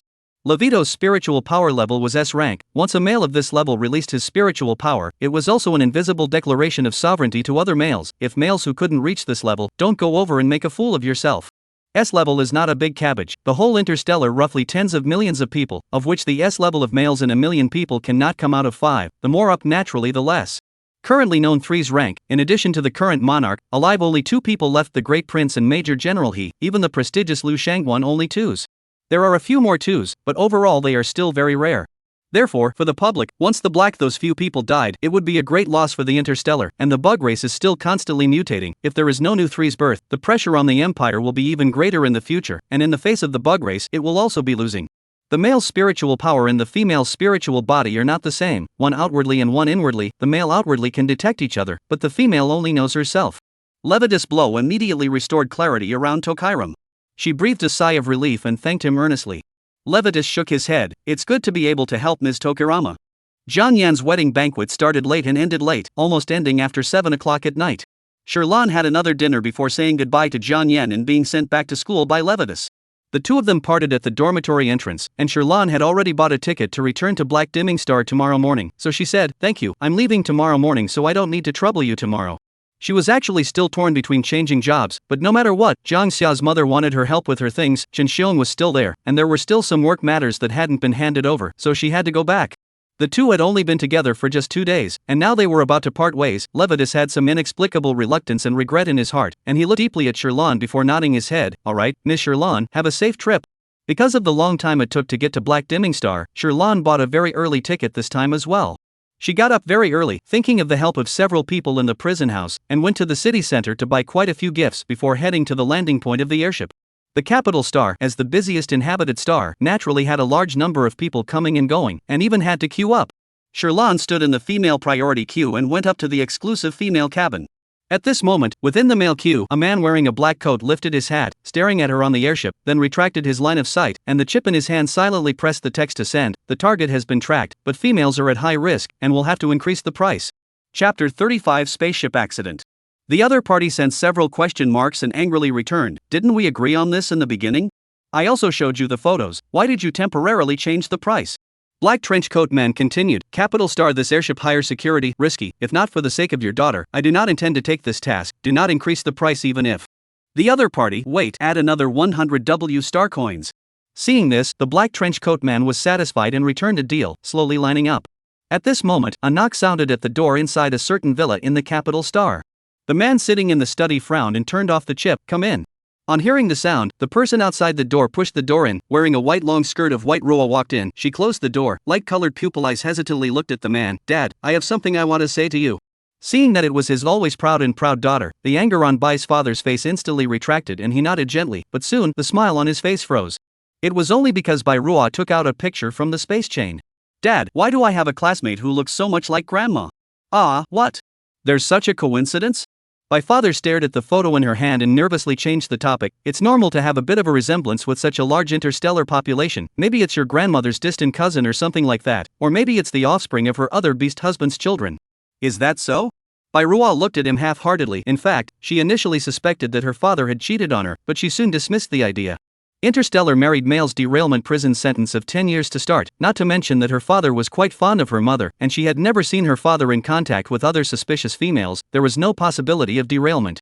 She is not a person who likes to hide things, and when she has doubts in her heart, she simply comes to ask him directly. Hear him answer. White Ruo thought of school graduation ceremony day father's strange, still some doubt, but in the end she still did not ask more, just concerned. "Dad, are you not physically uncomfortable again? So much sweat on your face?" "Ah, it's fine. My father was busy wiping off the sweat on his face, probably the recent warming, a little hot. Bairua turned his head to look at the robot in the corner of the study and looked at him helplessly. It's no wonder you didn't turn on the cold air, said, commanding the home smart home. Oh, forget it. Seeing that his daughter didn't ask any more questions, Bai's father secretly breathed a sigh of relief. The airship with its starting point at the capital star was more luxurious than the one Shirlan took last time, and for the same fare, each female in the female-only compartment had a small independent compartment, which had windows, and with a twist of the head, one could see the deep and mysterious universe. Stars twinkle, the Milky Way flows, just like a magnificent vivid picture scrolled beautiful. At this moment is still relatively close to the capital star. The interstellar existence of a number of patrol stations, space garbage, or meteorite debris have been dealt with very clean, completely no danger as she previously imagined. However, it was normal, the spaceship became a common means of transportation, just like the airplanes in the past. The danger was only a very small probability event. Same as when she came, the airship landed many times on different planets, waiting for one passenger to get off, while Shirlan had been sitting in the compartment sleeping, occasionally chip on and chat with Jiang Yan to report the journey. Just then, someone knocked on the compartment door. Shirlan opened her eyes and opened it suspiciously, and at the door stood the male attendant of the female-only compartment. He looked at her with embarrassment. I'm sorry, this young lady, the spaceship seems to have a problem with the energy stone for this stay. We've already contacted the space supply station, but it will take more than an hour. The spaceship needs to be rechecked now. It can't sit for the time being. Can I trouble you to get off the vehicle first? The subsequent journey spaceship ticket will give you back twice the difference in price to make up for this accident. I'm very sorry for the delay. The attendant had a good attitude, and Shirlan wasn't really in a hurry to rush back. She nodded with understanding. Okay, then I'll go down first. If it's ready, please notify me again. Okay, thank you very much for your understanding. He bowed again and again, and Tokairam took a step back. It's fine, then left from beside him. The waiter looked at her back and covered his heated face. What a kind, gentle and wonderful female. Just then, a colleague in the next box came out with a bright red slap mark on his head, then a female carrying a bag glanced unhappily at the two and huffed down the airship. Waiter and his own colleagues look at each other. Colleagues see him also cover his face, instantly found a comrade in arms, patted his shoulder to comfort. Alright, these females are not happy, at least just slap. I heard that next to the male cabin there are also males moving feet that hit the talent pane. The waiter lowered his own hand and shook his head. No, I just saw a very beautiful female. I seem to be in love. The colleague swept over his intact face and skimmed his mouth. Save it, the females from the capital star are all high-eyed. They've seen so many excellent males. Waiters like us who all have such low spiritual power shouldn't fantasize. The waiter heard this and twisted his head away in displeasure. When Shirlan got off the ship, she saw that there were already quite a few passengers parked outside the ship. She looked at the planet she was currently on and scanned it with her chip. It turned out that this was a barren star that had only been developed in the last 2 years. This barren star was initially exploited supposedly because there are quite a few volcanoes here, and there are quite a few fire energy stones within the volcanic pools, and this kind of energy stone can be used for mech drive, and it can also be smelted to improve the hardness of the mechs. The universe energy stone is various, and the energy stone of the spaceship is another variety. At the moment here is the barren star mining is not enough, so the temporary lack of energy stone of the spaceship can only choose the space supply station. However, Shirlan was still puzzled as to why the energy stone of the spaceship would malfunction. According to reason, the energy stones prepared by the airship each time must be able to support a round trip. This is only halfway through a one-way trip and there's a problem. Could it be neglect by the airship attendants? Several possibilities flashed through her mind, but she couldn't come to a conclusion for a while. Rubbing her brow, she decided to find a place to rest for a while. After all, the wait was just over an hour. Shirlan didn't go too far, finding a stone pier a few hundred meters away from the airship and sitting down. Having come all the way here, she took pictures here as if she was in a tourist's frame of mind. This planet's sky is very unique, very much like the evening fire clouds. The whole sky is covered by the smoky haze color, there is no sun, and the surrounding area looks like it is using a soft red filter. Taking pictures will make the skin look more glowing and delicate. Shirlan took several selfies and also posted a dynamic in the meantime. A few people in the prison like they had been squatting as if they had just been posting dynamics for a minute. They all clicked likes and comments. Chapter 36, Plot Fate? Mu Tangfeng, the day is quite nice, the people are barely, the third composition does not work, there are too many miscellaneous people. Night meditation, is it on the way back? Zhang Xia, it's really nice, I want to shoot it too. Yen confused water, not bad if the spaceship stays for a long time. The fire energy stone here can also buy 1 or 2 as a souvenir, and in winter it can also keep warm. Shirlan saw several people's comments and replied to them one by one. Seeing that they also complimented the good looks, she only thought that they complimented the color of the sky here and not herself.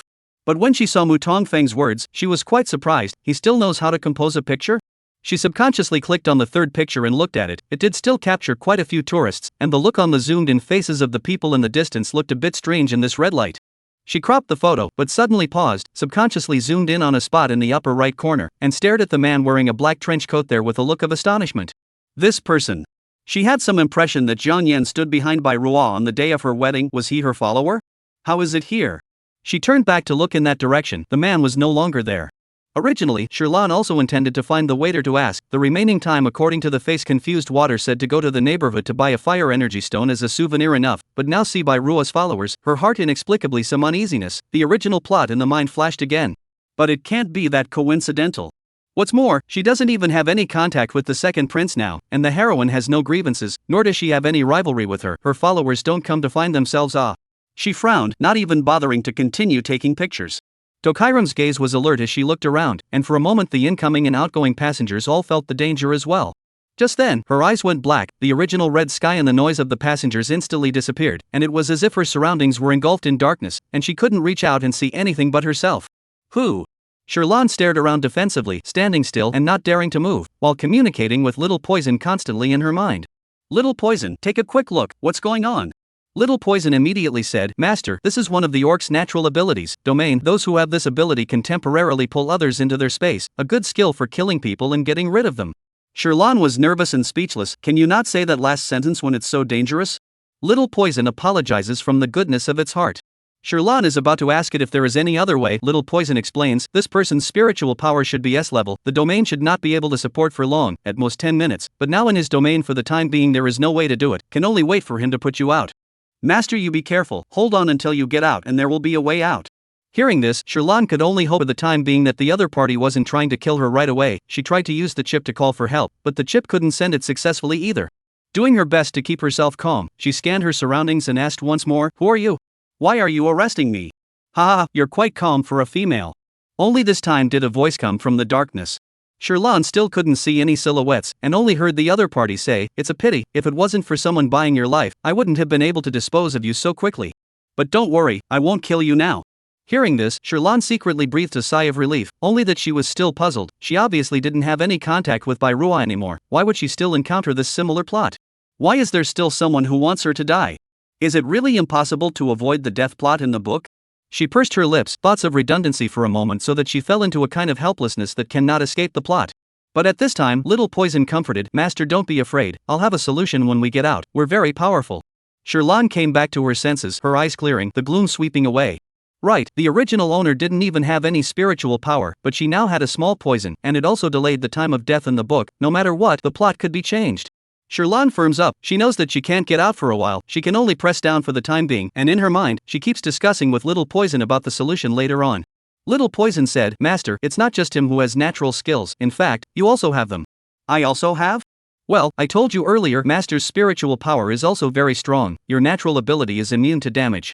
Little Poison continued, later if you leave this domain, Master, find a chance to use your mind to become my appearance, all the damage received during the transformation will be invalid, now it can last for 30 minutes at a time. Good. Tokairam's eyes lit up, this skill sounds okay, then can he pull me into the domain again? Won't be able to, he has spiritual power, he can use his natural ability at most twice a day, each time the interval must be at least 4 or 5 hours, during these times, he can't use it again. After understanding this, Sherlan's heart always had some more confidence. It was indeed easier for a person to be mentally tense when they were in complete darkness for a long period of time. Fortunately, they had their mental body with them. Although it was only 10 minutes, Sherlan still felt very long. I don't know how long it took, but the bright light finally returned in front of her eyes, and when she raised her eyes to look, she was tied to the seat, and now the other party was flying a leap ship, apparently flying through space again. Tokairam stared at the black trenchcoat he was wearing, and her eyelids jumped heavily with a sense that it was true. It really was a follower of the heroine. Although she was still unsure if the other party was sent here by Ruo or not, now was obviously not the time to think about it. She asked, where are you taking me? That male didn't turn around and smiled, don't worry, just delivering some snacks to the insect race. Bug people? Only for a moment, the original nightmare in his mind struck again. Sherlan looked dazed for a moment and tried to persuade him again. I have no grudges against you. You should know that the Empire's capture of a female is punishable by death once discovered. You have S and spirit power, and you've awakened your natural skills. It doesn't make sense that an excellent male like you would want to do such a dangerous thing. Is that so? Seems to be complimented. The other party's voice laughter thickens a bit. You female is really quite interesting. Even know what kind of spiritual power I have. I don't even want to kill you. Sherlan continued to persuade, how much did the other party offer for my life? I'll offer double. Oh? Quite rich. He regretfully shook his head. Unfortunately, those in our line of work are most wary of going back on their word. This girl, save your breath. Sherlan's persuasion was ineffective. Knowing that he really wouldn't change his mind, she could only save her breath. Her gaze went to the chip in her hand, but she was two hands tied apart, simply unable to touch it. The little poison in her mind anxiously urged, "Master, change now?" No. The natural skill had a limit on the number of times it could be used and the time it could be used. Sherlan had to save it for a more critical time. And now on the leap ship, the whole place is a closed space. Time is up or waiting to die. Wait a little longer. She took a deep breath, both to comfort little poison and to tell herself not to be impatient. Chapter 37 Disappearance News Spreads. The speed of the leap ship was faster than the public ship. Sherlan did not speak again. Next, she looked at the vast universe outside and pondered that it should have been almost an hour or so. She wondered if the ship's side had realized that she was missing. At this moment, the airship personnel far away in the red flame star naturally noticed it at the first time. As soon as the spaceship got its energy supply, the attendants began to contact the passengers who had temporarily gotten off the ship to conduct a headcount. Still starting with the female-only barn, after realizing that Sherlan was missing, an attendant immediately contacted the passengers based on their identity information. At first, they only thought that the other party did not come back in time, but after waiting for more than 15 minutes without any reply and realizing that a member of the male compartment was also missing, they knew that things were bad. The ship's crew was in a state of panic. The missing female was a big deal, not to mention the fact that this incident had a lot to do with their temporary stay at Starfleet. They immediately contacted the Time and Space Warship's communications and reported the matter, and after realizing that a female and a male were missing at the same time, the Time and Space Warship personnel immediately stood by. In recent months, there had been many cases of missing females, and there was a tendency for the secret trading behavior that had been punished by the Grand Prince to resurface, so there was no guarantee that it wasn't the same group of people. But no matter what, the search for the missing female should not be delayed. The Time and Space Warship personnel are ready to go. On this side of the ship, the personnel were still calming down the passengers, vigilantly waiting in the female warehouse to prevent other females from having accidents. At the same time, there were also attendants who contacted Sherlan's emergency contact. Sherlan's emergency contact left Jiang Yan. Whether it was in the book or in the reality of the understanding, she felt that Jiang Yan is a very reliable person. Sure enough, upon learning of the news that Sherlan suddenly disappeared on her return trip, Jiang Yan couldn't help but angrily scold the airship personnel. "How did you do it? How can you even lose a female? If anything happens to my friend, I won't be done with you." After cursing, there was no delay in scrambling to find her mother. On the way, Jiang Yan tried to contact Sherlan several times and found that she had been in a disconnected state. The anxiety under her eyes intensified and she raised her steps to speed up. The background behind the females of the capital star is intricate. After all, females have several beast husbands. There are always some beast husbands who are unusual, and females basically graduated from the Imperial Capital School. Most of the females know each other and have a deep and shallow relationship with each other. And Jiang Yan's mother and Mu Tongfeng's mother is a close friend, even before the two families also intend to pull the match between her and Mu Tangfeng, but unfortunately no one can see who. The Mu family is one of the Empire's four great families, can be said to be the head of the family, only because the Mu family mainly to weapons, mech manufacturing, the supply side is the army, and the army relationship is very good. It was precisely because of this that Jiang Yan wanted her own mother to seek help from Mu Tongfeng's mother. Even though Jiang mother had always disliked the fact that she was friends with a scrappy female, she didn't refuse when she knew about this kind of thing and immediately contacted Mu Tongfeng's mother. When Mother Mu heard about this, she nodded and said, "Good, I'll have my main husband go to the army to find someone. By the way, what is the name of the missing female?" Mother Jiang replied, "Sherlan." "Sherlan?" Hearing these two words, Mother Mu's eyes moved slightly. Why did it feel a bit familiar? It seems like her son had said that their new warden was called Sherlan. Mu mother had a bit of an impression of this name, as she had never heard from her own son that he complimented someone other than He Hanshi. She had always thought it was a male before, but it turned out to be a female? Of course, it didn't exclude people with the same name, but the immediate matter was still to find this female first. Mu mother called her main husband and asked him to arrange for more people to help find the female. Jiang Yan is still not at ease, suddenly remembered that Levitas is under the command of Major General He. His eyes lit up, also told him about Sherlan's disappearance. Levitas' eyes were filled with worry as soon as he heard it, and he looked remorseful. "I promised the Major General that I would protect her well, and if I had known that, I would have sent her back to the Black Dimming Star in person."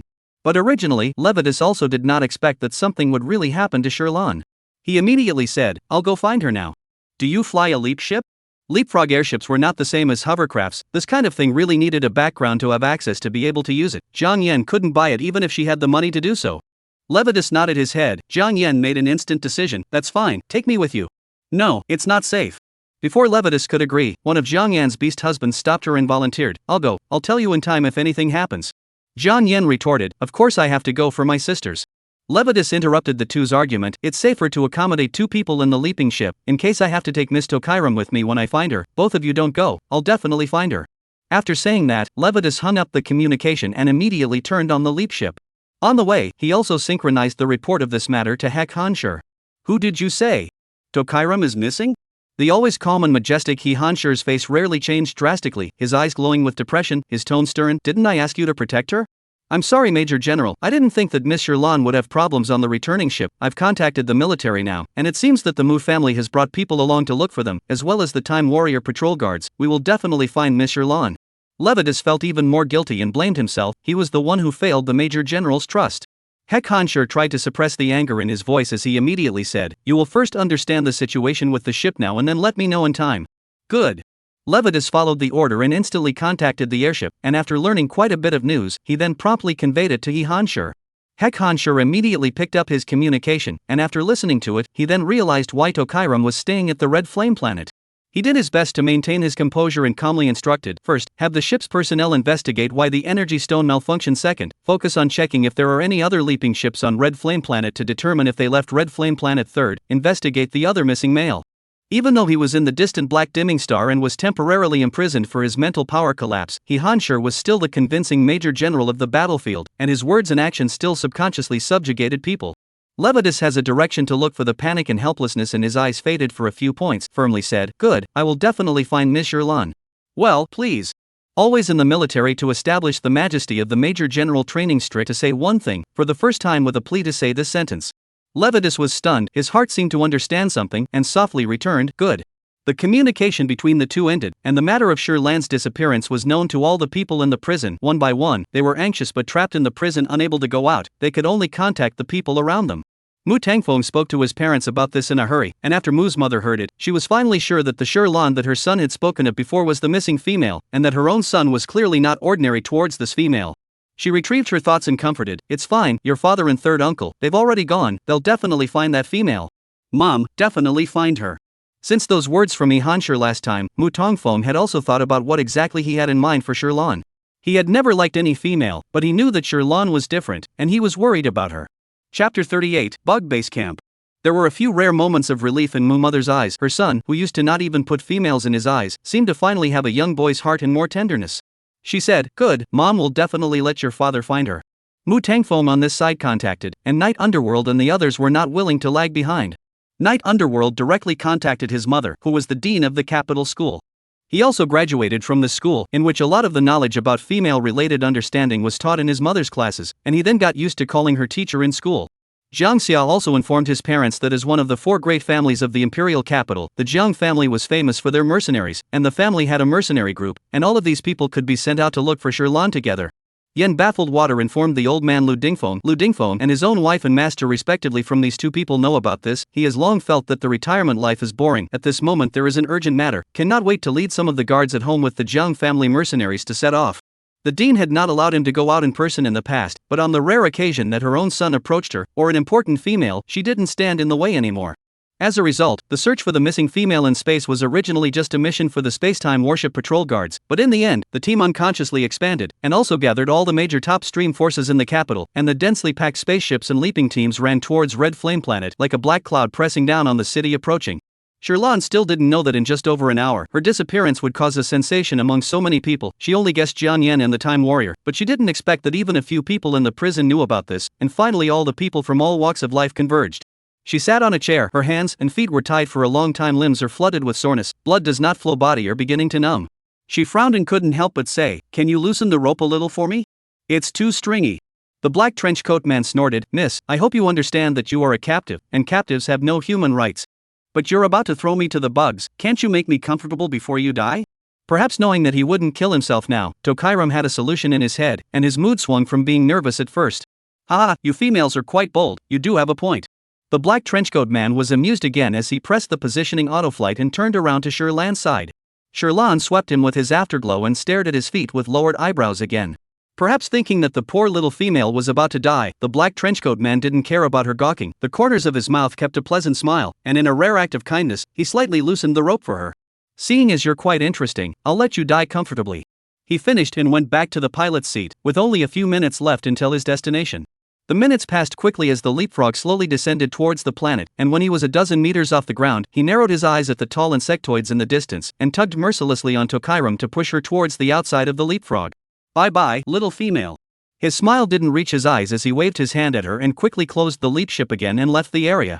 Both hands and feet are finally liberated. Sherlan can't be happy, feeling the blistering wind that is as bitter as a knife blowing through her cheeks, squinting her eyes at the ground that is gradually approaching and the bugs that are running over in the distance, and secretly saying that man is really ruthless. Even if she doesn't get eaten by the bugs, if she goes down like this, she will still have to fall to pieces. Fortunately, she had a small poison. She immediately tried to mobilize her spiritual power, and Dangerous Passage turned into a green mushroom and fell down when it was 1 meter from the ground.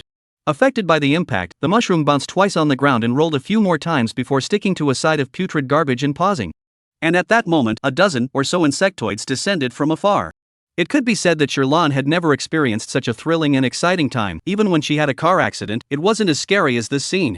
Insects comparable to several floors of the building like a small mountain around her. They look strange, some legs are too many, some like mutant spiders or dense compound eyes. There are also hanging in front of the body of the bag inside a basketball-sized micro-transparent ovaries.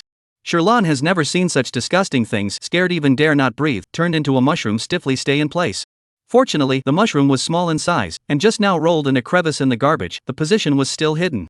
These insects were also wondering how the smell of meat that they had just smelled was gone all of a sudden. They circled around the place where Sherlan had just descended for a dozen times before they left with a sense of satisfaction.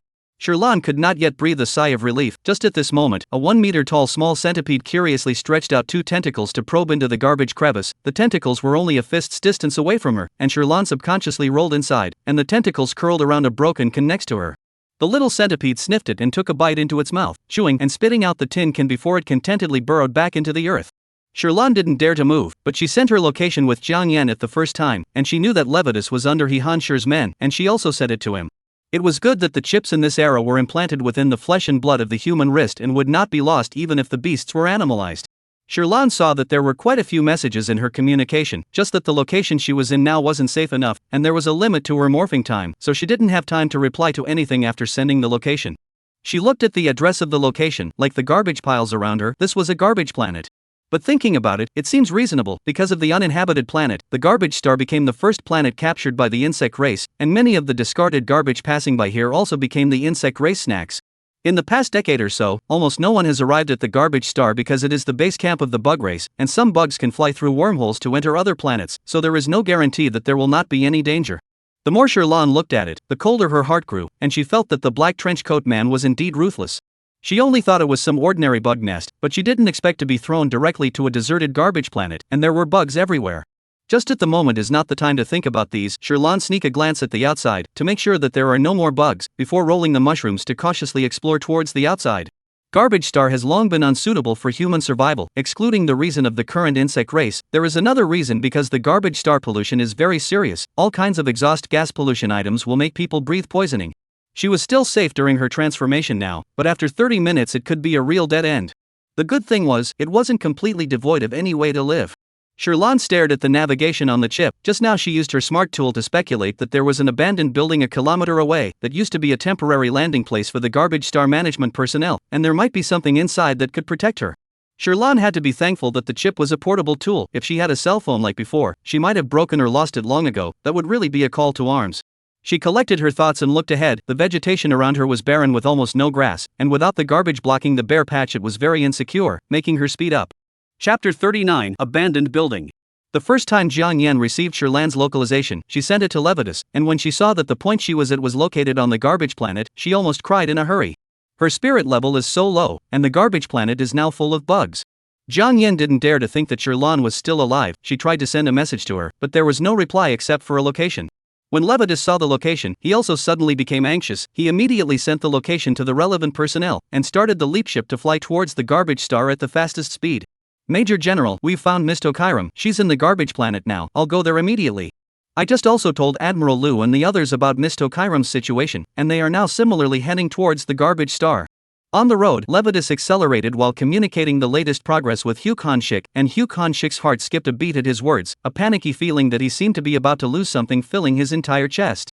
He tried to keep himself calm. Did you bring your mech? The garbage planet is now heavily polluted and there are many bugs. It's hard to save people single-handedly. Brought it. Hearing that Levitas had brought it, He Hanshir was a little more relieved, then asked, how far are you from the trash star now? About 35 more minutes. He Hanshir frowned, his blue eyes full of uneasy worry. Too long. Sherlan's mental strength was very poor, and there were so many bugs in the garbage star. A minute later her danger would increase by a minute. He didn't dare to imagine how she would survive as a female in the garbage star facing the many bugs. Heck, Han sure hung up the communication and then called another person. By phone, you will now lead teams A and B to rescue a person at the garbage star first. After By phone, who was stationed at the border star, received Heck Han Shure's communication after a long time, his first reaction was surprise. He had wanted to be concerned about his situation, but he heard his words later. Garbage star? Someone from garbage star went there? Time is rather tight, it's too late to explain too much. You first bring 2 teams over there, make sure to rescue Ms. Tokairam, just say it's my order. The border star was roughly 178.9 million kilometers away from the garbage star. It was the closest planet to the garbage star, and in order to better observe the actions of the insectoids, the large troops were stationed here from time to time. Han Shure used to lead the troops to stay in the border star for more time. As a major general, the troops stationed in the border star almost always took his orders as the basis, even though he was now temporarily suspended due to his mental power collapse. When he heard his command, By phone still subconsciously responded, "Okay, Major General, I'll bring these 2 teams over right away." Well, pay attention to safety. Han Shure paused for a few seconds and added, "Make sure to bring Ms. Sherlan out alive." Good. Although he didn't know what kind of female this Ms. Sherlan was that was worthy of the Major General's concern, By phone still answered seriously. However, he still felt in his heart that this was a bit difficult, so he hoped that the female would be lucky and wouldn't be discovered by the insect race so quickly. By phone didn't think about it too much more and immediately straightened his equipment and led the people towards the garbage star. The flight from the border star to the garbage star was about 12 minutes. Every second of time is crucial to increase the survival rate. Han Shure also told the others about Sherlan's latest situation in the prison. Hearing that Sherlan was inside the garbage star, the hearts of all the beasts fell to the bottom and fell into their own nervous worries. At this time, Yen Busui said, "I went to the garbage star once 10 years ago, and there is an underground base there where I can hide." 10 years ago, Yen Busui had not yet been recruited by the Empire, and once he temporarily hid within the garbage star in order to avoid military patrols. "I'll contact Sherlan first now." Yen Busui didn't have the heart to talk too much, although he knew a little bit about the garbage star, but at that time the insect race hadn't grown so much, and now that so much time had passed, the garbage star still didn't know what had become of it. Sherlan, a waste female who does not even have spiritual power, afraid that even the poisonous fog cannot support a few seconds. He was in a heavy mood and sent message after message. At this moment within the garbage star, Sherlan had already arrived at the abandoned building according to the positioning. And the mushroom sustaining time had already passed for almost 20 minutes. She looked at the abandoned building in front of her. It was already full of broken walls and devastation. There were traces of weathering and rotting everywhere. The air was filled with a strong smell of dust, and the ground was full of shards of windows and glass and parts and equipment in all directions. Tokairam felt like she was really going to be done for. With this place abandoned like this, was there anything left that could be used? However, she observed that there were no traces of weapons around. There was also a dust-covered piano in the corner of the hall, and the bookcases in the corner were all thoughtfully closed one by one, so obviously the original administrators had retreated in a very safe situation in order to notice so many details. And the signs of destruction all around now basically originated from the bugs. Bugs will only look for all kinds of food. She carries a space capsule hanging on her waist. These are not to worry about. She is mainly looking for weapons and gas masks, and for a moment there is some regret that the space capsule is only loaded with food and use of items. Did not think about these survival equipment. It's just that right now is not the time to think about this. Sherlan first start from the bedroom. Generally speaking, the garbage star administrator will not be ordinary people. After all, to come and go in space all year round, vigilance must not be bad. Just in case, pillow side should be placed on the side of the weapon. However, this place was originally a building, and now it has been destroyed and collapsed most of the side, but there are still more rooms. When Lan looked over one by one to look for the bedroom is not that easy, and the instruction text on the wall is also long faded. Luckily after a few minutes she finally saw a collapsed bed, and Tokairam immediately started searching, finally seeing a mask inside the crushed nightstand. Her eyes lit up, but her mushroom form couldn't hold it at all, so she just held it for a moment, and thanks to the mushroom's small size, she easily burrowed into various crevices in search of something. Except there weren't any weapons here except for a mask. A little disappointed, Tokairam glanced at this mask, memorizing the location for now, then went back to the side. Her piece should be to the administrator's dormitory area. There are several bedrooms, but many beds are empty. There is no harvest. Seeing that the time for the mushroom morphing is about to expire, Tokairam was anxious. She could only go back to the mask's room first. As soon as she went in, she changed back to human form. A moment of dust in the air wrapped in unpleasant odors rushed into the nostrils without concealment. She coughed heavily for a few times, her eyes dizzy, fumbling to quickly put on the mask. In a short time cannot help but be limp, leaning against the dirty wall. The oxygen-starved, suffocating sensation caused her to stifle her gulping breaths, the protective goggles on her mask blurring. Little poison drilled out of her sea of consciousness with concern. "Master, are you all right?"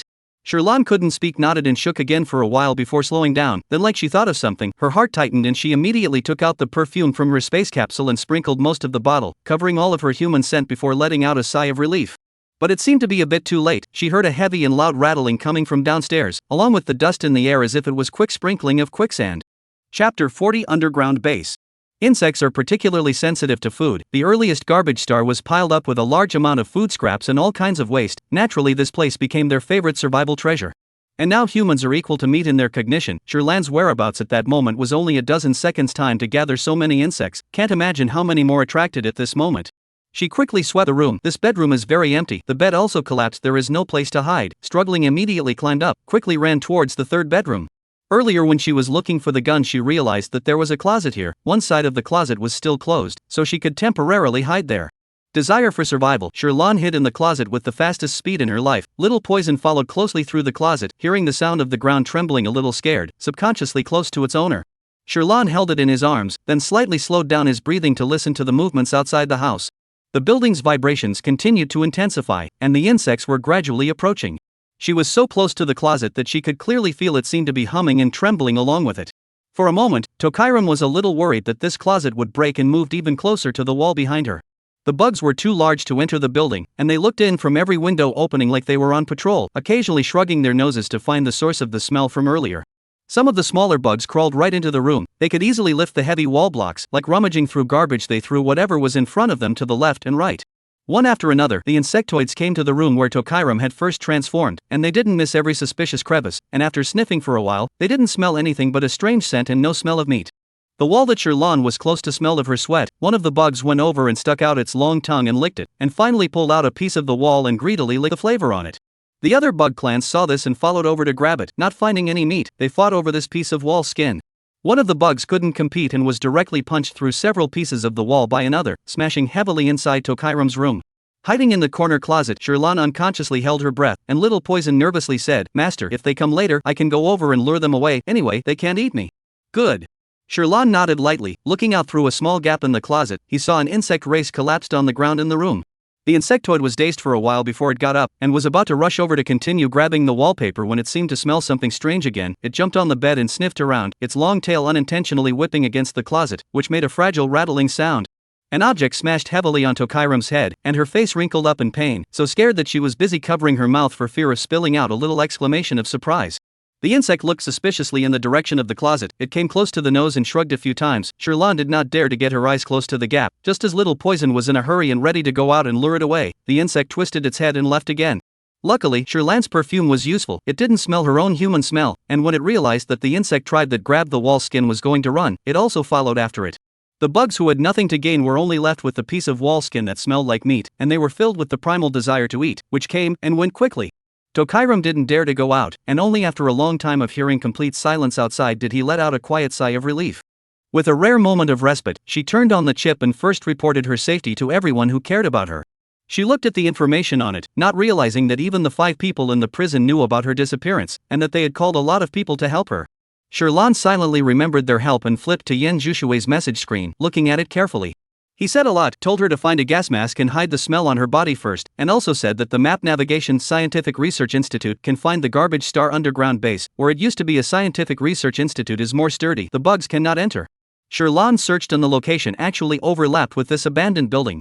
Looks like she was lucky after all. Shirlan decided to find the underground base first. She first turned off the chip, touched her head that was flooded with pain, and looked at the thing that fell beside her. It was actually a mechanical gun. It was a real surprise. The weapon she had been trying to find actually appeared right beside her.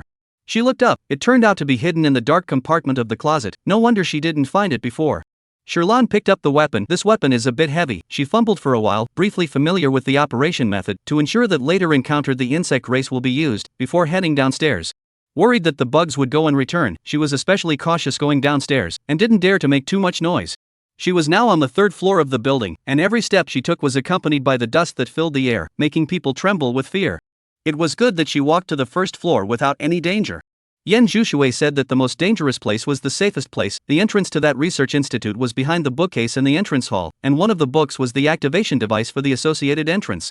However, 10 years had gone by too long. He forgot which book he had inadvertently opened in the first place, and could only ask Shirlan to look for it himself, but it was probably in the middle area. The hall is too empty, a glance can see outside. Shirlan more and more feel insecure, hate to hide back in the closet just now. However, just now she was lucky that the insect tribe didn't smash the closet. Who knows if it will smash it next time. It was still not a permanent hiding place. She put away her chaotic thoughts, asked Little Poison to help her keep an eye on the situation outside, and then opened the bookcase. The books in the bookcase had been placed there for too long, and even if they were kept in the cabinet, they were still piled up with a lot of dust, and some of the books didn't even have clear names. She took a cursory glance. There were probably hundreds of books here, and at a glance she felt a blackness in her eyes. How was this going to be found? Sherlon didn't have any talent for solving puzzles, so she simply started from the center and took every book out and threw it on the ground. The sound of the books hitting the ground also sounded like the footsteps of the insects. If it wasn't for the fact that there wasn't anything different on the side of Little Poison, she would have thought that the insects were here again. It took a few minutes of busy work to clear a small space. This is not the way to go on, and the movement is too big. She remembers that there is also a bug race under the ground, and this sound might draw it out. Sherlon frowned and pondered for a while, then suddenly thought of something. Little Poison, are you able to walk through walls? She recalled that when she was hiding in the closet just now, that was how Little Poison came in. Little Poison nodded. Yes, what's wrong, master? Sherlon's eyes brightened. There's a heavy duty for you next. You go straight through and open the door for me from the inside. When Little Poison heard that, it seemed like a solution, then it immediately went through the wall. After it went in, it looked around and saw a button similar to opening the door, jumped over and clicked it. Soon, the hall closet began to move, and an entrance slowly appeared. Tokairam quickly ran over and hugged and kissed Little Poison. Little Poison, you're fantastic. After she finished kissing, she surveyed the area and found that within this entrance was actually an elevator with only 2 floors on it. She chose the 1 floor. At the same time, Baifeng also led the 2 AB teams to arrive at the garbage planet. Chapter 41, Warmth. A large number of leaping spaceships slowly landed, and the bugs who heard the commotion also poured out. The bug mother followed a group of bug guards to take the lead in leaving from the wormhole as a precautionary measure, and the remaining bugs all ran towards the leaping spaceships. A battle between the trash star bugs and the orcs officially began. Baifeng led the AB and AB teams to put on their masks and get off the ship. He immediately arranged for the 2 teams to split up. The A team attracted the bugs' firepower. The B team was mainly responsible for searching for people. As long as they found the people, they would be able to seize the opportunity to leave from the garbage star. The 2 teams AB and AB had just separated. The dense insect race troops also swarmed up. TSK, a bunch of disgusting guys. Baifeng almost threw up. These bug races of the garbage star that stayed around for years and years were even more disgusting than the ones wandering around outside, with fluorescent green pus flowing from their bodies like they had been soaked in sulfuric acid, and leaving a corrosive mark wherever they walked. He held back his mental discomfort and ordered in a deep voice, "Mecha activate." The A team received the order, and all of them immediately put on their mechs to deal with the densely packed insect forces. The teams originally trained by He Hanshur to deal with the bug race had already fought hundreds of battles, and each team had long formed a tacit understanding on the battlefield. A team members spontaneously formed a ring, with Baifeng as the main commanding observation mech at the center, surrounded by attacking mechs. The attacking mechs are mainly responsible for the center attack. The assaulting mechs are in the southeast, northwest, and north corners, with the main commanding observation mechs as the main commanders to cope with the bug attacks and protection. Garbage Star has not been visited for too long. The bugs have eaten almost everything in the garbage pile. Not long ago there was an infighting because of a piece of wall skin. At this moment they smelled the fresh meat and left long salivation at the corners of their mouths. They dragged their long black tongues and stared at the group of mets with a greenish gaze, seemingly imagining the taste of their mouths. A bug race was the first to resist the temptation of meat and jumped over. The other bug races were afraid of being robbed of their meat and scrambled to be the first to swarm over. The attacking mets fired their cannons, and the war began. On the other side, the B team was also on their way to find someone. This side, when Lon looked at the elevator lit up with a red seal, the heart also surged with unknown uneasiness. She still does not know what the underground base in the situation. Sitting in the elevator, feeling the elevator slowly descending, hand tightly gripping the gun, always be on guard against the surrounding strange movements. Ding! The elevator reaches the -1 floor. Under the extremely quiet atmosphere where only her breathing sound is left, a loud bell sound rings in the empty elevator, also bringing up a burst of muffled ringing, constantly hovering in her ears. Sherlon, instantly scalp numb, always have a kind of atmosphere into the horror movie feeling, cannot help but squeeze the small poison squatting on their shoulders, looking for a few points of peace of mind. The elevator door slowly opened, and she gripped her gun tightly at the door. Luckily, after waiting a few seconds, there was no movement outside, only a gust like a whimpering wind coming through. Tokairam carefully stepped out, and outside was a long corridor that was empty in one direction.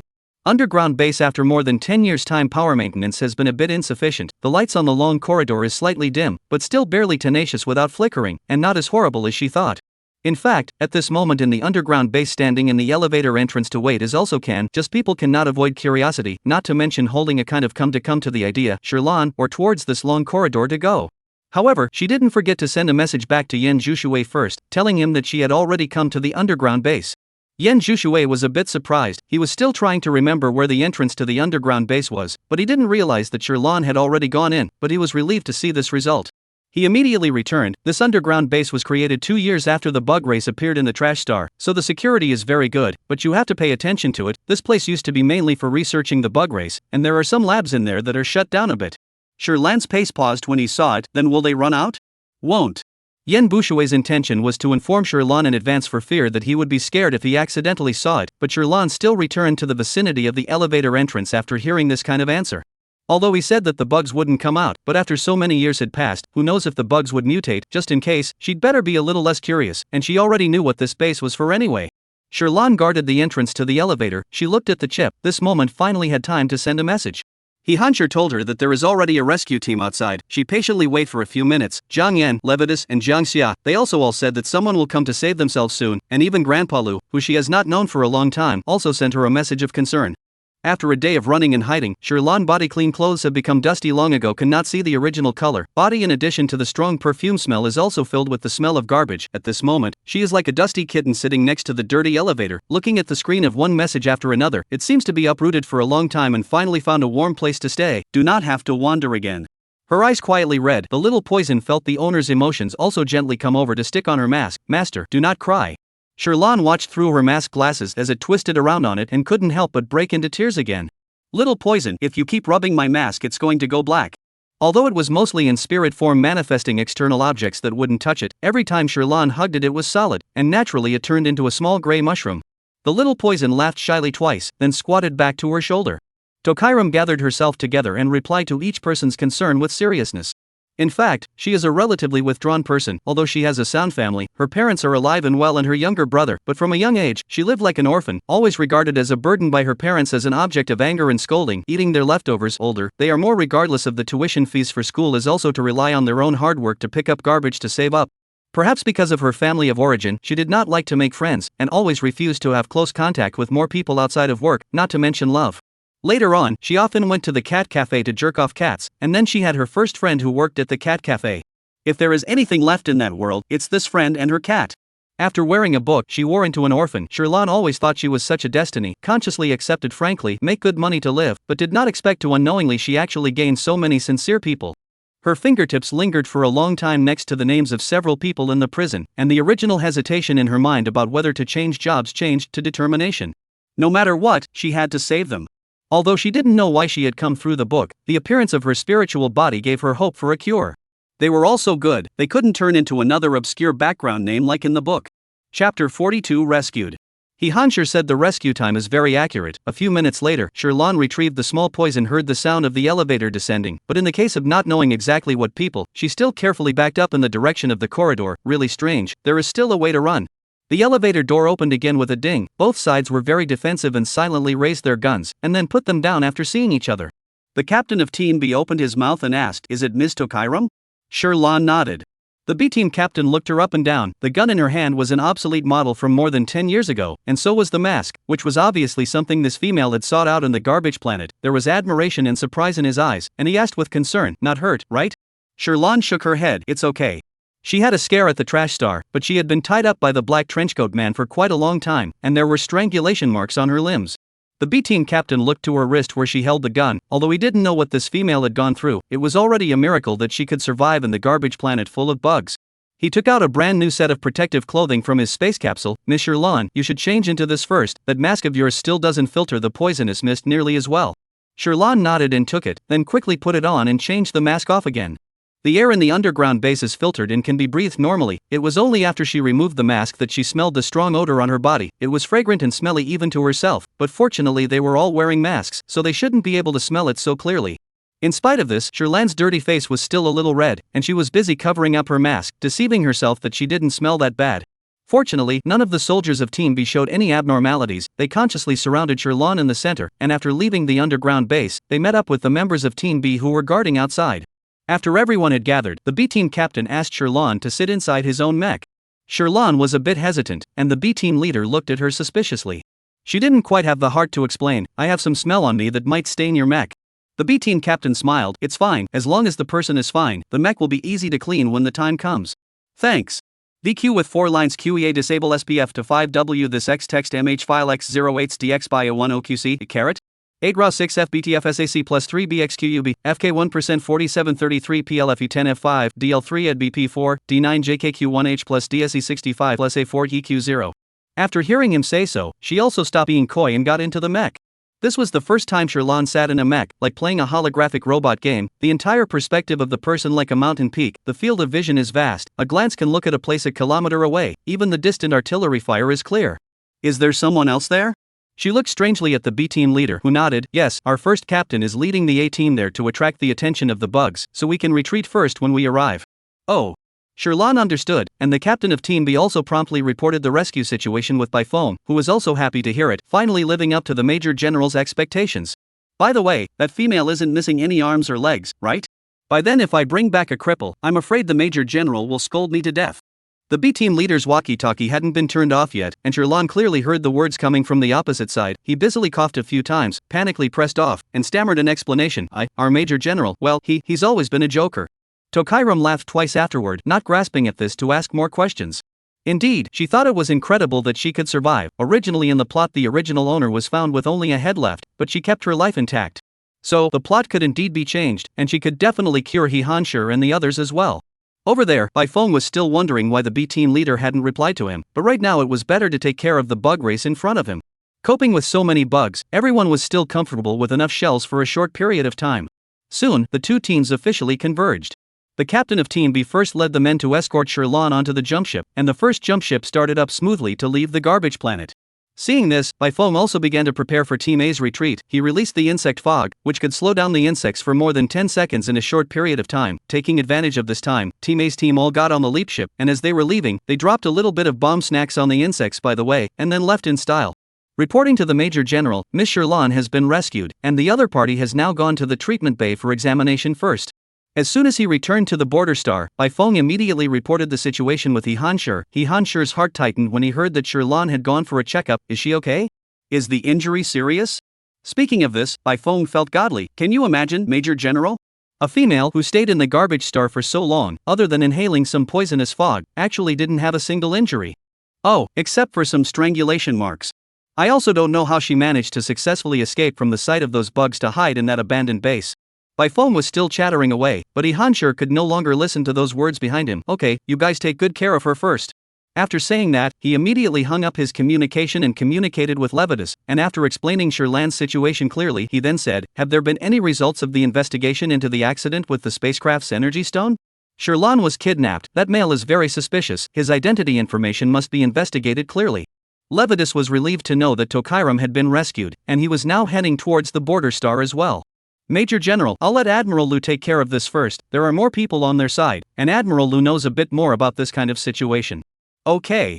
Hansher sniffed and nodded. Then next, when Sherlan recovers from her injuries, you personally send her back to Black Dimming Star. Good. This time Levitas no longer dared to be careless. Originally, he flew in the direction of the garbage star. The border star and the garbage star were almost in the same direction, and after a few minutes Levitas arrived at his destination. As a subordinate of Hechenshi, he was also a member of the team stationed at the border defense. He just happened to have a few days off. Seeing him arrive, the border star soldiers looked surprised and patted him on the shoulder. Second team, aren't you on vacation? How come you're back? Levitas wasn't in much of a mood to get up in arms with them, and just asked eagerly, where is that female that we rescued today? Ha? You know that female too?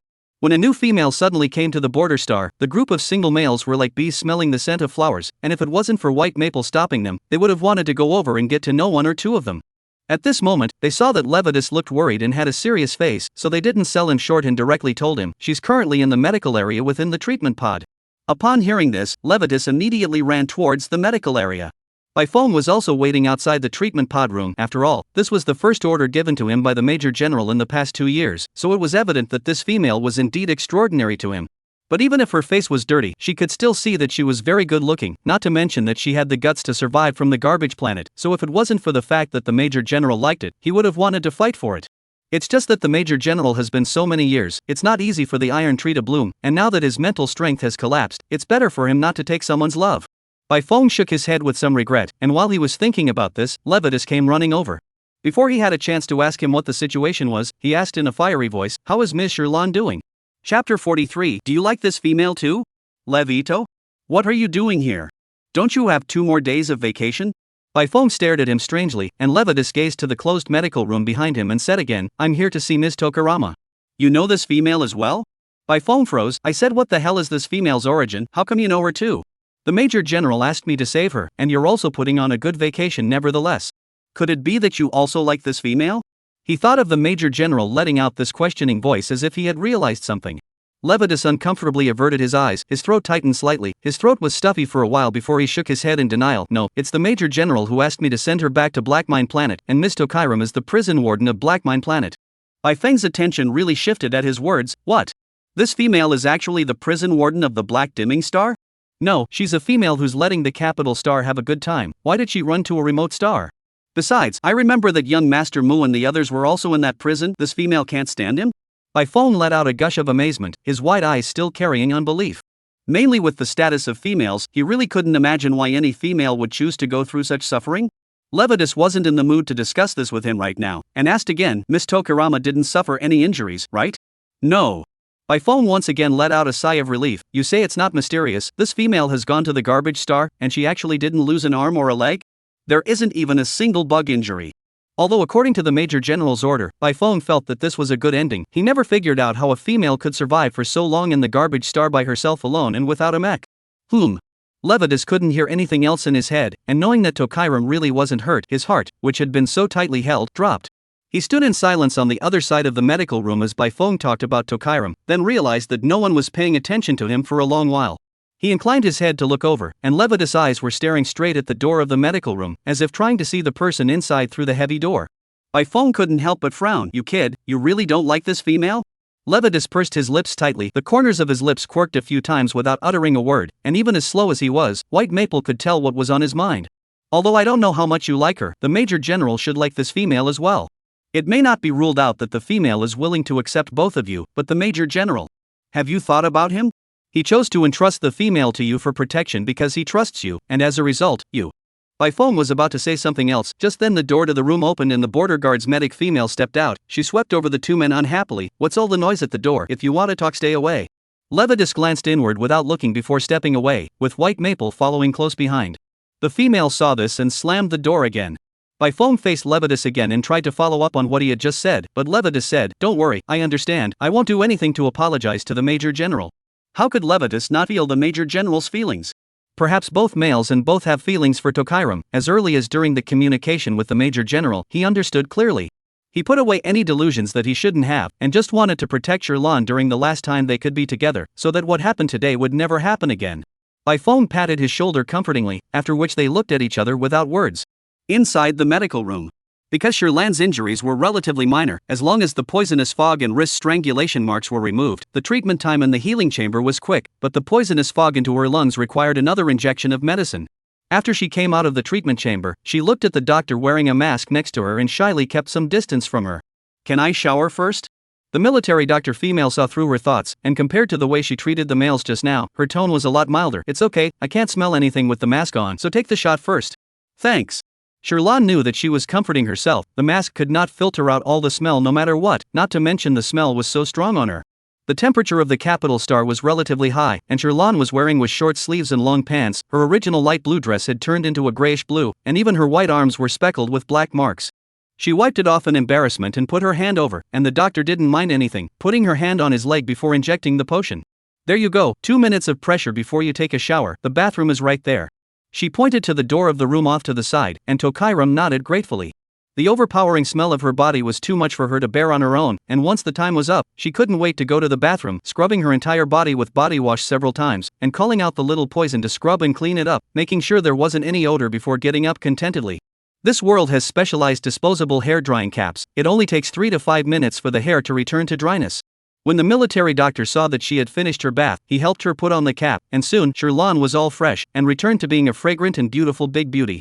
When the military doctor opened the door to take her out, both Levitas and Byphone outside the door looked frozen for a moment.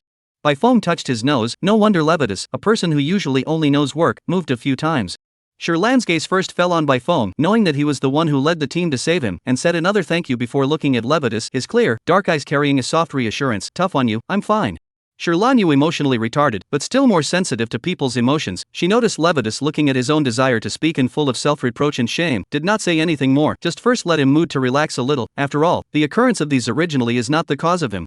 The hard work almost made Levitas, a male, tear up on the spot, his eyes quietly reddening a bit, thankfully not as obvious as it would have been if his skin was darker to look at. He just covered it up by grinding his lower lip with his canine teeth before softly whispering, "It's fine."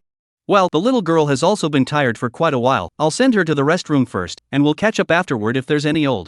In order to avoid the males of the team from easily indulging in their children's love, most of the military doctors of the Border Star were females who had been married for many years and had a stable relationship with their beast husbands. At the age of this military doctor, she could see through Levitas and Bai Feng's minds at a glance, and she glanced at the two of them and directly led Sherlan away. Sherlan was indeed a bit tired, but she didn't rush to sleep when she returned to the lounge. Instead, she saw Grandpa Lu inquiring about today's disappearance and then told him in detail all the information she knew. She also sent an enlarged and circled photo of the man she had inadvertently captured in her dynamics. She added, "This male I saw before when Capital Star attended my friend Zhang Yan's wedding, but I didn't even recognize him before."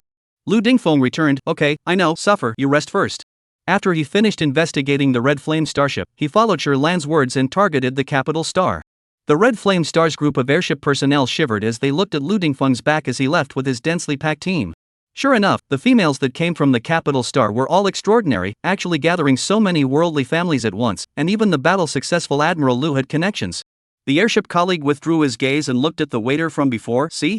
This is the gap between people and us." The waiter pursed his lips and retorted unhappily, "It's not like I meant anything else." "Oh, it better be." The airship colleague smiled wistfully. In their line of work, there were indeed always people who held the idea of climbing up to a powerful female one day to soar to the heavens. At one time he was. Chapter 44, the one the Major General has his eye on. Border Star. After seeing that Sherlan wasn't injured and her emotions weren't affected by the insects, Levitas, who had been on tenterhooks for a long time, was finally able to take a good breath. Bai Feng sighed sadly, "Why do I feel like I'm falling in love too?" He had never seen a female like this before, a good-looking female with a good temper and the guts to be resourceful, and a female who could still be so calm after this experience on the garbage planet was simply too rare. Levitas glared at him, "You're afraid that the insect race poisonous gas smoked your brain, hurry to find a doctor to see it." "Hey, only you are allowed to like it but no one else is allowed to like it?" It had only been so little time since they fought the insect race today. Bai Feng as an S-class orc would almost never be affected by the insect poisonous fog and sound waves. The soldiers had fought the insect race for many years, this basic resistance was still there. He rolled his eyes at Levitas, "I'm serious, but, alas, who asked for someone the Major General had his eye on?" White Maple put away the jumbled thoughts in his head and took Levitas by the shoulders, "To celebrate the two of us falling out of love together, a drink? No, maybe I'll have to send Miss Tokairam back later." Levitas didn't know when Tokairam wanted to leave, but he had to be ready at all times. Even if the leap ship had an autoflight function, he still had to avoid all potential risks as much as possible. Bai Feng felt that he did have a point. Drinking and piloting a leapfrog airship wasn't exactly a guarantee of safety. He didn't push it any further. Instead he said, "Then go sparring?" "Good." This time Levitas agreed. Tokairam slept through the night until dinner time. She woke up hungry, having ignored her hunger long ago in her mostly tense mood all day, and it was only when she relaxed that she remembered that she hadn't eaten anything behind her other than a breakfast. She left the lounge and headed out along the lounge corridor. This military base of the Border Star is very large in scale. There are cold mechanical tones everywhere inside, with surveillance and robots everywhere around, filled with solemn majesty, letting a person's heart unconsciously emerge in awe. She was about to send a message to ask Levitas where he was eating, when she saw Levitas waiting there at the corner of the lounge corridor. He had changed his clothes. The original loose home clothes had been replaced with a set of black and gold military uniform. The two metal medals on his chest were shining brightly, and his youthful-looking face had become calm and resolute. This clothes once Sherlan and the internet accidentally brushed to he had time to wear, but not the same as his clothes are full of medals, both sides, and bright gold shoulder badge highlights the status of the Major General. Tokairam retrieved his flying thoughts and walked over, saying happily, "Great, I was just about to look for you, and I didn't expect you to be here." Levitas didn't say that he had taken a bath after sparring with Bai Feng and had been waiting for her here. He just didn't dare to look directly into her eyes and curved his lips in a slight blush. "Well, aren't you hungry? I'll take you to dinner." "Yes, just hungry." Sherlan didn't expect him to guess his mind directly, and immediately nodded. The smile under Levitas' eyes deepened. "Let's go, the cafeteria here tastes good, even better than the one at the Imperial Capital School, and the most important thing is that it's free." "Yes? Good." Tokairam got a little bit expectant. The two of them sped up a little bit towards the cafeteria, but Levitas kept matching Tokairam's pace and restrained his 190 height. At this moment, it was mealtime, and a large group of soldiers had long since gathered in the cafeteria, sitting in twos and threes, and some of the single males couldn't avoid talking about Tokairam, who had come to the Border Star today. Today that female I heard was rescued from the garbage star. How did she get to the garbage star? It seems like she was kidnapped. There are still strangulation marks on her wrists. Really, it must be. Which male did it? Is the brain eaten by a dog? Male virtue training class learned in vain? The dog orc on the side gave him a displeased look. This kind of trash dogs don't even bother. That said, did any of you see what that female looked like? Who cares about looks these days? There are so many males. It's good to find a wife and master. I don't know if people are married or not, and how many beast husbands they have. The cafeteria males were discussing heatedly. Just then I don't know who suddenly opened his mouth to say, "The females are coming." Instantly the cafeteria full of males quieted down. Gazes coincidentally looked toward the door. Only the long-married males who had beaten the food were still feverishly adding food. There were many males in the army, and one at a time they were as hungry as if they could eat a cow, and it was going to be a big night of wailing if they didn't do more. A few moments later, Levitus brought Sherlan back and forth into the cafeteria. The cafeteria table came from the sound of large and small pouring cool air. Mama, no one said this female so good looking, ah? For a moment the single males couldn't take their eyes off of her. Sherlan has always been good looking, so she has received a lot of male attention, but in the past, many men looked at her with more lustful gawking eyes, making people psychologically uncomfortable. Now, however, she could detect that the gazes around her were basically with kind appreciation. Some of them were strange longing and admiration. In short, she didn't feel so much as awed. Of course, being stared at by so many people was still a bit uncomfortable. She imperceptibly dodged her body behind Levitus, who also took advantage of this to immobilize and block Tokairam, then unhappily swept towards the beasts in the cafeteria. Seeing this, the crowd all lowered their heads in embarrassment and grubbed their meals. In the absence of the Major General, several of the army's important teams are currently in charge of Baifeng and Levitus. These two have always been the Major General's soldiers, do not look at the usual very easygoing, and when things go wrong, the remedial measures are as harsh as the Major General. Especially in the past 2 years, without the Major General at the top, their reputation has spread even faster, and these orcs are still somewhat in awe of the army. Sherlan secretly breathed a sigh of relief. Levitus also frowned and secretly thought that he was not well thought out. Should directly ask Sherlan what she wants to eat to give her a package. The army, so many single males, looking at the young females like staring at the meat buns of the dog, cannot avoid the impetuous mind. Sorry, I forgot the cafeteria is crowded at this time. Levitus apologized in a low voice to Tokairam, who shook her head. It's okay. Why don't you pack it back for dinner? Come what may, let's eat here. Tokairam was already hungry. She didn't particularly want to carry her meal all the way back again for a change, and the soldiers weren't that obnoxious, so she was okay with that. With Tokairam having said that, Levitus could only squash the offer. He brought her to the food window, and when the uncle saw that it was a female, he immediately raised a kind smile. What does the little girl want to eat? Order whatever you want, it's all delicious, but these meats are a bit more woodsy. You can have goo pork and gaga pork, these two are tender. Uncle pointed out a few things. Sherlan looked at these meats. Almost all of them were also the ones she had tasted in Black Dimming Star. Some of them were indeed not delicious. It's just that they are all meat dishes, and although they smelled good but still looked a bit greasy. She couldn't help but ask, are there any vegetables? Uncle nodded. Of course there are. I'll let the chef fry them now. After saying that, he immediately yells inward, turning his head to face Sherlan is again warm and gentle. Alright, just wait a few minutes. The uncle gave an operation that was so smooth that Sherlan didn't even have time to say that it wasn't troublesome anymore. She thought that there was already fried. However, do all these males really not eat green vegetables? She quietly glanced into the bowls of some of them, and they were really all meat, just like the ones in the prison at the beginning.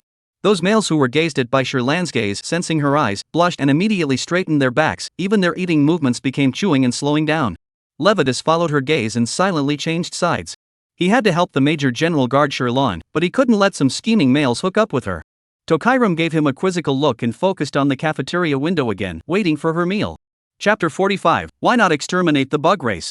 Levitus brought Tokairam to sit in the corner of the cafeteria. He was facing Tokairam leaning outward, just enough to block the gazes of most of the orcs in the cafeteria. After the cafeteria males were warned by Levitus, they didn't dare to be so blatant, but their eyes couldn't help but sneak glances at Sherlan. Inside the military base, the crowd of orcs had the slowest meal. Not only that, it was clear that it was past the dinner rush. The cafeteria orcs were still getting more and more numerous. It wasn't until after Tokairam finished eating and Levitus left that they couldn't get enough. What do you guys say? With my rank spirit power and fertility value of 35, do I have a chance to pursue this female?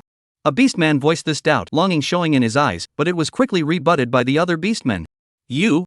Although the spiritual power is okay, but your beast form is a snake. Nowadays the females love furry. I happen to be just right. I'm a canine beast.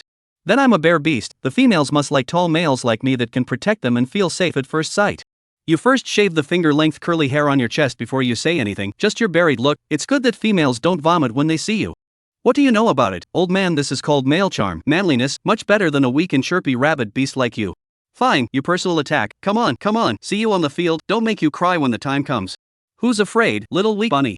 Because of arguing about what kind of orcs the females actually like, the two males talked and argued, and finally pulled directly to the competition field, intending to fight it out.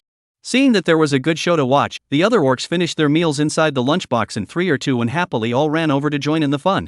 Tokairam and Levitas walked away not knowing that there was this kind of drama in the cafeteria again. After all, it was the after-dinner time. Levitas deliberately took her for a walk to kill her food, and incidentally in the border planet to have a good tour of the military base. It was a rare trip to the city. The two walked side by side, unknowingly making their way out of the base. At this moment in time, according to reason, it is night, but outside the border star is still as bright as day. The temperature seems to be much higher than the capital star. Just from the base full of cold air out, the whole person is like being wrapped in a piece of fire suit. Heat is like substance distorting the air.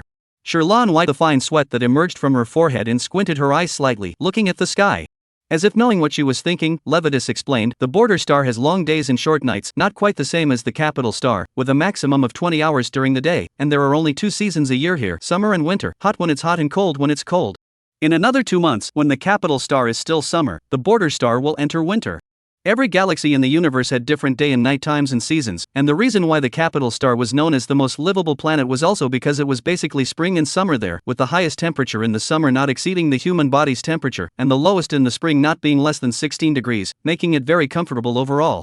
Moreover, the capital star is the fastest growing, so it is the most prosperous and also the planet with the highest prices.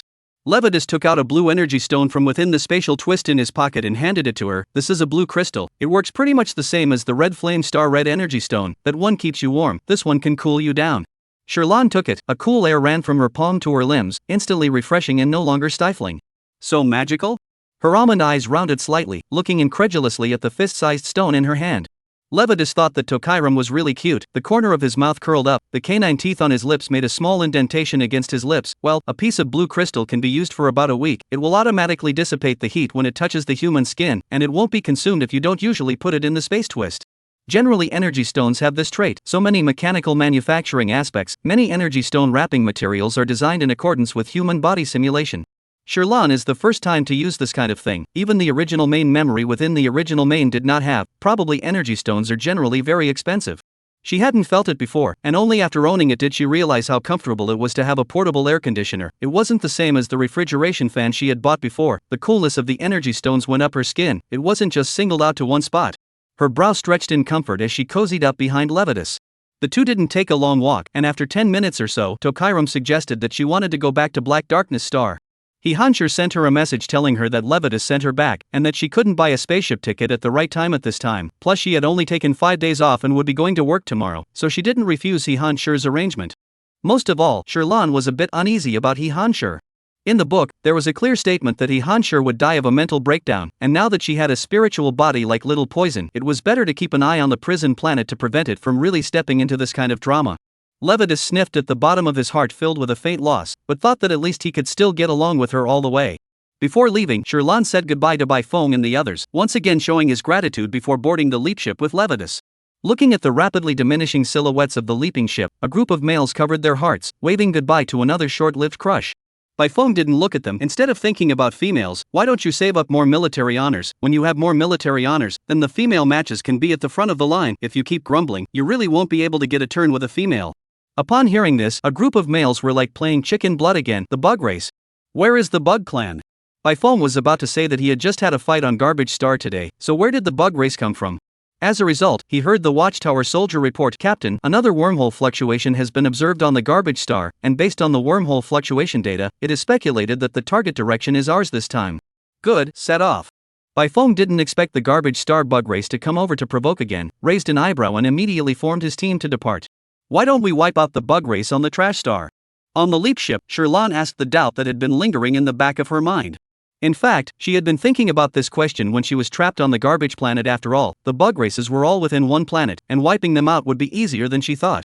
Levitas' eyes were fixed on the front, a little more depth within his gentle voice. Yes, this is a question that I have asked the Major General before. Only later did I realize that there are many interests involved behind the bugs as well. Interests? Tokairam blinked. Levitas said, the Major General had told me that the bugs bring not only a threat, but also a motivation, and this motivation is not only in technology, but also related to humans. Regarding the aspect of technology, Tokairam knew that quite a few weapons were made with some of the materials coming from the insectoids, like their incredibly hardened tentacle limbs or feathered wings similar to some of the insectoids. Among them, the use of feather wings was the most widely known, as it was generally used as a protective film on leaping spaceships, which could minimize the negative effects of space leaping on people and improve the stability of spaceship flight. Just, why is it also a power for humans? She looked at him in puzzlement. Clearly in the popular perception of the insect race represented harm. Chapter 46, She's Back. When Levitus listened to Sherlan's words, it was like seeing his own youthful self when he first joined the army. At that time he saw that the bugs had injured his friends. He was furious and said that he would definitely exterminate the bugs. It was the Major General who stood out to pacify him and told him that there were too many things involved behind the bugs. Thinking of the support and teaching that the Major General had given to him in the past, facing Sherlan, his somewhat fluctuating heart seemed to have settled down on this. He softly said, nowadays, there are more males than females, and the unequal distribution of genders itself can easily lead to social chaos, and in the beginning, when the bug race didn't appear, there were quite a number of cases such as females being killed. Later on, with the bug race, some males who have nowhere to vent their energy will have a channel to do so, and in the case where basic security issues cannot be guaranteed, no one will have more crooked thoughts. Therefore, the mission of our army, rather than exterminating the bug race, is to control the safe number of bugs. Levitus and Sherlan said quite a lot. At first Sherlan was still a bit half-understanding. After listening, she gradually understood. The bug race had unconsciously become a means for the Empire to check and balance the society, and the benefits brought by this means outweighed the disadvantages. However, Sherlan was still a bit puzzled. The bug race had a great impact on the strong, and the ones who were most likely to die were the strong, and it was these strong who appeared at the border the most. They weren't afraid of death? She was still thinking about this. Levitus added with a sudden smile, of course, the bug race is not that easily extinct. As long as the bug mother is there, it will always be alive, and the bug mother, it can hide the wormhole fluctuations. There is no way to tell where it is really hiding to go. Sherlan retrieved his thoughts and nodded, secretly saying that where there are people, there are rivers and lakes, and in the face of the bug race, there are actually so many twists and turns behind the scenes. The speed of the leap ship was very fast, and from the border star to the Black Domain star was almost 1/3 of the distance from the capital star to there, so almost 3 hours later, the two of them had already arrived at the Black Domain star. At this moment, it was already after 11 o'clock at night. The temperature of Black Dimming Star was a bit colder, and while still on the airship, Sherlan consciously returned the blue crystal to Levitus. Black Dimming Star is colder, so you shouldn't need this. Levitus shook his head. It's fine, I have quite a few blue crystals, you take them, just in case you need them at any time. The two of them had quite a bit of friendship after these few days. When Sherlan heard him say this, he didn't squirm anymore and took it. Since he had made the trip, Levitus intended to visit the Major General, and he had already sent a landing request with the planet administrator on his way. Black Dawn was not a public planet, but it was possible to land with the permission of one of the several people in the prison, the warden or the administrator, which wasn't really against the rules for him. Even though there was only a short interval of 5 days, Sherlan still had a sense of longing and relaxation of returning to her homeland after she stepped on the land of Black Dimming Star again. In the end, this was the place where she had stayed for more than a few years, and unconsciously, this was not only a place of work, but also like her first home in this world. She naturally got out of the car to show Levitus the way, and behind her Levitus looked at her obviously light and happy back, and breathed a sigh of relief in his heart. It did seem that this time the garbage stars didn't affect Tokairam. Levitus was somewhat relieved, but also proud of the Major General's vision. No wonder the Major General hadn't approached any of the females for many years, so it turned out that the females he liked were so unusual. Sherlan and he went to the prison together. So late, a few people in the prison did not rest. They heard the familiar light footsteps from afar. Their eyes then coincidentally looked in the direction of the door. The bottom of the eyes hides a light anticipation and longing. Soon, Sherlan appeared inside the prison. Prison number 1 was closest to the entrance, and Ihansher also noticed her at first glance. Sherlan happily said, "Fellow adults, I'm back." The corners of her mouth curled up, her face was white with pink, and she looked in high spirits. Ihansher finally relaxed after inspecting her. Sherlan really wasn't a normal female and wasn't easily deterred by this. His blue eyes looked at her like cold ice warming up at first, warmly saying, "Welcome back." Across from her, Mutongfeng, who always used to choke with Sherlan, twisted sideways and used her wings to pick at the mushrooms on the mirror, her tone softening for the first time ever in the prison. "It's fine to be back." Night Underworld also stood in front of the blue light screen. Although he couldn't see Sherlan within his field of vision, he was still facing in that direction. His ghostly green eyes penetrated with an imperceptible softness. "Well, it's good to be back." Jiang Xia immediately forgets the ball of wool in his hand and enthusiastically paces back and forth in the doorway, his mood and voice most obvious. "Great, Sherlan, thankfully you're fine." Even Yen Bewildering Water from prison number 5 unconsciously let out a joyful sentiment. "Welcome back to our prison, warden, safe and sound." All 5 people were so focused on caring about Sherlan that for a moment, everyone forgot that Levitus was also there. It was Levitus himself who coughed, breaking the atmosphere of a few people who were like a family, like an outsider trying to find a little presence. Ihansher finally remembered him, and he looked at the figure of Levitus, who seemed to have grown taller again in the last 2 years, and said seriously, "Thanks a lot." Through the transparent blue light screen, Levitas placed his hand on it and looked at the white lion that looked like it was locked in a cage. His heart was a little sour, blinking before he shook his head. It was me who failed the Major General's trust. No, I've always believed you could, never failed. Heck, Han sure didn't really blame Levitas for failing to protect Sherlan. He would only hate the kidnapper and hate himself for being locked up in this small prison unable to protect her side. Han sure looked at him with tolerant and gentle eyes, and under his eyes, the guilt and self-blame in Levitas' heart seemed to have finally found a vent. He couldn't help but think of Sherlan again. She and the Major General seemed to be a bit alike, always looking at others with the most generous of hearts. She didn't blame him either. Even though Levitas didn't say anything about it, and didn't show it again in front of Tokairam on the way, he was still a little hesitant in his mind about meeting the Major General, perhaps near the countryside, or perhaps he was worried about seeing his disappointed eyes. Fortunately, the Major General didn't. He was still the same serious man in the military who was gentle to his friends. Levito finally broke into a smile. Thank you, Major General. It's me who wants to thank you. You handled the Tokairam matter well this time, communicating with us in a timely manner. Heck, Hansei was incredibly thankful for this. If Levitas had hidden this matter because he was afraid of him blaming him, he didn't dare to think if Tokairam would have suffered more in the garbage planet. Just thinking about it made him feel a dull ache in his heart. His eyes unconsciously fell on Sherlan again, and only after a while did he say, "It's also late, you should go back early as well. Be careful on the road. I'm fine here. None of you need to worry about anything. Lead the team well." Good. Levitas didn't apply for a stay-over qualification. He wasn't allowed to land on Black Dimming Star for more than 3 hours. He also only wanted to see the Major General for a while. At the moment he saw it, and seeing that the Major General's state seemed to be pretty good, he was also a bit relieved. Sherlan had been waiting for him not far away, now making sure that the two had finished talking before sending him out. Levitas asked her to stay at the door, and for the first time he had the audacity to look her straight in the eye and ask frankly, "The Major General is counting on you more." Good. Levitas sniffed, his lips curling up as he bid her farewell on that note. Not only was it a separation of the Black Dark Star, but it was also a complete stripping of the fleeting delusion in his mind. Chapter 47. Chen Xiong has changed drastically. Chen Xiong only found out about Sherlan's return on another day. These days Chen Xiong prison life lived in a bit of hot water. Major General he was okay, but the other few were like eating ammunition in the past 2 days. Even his left foot first to enter the holding area had to be scolded by Mu Tangfeng to change his right foot. The eldest prince was not active every time he ate. The vegetables that Sherlan had instructed him that he could prepare appropriately were always left at the bottom of his bowl, and if he dared to say more than one word, he stared at him with those cold, dark green eyes, and it was as if he could feel the aggressiveness of the three's mental power in him from across the prison, making people shiver. Young Master Jiang on the contrary, he eats the most instead, occasionally because he put less meat, are going to be furious, must be put into the amount of his satisfaction he will not toss him. Mr. Yen looked gentle and soft, but every day he must pick the freshest flowers for him. Once there was a little trace of wilting or saw a bug, he would make him pick again. Every time he stared at him with a smile, Chen Xiong felt his scalp tingling and his head spinning, and when he was a little more conscious, he felt like he had run a couple of 1,000 meters and was drenched in sweat, with a bouquet of fresh flowers in his hands. Compared to the other three, Chen Xiong was the most afraid of him, always felt that once he saw his eyes, he would lose his memory for a period of time, making people creepy. He finally understood why he, a non-combatant, was able to take this temporary worker spot all of a sudden, so everyone knew that the prison star was not a good place to stay? Chen Xiong wanted to cry, and despite wanting to leave quickly, he dutifully went to make breakfast. He thought that after so many days, the warden should be back today, and these people could only be controlled by the female Tokairam. Along the way he was thinking about making something to eat that would put a few adults in a better mood and not catch him tossing and turning, but he didn't expect to see Tokairam's busy figure as soon as he entered the kitchen.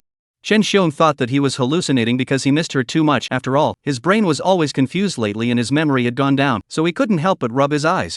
And? Still there? Could it be true? He couldn't believe it. With an uncertain tone, "Warden? You're back?" When Sherlan heard his voice, she put down the corn juice she had just finished in her hand and turned her head to look over. For a moment, she was also a bit unsure. Chen Xiong? Chen Xiong subconsciously pinched himself, his pain. It turned out to be not an illusion. Chen Xiong dang big male finally couldn't hold back his tears, emotionally pulling out a handkerchief from his arms, wiping his eyes. "Warden, you're finally back." Hearing this familiar voice again, Sherlan also confirmed that this was really Chen Xiong. Only in just 5 days, how did he lose so much weight?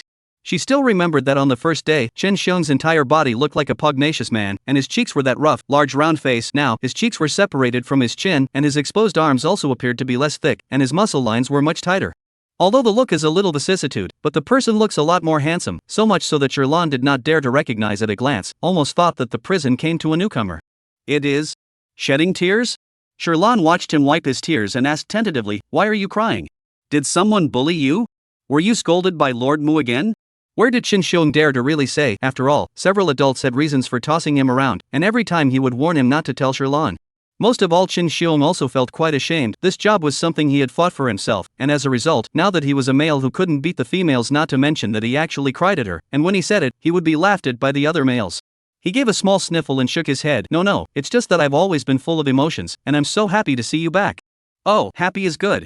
Sherlan did not quite believe, awkwardly smiled, did not continue to ask what exactly happened. After all, before it was not so obvious. Now know that the prison a few people so helped themselves after comparing Qin Xiong. Her heart will still unconsciously bias in their favor. Instead of arguing on, it is better to go along to this point.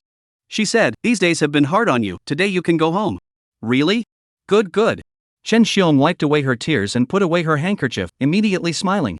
Sherlan nodded her head, and in passing, she shared a portion of the breakfast she had made with him. Have a breakfast before you go. Thanks.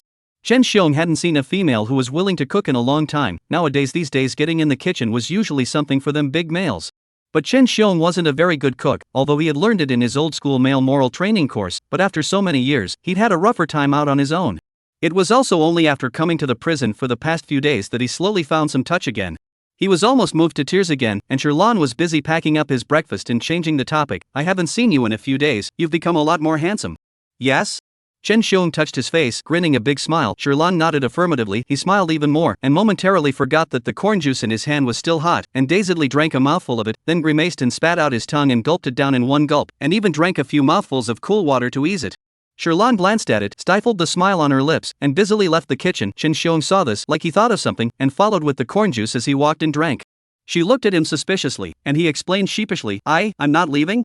Thought I'd say goodbye to them as well. Tokairam nodded. The two of them came together to the holding area, and when they reached the door, Qin Xiong still looked at his feet somewhat reflexively, glanced to the second prison not far away, and resolutely chose his left foot. Good, I didn't get scolded today, so it really wasn't the left foot. Mu Tongfeng didn't even look at him, he just stood by the mirror to straighten his feathers, his afterglow staring at Sherlan.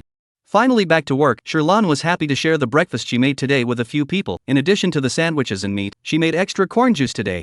The corn juice had just been taken out, and there was a strong aroma spreading. She served it one by one according to the serial number, and when Hanshur got his hands on it, he took a sip and complimented, it's very fragrant and flavorful. Sherlan curved her lips. Qin Xiong silently huffed, no, Major General, don't you feel hot? Did it get cold so quickly? Qin Xiong, who just felt something hot on the road, first put the corn juice into the space capsule. This moment he also curiously took it out and took a sip. Hiss. Still very hot. Hanshur, eyelids lazily ruffled, not moving, swept over the corn juice in his hands, and then lowered his eyes. He was a little lost in his heart, the original meal that was exclusively his own. Day by day there were more people to share it with. Female love, always dispersed so quickly. He pushed down the frustration under his eyes and watched as Tokairam walked across the room. Chapter 48, Preparing for the Courtship Period. Mu Tangfeng pretended to raise his head from within his feathers without realizing it, stretching his wings as if he was stretching. When Sherlan was away for the past few days, he had taken good care of his feathers, and even asked Qin Xiong to buy him a lot of hair creams, so he finally managed to get through the hair loss period. So after not seeing him for a few days, Sherlan realized that Mu Tangfeng's beast shape had become quite stunning again, and even his tail plume had slowly gained more red color from the original orange and yellow gradient, making the whole more coordinated. The red flame mark on his brow complemented the red-orange gradient of his tail, and paired with the opposite pair of pure black pupils, there was a sense of depth that could suck people in. Mysterious and permeated with unimpeachable holiness. Sherlan was unexpectedly stunned again, and Hanshur's eyes fell slightly at Mu Tangfeng's tail feathers, and his ears began to droop in dismay. Mu Tangfeng really did like Sherlan as well. The Mu family's male polar birds have a characteristic that once they meet a female they begin to go through a change of hair and eventually their tail changes color, preparing in advance for the courtship period. No wonder he had Qin Xiong buy a good hair cream the day Sherlan first left. He unconsciously scanned his own tail fur color. His fur was a simple pure white, comparing to the brilliant color of Mu Tangfeng's feathers, there was no competition. Also witnessing everything was Qin Xiong next to Sherlan, looking at Mu Tangfeng dancing his wings as if scratching his head. He instantly came to a realization. No wonder he wanted to buy the hair beauty cream. He looked at Sherlan next to him, who was infatuated, deliberately coughed. Sherlan retrieved his thoughts and put down his breakfast, and Mu Tangfeng did not move to hand him a death glare. But to this day, Qin Xiong, who had already understood his mind, had a lot of guts by virtue of having Sherlan by his side, and regarded him as if he was blind. Mu Tangfeng ground his teeth. If in the past, someone like Qin Xiong who provoked himself like this would have long since gotten out of bed.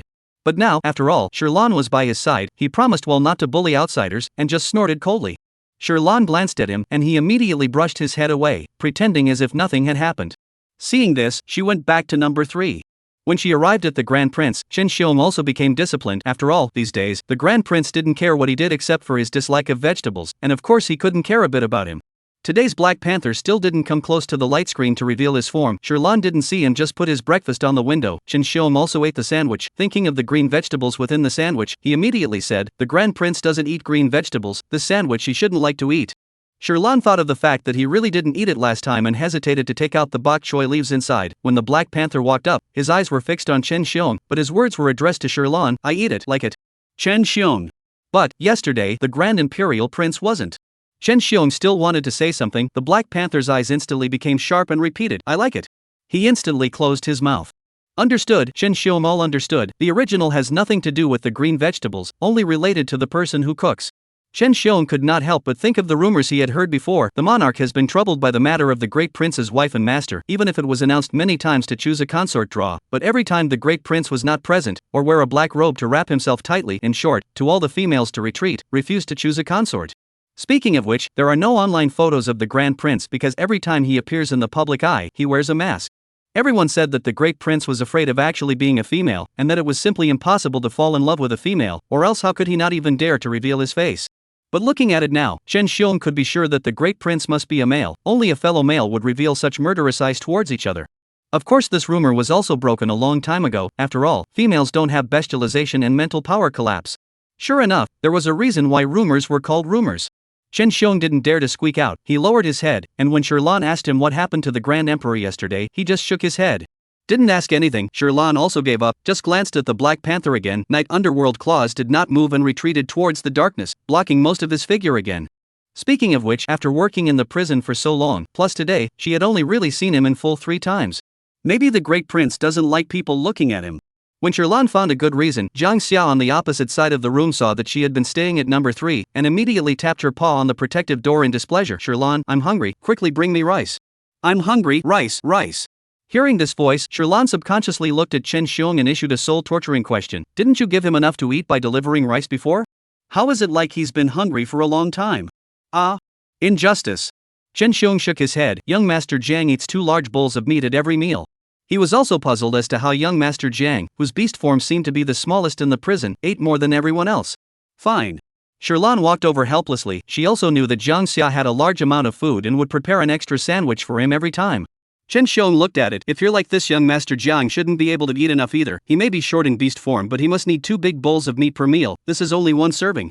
Jiang Xia is most unaccustomed to hearing people say he is short, glaring at him with eyes full of ferocity. "Who are you calling short? Besides, am I a pig? Having 2 sandwiches isn't enough? You want to add more meat? Chen Xiong. Isn't it always you who says this?" Chen Xiong expresses his aggravation, and Sherlan remembers the last time he had to eat the Grand Emperor's portion of the meal altogether, and instantly stifles his laughter. Jiang Xia was afraid that if she listened to Chen Xiong's words she wouldn't deliver it tomorrow. Collecting a few points of showing his teeth, he was aggrieved. "Sherlan, I want 2 more sandwiches tomorrow." "Good. And I'm not short, I'm just a little smaller in beast form, but I'm tall in human form." He was afraid that Tokairam would dislike him. He was busy trying to save his honor. Tokairam nodded. "I know, Kong-sama is very cute." Oops. Sherlan was shocked and accidentally said what was in her heart.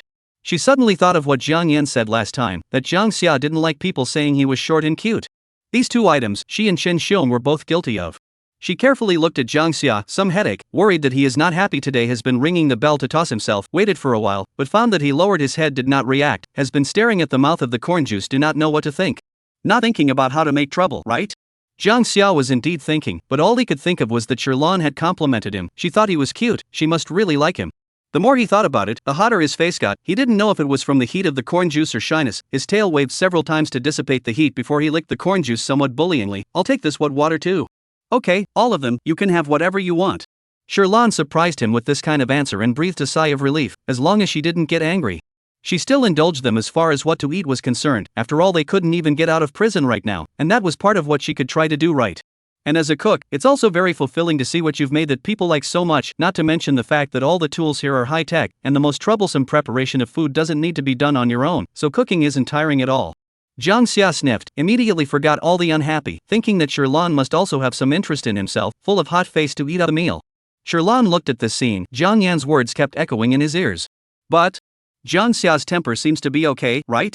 So easy to coax, a little bit of food was easily bought off." She began to be unsure of the authenticity of both sides. Only experienced Chen Xiong's heart is like a clear mirror, mixed flavors, looked at Sherlan and then at Jiang Xia, slowly digested by herself. Chapter 49: How to Heal Faster. Soon arriving at the last room, Chen Xiong instantly put away his chaotic thoughts and lowered his head as if he was on the verge of an attack, fearing that if he lifted it up, he would accidentally lock eyes with teacher Yan.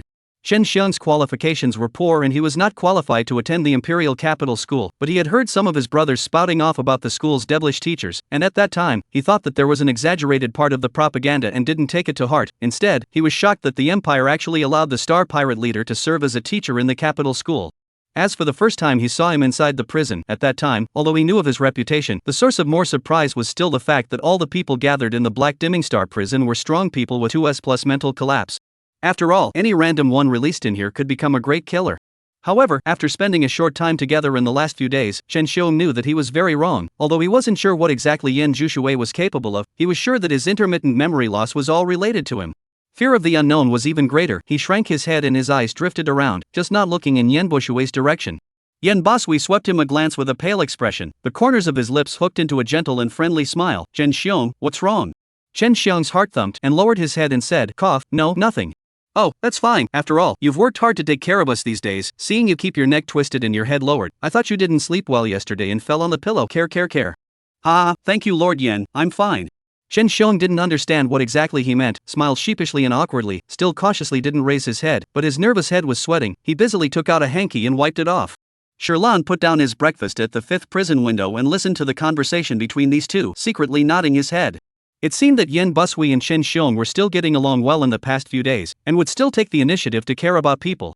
She swept to Chen Xiong's lowered head, and then landed on his handkerchief, and let out a sigh of emotion. Chen Xiong is still a really sentimental person. I'm afraid that he has been moved to tears again. After delivering the meal, Sherlan still had to go pick flowers, so she didn't linger. The two of them left the holding area together, and after walking for a while, Chen Xiong raised his head and asked Sherlan in a low voice, didn't you feel anything wrong just now? Sherlan looked into his eyes. He looked a little moist around his eyes, and at the moment there was some apprehension under his eyes, as if he was afraid that she would find out that he was crying. She kindly didn't reveal anything and shook her head. No, I was just concentrating on delivering the food. Oh. Chen Xiong was a little disappointed and a little puzzled. Don't you think that Lord Yan's eyes are very... Sure, no need to say it, I understand. Sherlan comfortingly patted his shoulder. Just Yen confused water eyes are indeed very gentle concern. Chen Xiong cannot resist move to cry is also justifiable. After all, he also said he is a person with abundant emotions. Chen Xiong always feel that Sherlan understand and he thought different. He looked at her. Her eyes are very clear. There is no any chaotic disoriented feeling. If not recently he lost weight is very obvious. He also suspected that he thought too much. But fortunately, this is the last day. In the future, he will never come to the Black Dimming Star again, although he still reveres Major General He, but it is still better to have the chance to see online. Thinking of this, Chen Xiong's brows relaxed and he didn't want to think about those messy things. Sherlan swept over the emotional changes on his face. It seems that the comfort worked. She secretly nodded in satisfaction. After leaving the prison, Chen Xiong said that he had looked at the nearest tickets and was now packing up his things and preparing to leave. Sherlan nodded and went to the garden to pick flowers. She had just finished delivering the flowers when she saw Chen Xiong say, the airship will be here in about 10 minutes, so I'll leave first? Do you want to pack another meal to go? Chen Xiong thought of all this expensive meat in the prison. In the past days he had eaten more sparingly, and although he had suffered some torment in the past few days, the food was really good. He didn't hold back a bit of gulping. Good. Seeing this, he went and loaded himself up with more meat before waving happily away. Great, he was finally liberated since then. Sherlan looked at his leaping back, looked up at the prison behind him which was like a huge cage. The noisy atmosphere dispersed all of a sudden, and suddenly a sense of loneliness arose.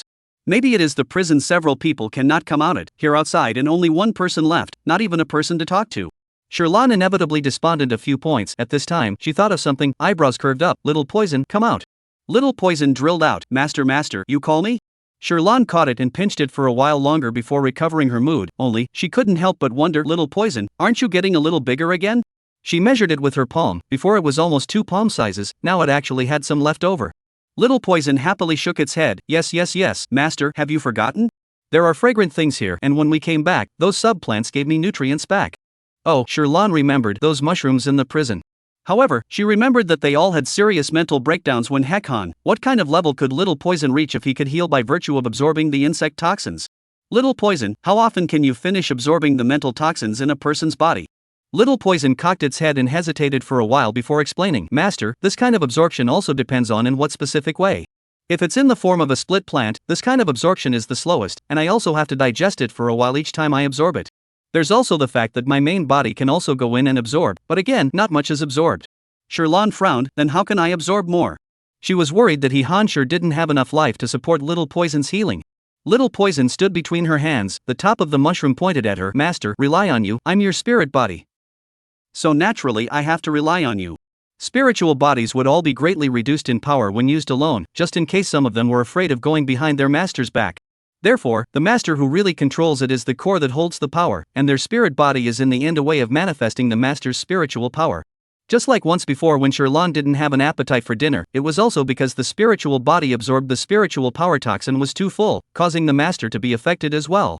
Of course, this is also the benefit of the spiritual body's power limitation of acting alone. The absorption of the small toxin will have a limit value, otherwise according to the kind of hunger it had before, Sherlan was afraid that she wouldn't be able to eat for several days. Sherlan sniffed, then what exactly should I do? It's very simple day. Little Poison said, in fact, as long as you have more contact with those people, and then pass some of the spiritual power filaments into them, so that these spiritual power filaments will automatically absorb the toxins from their bodies, and when you come into contact with them next time, they will return to you, and by doing so, the master's spiritual power will also be stronger, and you can transform for a longer period of time in the future. Tokairam didn't quite understand at first, but when she thought about the way females soothe male spiritual power in this world, she suddenly understood that it was actually almost the same type. However, this would mean that she would have to put her body at risk. The risk was too great. Chapter 50, I don't like contact with females. However, when she heard that her spiritual power would become stronger in the back, she felt heartbroken again. Healing is still necessary, just that Tokairam had a hard time making up her mind for a while. Firstly, she was worried that she would go into the prison to trigger their mental power to collapse, and secondly, a few adults in the prison might not want her to touch them up close and personal. As for the way of spiritual soothing, no matter whether it is primary treatment or in-depth treatment, the word contact is indispensable. Deep healing was something that Erishur couldn't even think about, it was something that only orc couples did. Doctors are universal as the primary treatment, this way to the mental power collapse is not serious orc effect or okay, almost in Small Poison said the way similar, with the spiritual power to absorb the other party's body's toxins, a small amount of times until the return to normal. According to Little Poison's meaning, what she was going to do now was primary healing, but it was still very difficult. Especially Mu Tangfeng and Jiang Xia, hearing Jiang Yan say that these two were not close to women at all, and now that a few people had managed to have some rapport, Sherlan was not willing to break this balance. She fell into the middle of contemplation for a while before touching Little Poison's head and said, I'll work hard for you for a while, I'll decide in a few days. She first tried to see how several people's attitudes and mental power states were. If they were particularly unstable, she would be directly sending them to their deaths if she went inside the prison, not to mention treating them. After thinking of a good countermeasure, she put this aside for now. Meanwhile, the capital star by family. Bai's father sent a message inquiring, how's it going? Did you solve the problem? The opposite side was silent for a long time before someone replied in anger, you're punking my old man? Didn't you say that this female has no background and is still just an abandoned female? Father Bai was silent for a split second. He investigated that it was indeed the case, but how did it sound like what he said wasn't quite right? He carefully probed, what's wrong? But this time the other party didn't reply to the message for a long time. After all, the black trenchcoat man was now being besieged by the capital's Zhang family, Mu family, the time and space warships as well as the land general leading the group. He looked at the dense red dots that showed trailing on the positioning of the relocation ship, stared at his wrist, gritted his teeth and took out a dagger, plucked out his identity chip and crushed it, endured the pain of his wrist dripping with blood, and quickly turned on the dismemberment mode of the relocation ship, piloting the first half of it to randomly fall towards the barren star in front of him. The second half of the leap ship rushed across the space. Lu Dingfeng saw that something was wrong ahead and hurriedly stopped the large force. It wasn't long before the leap ship emitted nuisance sparks, followed by a violent roar, explosions rang out in space, and scattered pieces of debris parts came crashing towards their ship. Quickly disperse and retreat, the armed squad fires. Lu Dingfeng gave the order in time. A piece of debris comparable to the power of artillery fire was dispersed into microscopic fragments by their attack. The sound of cannons rang out one after another, and finally the two sides of the impact cancelled each other out, pulling out a long line of blinding bright light in space, and the debris regained their calmness, quietly and alone drifting in space, waiting for the space patrol to pick them up. Lu Dingfeng squinted his eyes and looked ahead. The tracker was no more, and the pursuit localization had completely disappeared. Divide a few teams to search the nearest few planets. He made a snap decision, not believing that the kidnapper had died so easily. Sherlan had heard Lu Dingfeng send a message about this during dinner that day, and she hadn't expected the man to be so cunning that so many people tracking him had managed to escape. But she also knew that Grandpa Lu and the others must have tried their best, so she understood and said, trouble for you guys, this person he has a mental strength of S and awakened a special domain's natural skill, it's really tricky. This was something Lu Dingfeng and the others also knew. After all, in the past 2 days of tracking, occasionally his positioning would disappear, changing to another location from time to time. Otherwise, with their teams, it was impossible that they hadn't caught this person for so long. Lu Dingfeng sighed, "The child has suffered you, we will definitely apprehend this person as early as possible. You also stay in the Black Dimming Star for now. In comparison, the security of the prison over there is very high." Sherlan, good. The two of them ended their chat. When Sherlan thought of the black trenchcoat man who arrested him that day, he was still particularly puzzled. Why? Was it really sent by the heroine? For some reason, the man who bumped into her when she attended the graduation ceremony at Capital Star popped up in her mind again, but for no reason and without knowing each other, she couldn't even think of this person's motive, and there was no impression related to this person within the original master's memory. Thinking about this, Sherlan sighed and could only put this down for now. However, the escape of the black trench coat man once again made her sound the alarm. No matter what, she still had to improve her spiritual strength so that she could deal with it more safely. Sherlan began to think about Little Poison's proposal in the morning again. She stroked her chin and looked at the meal she had just portioned out, and decided to go ahead and test it out. After all, Heck Hansei was the first target she wanted to cure, so Sherlan asked him first without thinking, "By the way, Lord Heck, why is your mental power collapse level so high? Has no female ever given you primary healing before?" Heck Hansei glanced at her and quickly shook his head like he wanted to prove something, quickly saying, "I don't like to come into contact with other females, not even the base medics have touched them." "Huh? Not a single female?" Sherlan was astonished, because she had learned on Star Online that Han Sher was already 37 years old, the average interstellar age was 200 years old, but due to the fact that it wasn't easy for everyone in this world to procreate, especially giving birth to even fewer females, along with the fact that there were so many beast husbands and more, it was common for males to marry at the age of 25 years old, and also for the purpose of boing an heir earlier. In comparison, Han Sher is considered an older leftover male. Not only is he leftover, he doesn't even touch a female. Han Sher once again shook his head, his eyes looked towards Sherlan, seeing that her eyes seemed to be a bit strange. Not knowing what she was thinking, he explained one more time, "My spiritual power is too high, I'm more sensitive to other females' healing." Because of this, the toxins in his body kept piling up until they exploded. "Oh, good." Sherlan forced a smile. She understood what he meant. Not only did he dislike contact with females and was sensitive to other female healing, so wasn't this spiritual power easily repulsed? Then she had no way to start. Sherlan felt that the problem was tricky. She frowned and pondered for a while, her head hurt a little from thinking. Han Sher looked at her with concern. "What's wrong?" Sherlan came back to her senses and shook her head, taking out the gift from the space capsule in the meantime. "Nothing, it just suddenly occurred to me that I bought you guys some gifts from the Capital Star." Sherlan had never been in a relationship, she didn't know what to buy for a guy. The last time she was in the Capital Star, she went to a store that specialized in male items, and the other person recommended her to buy this. She had seen it, it was some kind of perfume, and it smelled pretty good. There were men's perfumes in modern times, so she didn't see any problem with giving perfume to males at this time. However, she didn't realize that the perfume, called jasmine, meant something different, and she gave a bottle to each person in the prison. Chapter 51, The Great Misunderstanding. Sherlan's first try ended in failure, and she left after delivering the gifts for everyone, not realizing that the prison was making shocking waves as a result. "Ow, Tokairam. What does it mean? Does she want me to be her beast husband?" Jiang Xia was the first to unwrap the gift and read it, and after seeing the English on the perfume bottle, he instantly blushed. The 2 ears on his round, flat head perked up in excitement, and his pupils shrunk into 2 dots. He knew that Sherlan liked himself, and last time she even complimented him for being cute. Holding a bragging mentality, Jiang Xia couldn't help but say the words he started with. At the sound of the voice, everyone looked over, and Mu Tangfeng stared at the contents of his gift box, snorting and retorting with a laugh. "Oh? What makes you say that Sherlan wants you to be her beast husband? What did she send you?" "She gave me jasmine, isn't it obvious? Jasmine translates to jasmine, and the jasmine language is called you belong to me." In the era of one female and multiple husbands like Interstellar, because of this unique floral language, the value brought behind this perfume was heavily advertised within many of Interstellar's shopping boutiques, especially exclusively used by females to mark their beast husbands. So that as long as other females smelled the jasmine perfume on the male, then they knew that this male had a wife and master. Gradually, there was a consensus that once a female wanted to pursue a male, as long as the other accepted the gift and sprayed the perfume on her next time they saw her, it meant they were willing to be her husband.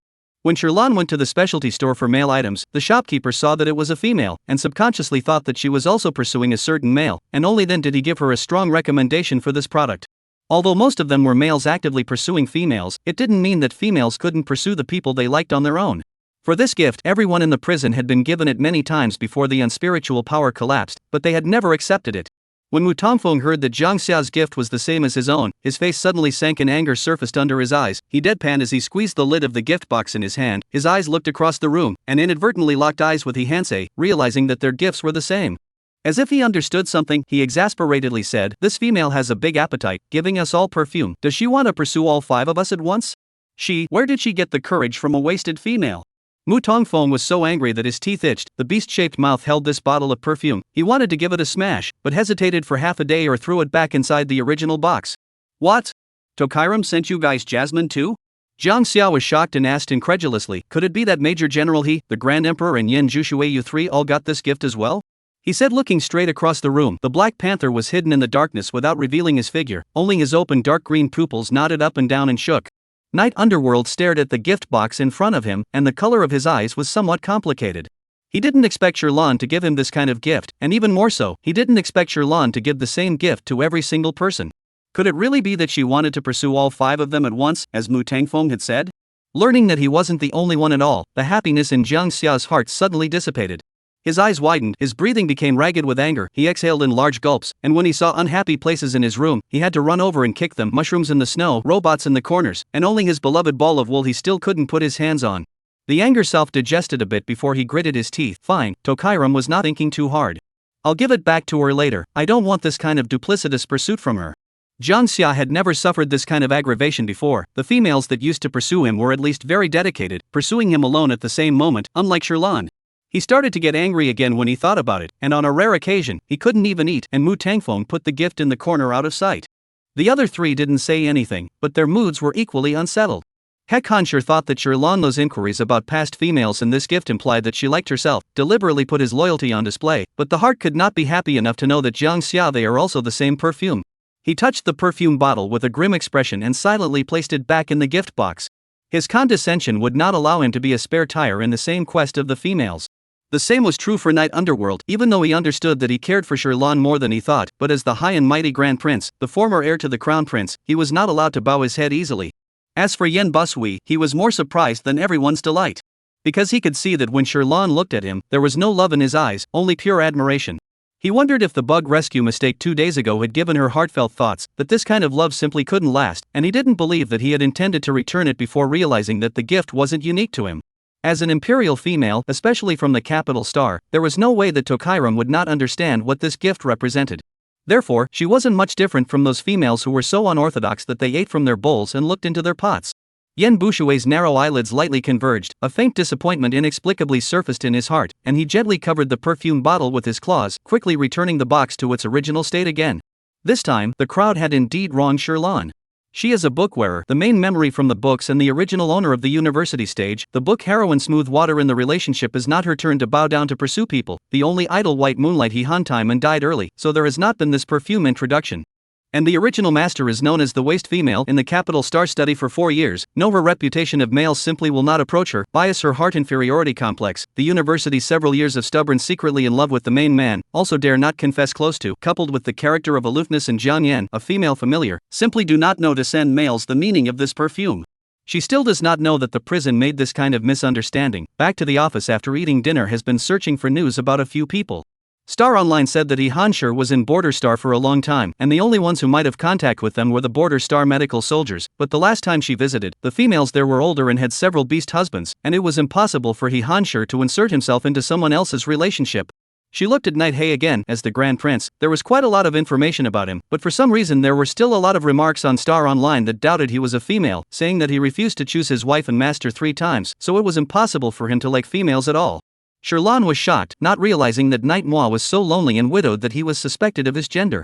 She went on to look at a few others. The others weren't as well informed as those 2 public figures, but some of the threads had quite a few comments from females crying that these people were hard-hearted and not at all gentle with females. She bitterly turned off the chip, hugged her little poison, and let out a long sigh. Goddammit, every single one of these prisons is a widow. How can this be cured? Chapter 52, Gift Storm. Sherlan was long and bitter. In the end, she could only touch Little Poison's head, encouragingly saying, "Little Poison, ah, master, I can only rely on you." Little Poison squinted comfortably in her arms, stretching his body cozily, sniffing, his head rubbed against her palm. "Okay, master, I'll work hard." Sherlan smiled sadly. This trial could be considered to have ended her idea of helping a few people with primary healing. After all, how could someone who could hardly tolerate the proximity of a female feel at ease being treated by a female? It was feared that they were going to have a mental breakdown attack as soon as she entered the cell, not to mention more than once or twice. Tokairam turned her grief into an appetite and ate a bunch of snacks until she was almost done with her shift before she took a walk to the prison. Inside the prison, lunchboxes were usually placed in the delivery ports by each butler robot on their own accord after a few people had finished their meals, so she could just stop by and recycle them the next time she went. Most of the time when Arashir made dessert after dinner, she would make a trip to collect it, but today she had just returned to work not long ago, and was worried by the matter of the cure. She forgot about it for a moment. So inside the prison, Jiang Xia was so angry again that she slapped the bowl. It's true that females don't cherish it when they get it, thinking that we've all accepted her advances. Even the after-dinner dessert is gone. I can't stand to look at this gift for a moment. The crowd didn't say anything, but they somehow had the same suspicion, mainly because Shirlan now had a shocking history of giving perfume to 5 people at once. Jiang Xia was about to ring the bell when he heard footsteps, and he immediately put away his exasperated face and deliberately threw the gift box aside, sitting himself far away on the icy chair and pretending to be unconcerned. Tokairam walked in slowly, saying as before that he was getting ready to leave work, and that everyone who had something to do could now mention it in a timely manner, and incidentally collect the lunchbox, and then accidentally realized that everyone had barely touched the meat made by the robot tonight, except for the meal they had made themselves. A few other people are fine, the key usually eat the most. Jiang Xia also left a bowl full. She stood in cell number 4 with a puzzled face. Lord Jiang, isn't the meat good today? Jiang Xia pulls a face. I'm so full of gas, what else is there to eat? Shirlan? What's wrong? She asks softly. Her white jade-like face looks innocent and considerate and gentle as usual, not at all seeing the brazen appearance of giving the same quest gift to 5 people at once not long ago. She actually can still ask what's wrong this kind of words? Jiang Xia was furious. Inexplicably, a bitter sense of aggression spread in his mouth. His golden eyes subconsciously swept towards the gift box not far away. Shirlan followed his eyes to look over. Obviously he should be very angry, but noticed that she also looked over. The heart followed the heart and nervous, worried that Shirlan angry he so treated the gift she sent. His mouth moved slightly to explain something, but Shirlan didn't understand the source of his complex emotions. She just felt that he seemed to be unhappy, combined with the gift thrown on the ground. She liked to understand. She busily said, I'm sorry, it's also the first time that I've ever given a gift to someone, so I don't know what to give is better. This is the store's recommendation. If you don't like it, you can tell me what you want directly, and I'll buy it for you again. Hearing the words first time, Jiang Xia's ears twitched slightly. Her heart felt a little better. The others were the same. At least it proved that Shirlan was only interested in a few of them at the moment, and only gave them this gift, not seeing one and loving the other. As for the possibility of not understanding the meaning of this perfume, no one thought about it. Seeing that Jiang Xia's complexion seems to have eased up a bit, Shirlan continues, if I don't like this gift I'll put it away first, and I'll buy you another one you like, how about it? Jiang Xia instantly exploded, ran over and used her claws to peel the gift in her arms, completely forgetting what she said before. Her small short claws struggled to drag the box under the ice chair where she stored her treasures, and she huffed, what kind of reasoning is there to give out a gift and ask for it back? When Shirlan heard this, she was extraordinarily tolerant of the 5, remembering the several people's previous life-saving kindness, so she said, then I'll buy you all a new gift that you like. She thought for a moment, it just so happens that you all have my newsletter, so you can think about it again, send it to me tonight, and I'll buy it and give it to you tomorrow, okay? The latter words she said to everyone. This time, everyone successively promised down. As for the original want to return the gift, all in her words first time to give a gift, by the 5 people unspoken unveiled. It's just that, after all, Shirlan is the first time, maybe it's not intentional, they as males naturally can't be catty with females. This sentence was tacitly scratched in the hearts of all the people. Until Shirlan was about to leave, Yen Busui said one more sentence, Shirlan, all of us understand your feelings, and we are all familiar with each other, but in the future to send other males, it's better not to send this kind of perfume gift. There are a lot of males who don't like this kind. For example, before, they all refused to accept jasmine from other females. Shirlan froze for a moment, but it was the shopkeeper of the boutique who said so. When her pleading eyes subconsciously looked to the most trusting Hyukhan, his icy blue eyes looked back at her and nodded in the same way. It was true that some people would not like it. For example, he did not accept it from other females before. Seeing this, Tokairam finally responded. Good. No wonder Jiang Xia was in a bad mood. It was probably true that she had sent him ones he didn't like. Although Shirlan didn't understand why he would still take it if he didn't like it, she had already made plans to make sure to choose a good one for everyone for her next gift.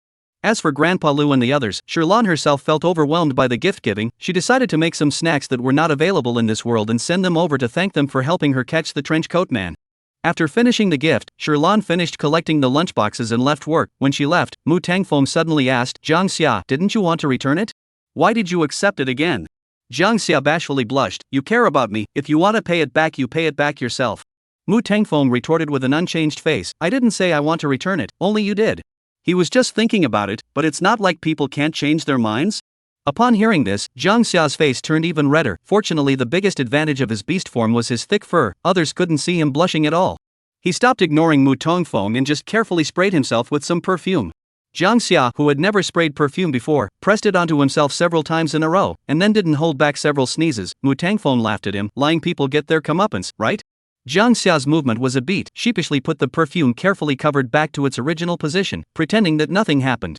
Although the prison here is not soundproof, but each cell is well insulated from the smell, others cannot smell that he sprayed perfume, but he forgot about the night meditation living in the opposite cell, and did not notice that he hid in the darkness also quietly sprayed himself. Shirlan purposely left more time for everyone to think, and as a result, she didn't expect everyone to think quite fast. That night, she received a message from everyone just after washing up. Only, was this one's gift so strange? Chapter 53 Emotional Disappointment. She carefully looked at each one of them several times, even they were all directly sent shopping links, to make sure there was no mistake, before suppressing her doubts and buying them one by one. This time the logistics was even faster than last time purchased that night. Another morning, Shirlan was still eating breakfast in the kitchen when she received the signing notice. She was busy finishing the last mouthful of black soybean milk and went to the door. The logistics robot was still waiting outside the door with several packages. Shirlan followed the familiar process of signing for them and then placed them in the space capsule. Then she went to the kitchen and packed the breakfast for several people before heading towards the prison holding area. Early in the morning, all the beasts in the prison were carrying out their daily activities, exercising, reading, playing with a ball of wool, and there was also Mu Tangfeng who had awakened a new hobby of poking green mushrooms on the mirror. As a clean bird with cleanliness characteristics, Mu Tangfeng must wake up every day to see the robot to clean the prison. The mirror cannot allow a bit of dust. His mirror is specially glued to the feathers he fell decorative. It looks exquisite and beautiful. The only thing that is out of place is the green mushroom on the top. At first Mu Tangfeng was annoyed, once a day to pull, and then realized that this mushroom simply cannot be pulled out. He finally chose to swing, and feel that this mushroom feel okay, pinch up very decompression, over time also by his eyes. Today everyone's life is unusual, but in fact everyone is absent-minded, from time to listen to the movement of the outside with ears, also has been staring at the time on the chip waiting for Tokairam to appear. Until they finally heard the familiar footsteps, He Hanshur did not move and sprayed himself with perfume. Mu Tangfeng did the same. Jiang Xia's perfume smell because of yesterday's overspray has not yet dissipated. The night meditation made up a little. Only Yen confused water, knowing that Shirlan is not fond of himself, even if she gave herself a perfume. He thought that maybe it was the first time she gave a gift, did not look carefully at what was inside, and did not choose to spray. He didn't like one-sided feelings, and two lovers could only last for a long time. He silently let the robot put the perfume inside a side locker and waited idly for her to come over, his 9 tails lazily coiled at his hind legs. Shirlan didn't make sandwiches for everyone today. She made meat buns and black bean milk, and since the buns had a lot of meat filling, she didn't prepare an extra bowl of meat for them. The buns were about the size of a fist, estimating everyone's appetite. She prepared 10 buns for each person, and Jiang Xia put in 3 extra. Shirlan handed them out to everyone one by one before rummaging through the space capsule to find the gifts for them. The space capsule is not like the space of the heroine in many novels. It doesn't have an automatic organizing function. Basically what you put in it is what it looks like. Shirlan's space capsule is very messy. She stuffed a lot of daily necessities and snacks. The gun from the last garbage star was not thrown away. It seems that a glance inside can open a supermarket. However, the location of the gift that was just placed this morning was obvious. That is, it was divided into several parcels. The parcels were all well hidden. The outside would not be labeled with information about the goods. She could not tell which parcel was whose. Lord Hyuk, you wait first. I'll open the packages and take a look first. Good, there's no rush. He Hanshur looked at her with a gentle expression. Shirlan was not too kind to meet his eyes, not understanding why, always felt that the eyes of several people looking at her today were a lot softer than in the past. Even the bottom of the eyes of the panther, who usually seemed to have ferocious eyes, were less intimidating and cold. Maybe she gave them a gift. After all, take a man's hand is short, eat a man's mouth is soft. They have taken advantage of it, they can't look at themselves angrily again.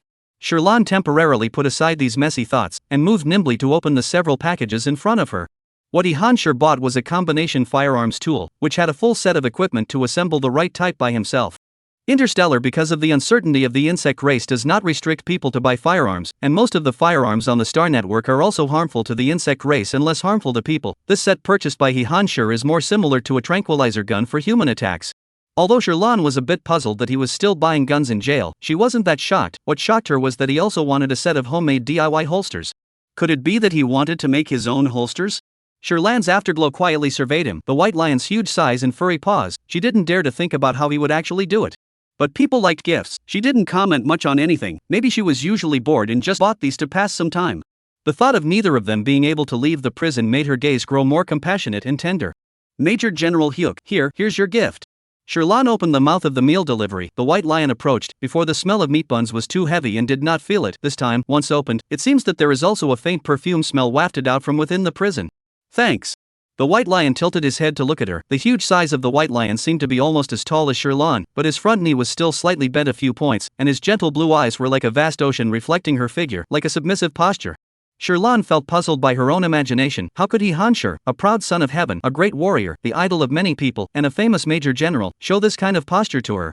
She shook off this unrealistic thought. Maybe people like to stand like this today. She retrieved her thoughts and watched as the robot came over to take away things and put them in the place where Hanshur usually stayed before the corners of her mouth hooked up in a small arc. This perfume smells pretty good. Heck, Hanshur's ice blue eyes brightened slightly by a few degrees as he nodded his head, his tail relaxing and wagging pleasantly, but who would have thought that Sherlan would go to the opposite jail cell after saying this? His heart suddenly like a roller coaster from the peak fell to the bottom of the valley, the bottom of his eyes slightly imperceptible coloring a little aggrieved loss. What is the meaning of the timeline? Did she not notice that she sprayed perfume? Why her face did not look too concerned? Do females really get it and do not cherish it? A million thoughts drifted through the bottom of Hanshur's heart, but he didn't know that Sherlan didn't understand the meaning of the perfume at all, and could only choose silently on his own the disillusionment he experienced for the first time emotionally. Mu Tongfeng bought a gift as a set of projection recording equipment, but this gift is still relatively ribbed, because everyone's chip has long had this kind of recording function, and this kind of equipment after the recording of the screen also need to chip again transformed projection. Sherlan didn't know what he needed to record the screen for inside the prison, but this thing of his was a bit more normal than a few other people's. She similarly handed over the gift. Mu Tangfeng this moment is transformed into a human form. He poked out his slender hand from within the prison, slightly pink-colored fingertips gently traced over the back of Sherlan's hand, and when she took the gift and retracted her hand, a touch of scented wind blew, and she smelled the familiar scent again. Sherlan was surprised and pleasantly surprised. She didn't expect that everyone kinda liked her gift. Actually, even Mu Tangfeng, who is usually more fault-finding, sprayed it. She was a little happy in the bottom of her heart, although Mu Tangfeng appeared to be looking down at the package in his hands, but his afterglow was secretly looking at her, seeing the smile on her face, his thin and delicate chin slightly raised. Female, this time just give you a little bit of sweetness, don't be complacent.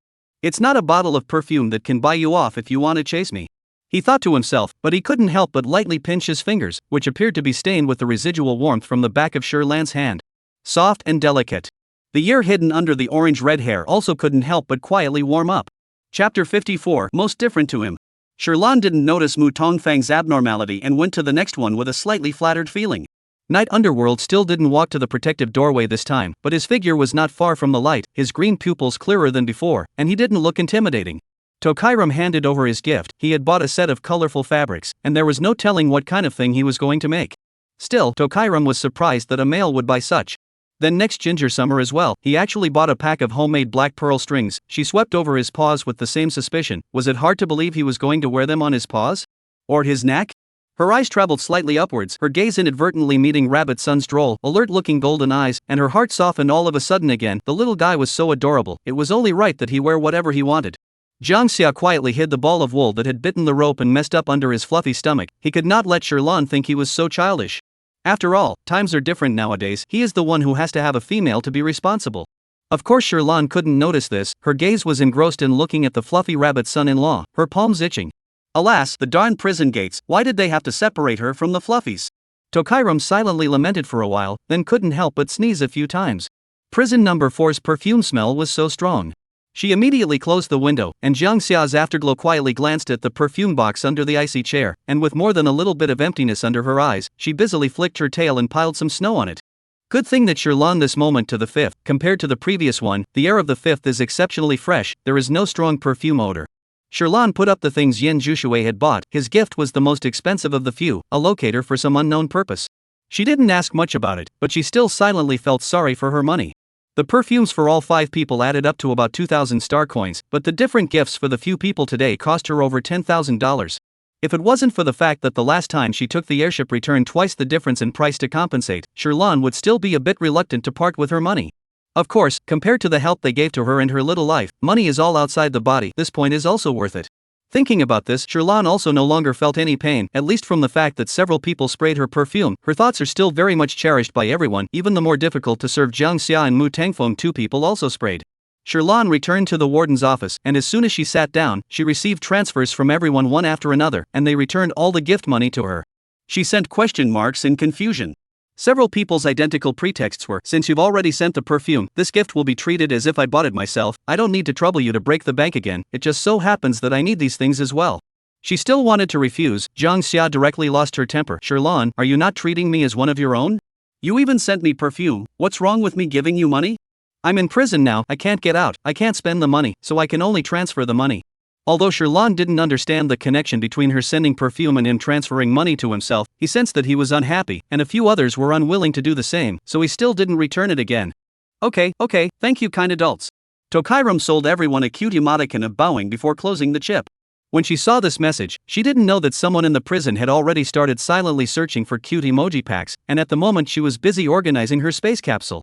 She had piled up too many things in her space capsule, it was almost impossible to put them down, and she just happened to think about it and take care of it. This project is almost the same as moving house. Sherlana morning is not done, afternoon lunch to continue, until the evening to organize more or less, and then this organizing she noticed Rio's gift and Jiang Xia's mother to send the space twist. She flipped through Rio's chat screen. The last time she was in the capital star, she had actually asked him, but after all this time, there was no reply, so much so that the gift was not returned. Probably busy. It could only wait for the next time. Sherlon looked at the spatial twist again. Spatial folding type tools can usually be stacked to put one on top of the other. If you put too many on, it will cause the space to collapse and things to scatter out. After all, spatial twist is more expensive, but not easy to wear. Before she always worried about losing it, so she purposely started online search. Knowing that there is this kind of method, she put it inside the spatial capsule, and the spatial capsule she purposely used a rope to hang on her neck. Now that she thought about it, it was lucky that she did so, or else the bugs could have lost it after a bumpy trip.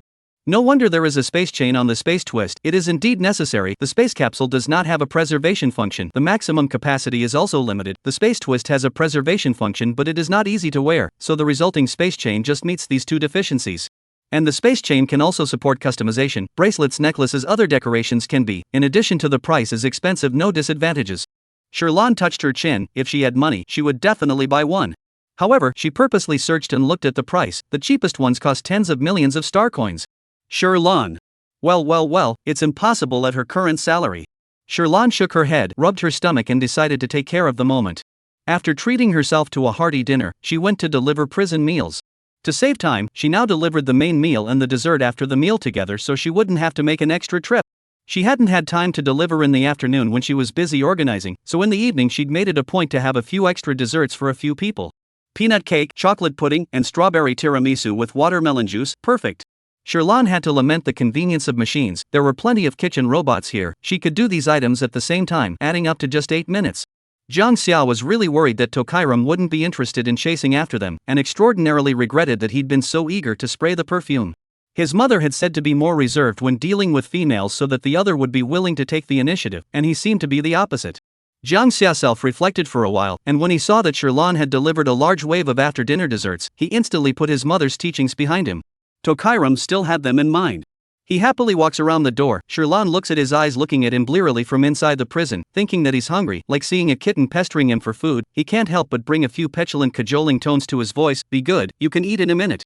Jiang Xia's ears perked up in excitement. Sure enough, although Sherlon gave perfume to everyone, she was still the most different to herself. She only used this tone to talk to herself. He immediately held his head high, and even through the 2 prison doors, Nightmare could see his smug eyes. His eyes darkened slightly as he swept across to Tokairam, lifting his paws to look at his blackened fur and silently hiding his figure in deeper darkness again. Once he had prided himself on his lightning speed and strong, athletic body, but for the first time, Nightmare hated his beastly form. Chapter 55. This is what it feels like to have a wife and master? Opposite the prison, Jiang Xia was still counting the favoritism of Sherlon towards herself in her heart, not realizing that unconsciously also pierced the hearts of the prison beasts. Han Sure originally knew that in Sherlan's heart, he could not compare to Mu Tongfeng, but now he realized that he is also not as popular as Jiang Xia. She seemed to have the softest tone whenever she faced Jiang Xia. For the first time, he experienced the taste of jealousy, once invincible, but now he has become a loser, silently listening to other people's happiness behind the scenes. The same was true for Mu Tongfeng. He couldn't help but think of those females from the capital star in the past. There were always a few who compared him to Jiang Xia, saying that he was beautiful but his beastly form was not as popular as Jiang Xia's. He scoffed at the idea, and said that he was not as popular as Jiang Xia. In the past, he scoffed, Jiang Xia's kind of short-footed beasts, how can they compare with a noble god bird like him? But now, the female that he had his heart set on stayed in front of Jiang Xia the longest, and she liked his beast form the most. Mu Tangfeng was unbalanced in his heart. Why should Sherlon pursue them when he said so? He agreed but did this to him? Therefore, he clunked the door with his wings and used mean words to hide his inner jealousy. Sherlon, how do you do it?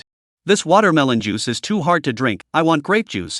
Sherlon had just taken out the space twist from her space capsule. She was about to give it to Jiang Xia. When she heard Mu Tangfeng's words, she could only soften her voice and pacify. First, wait, you eat first, I'll make it for you later.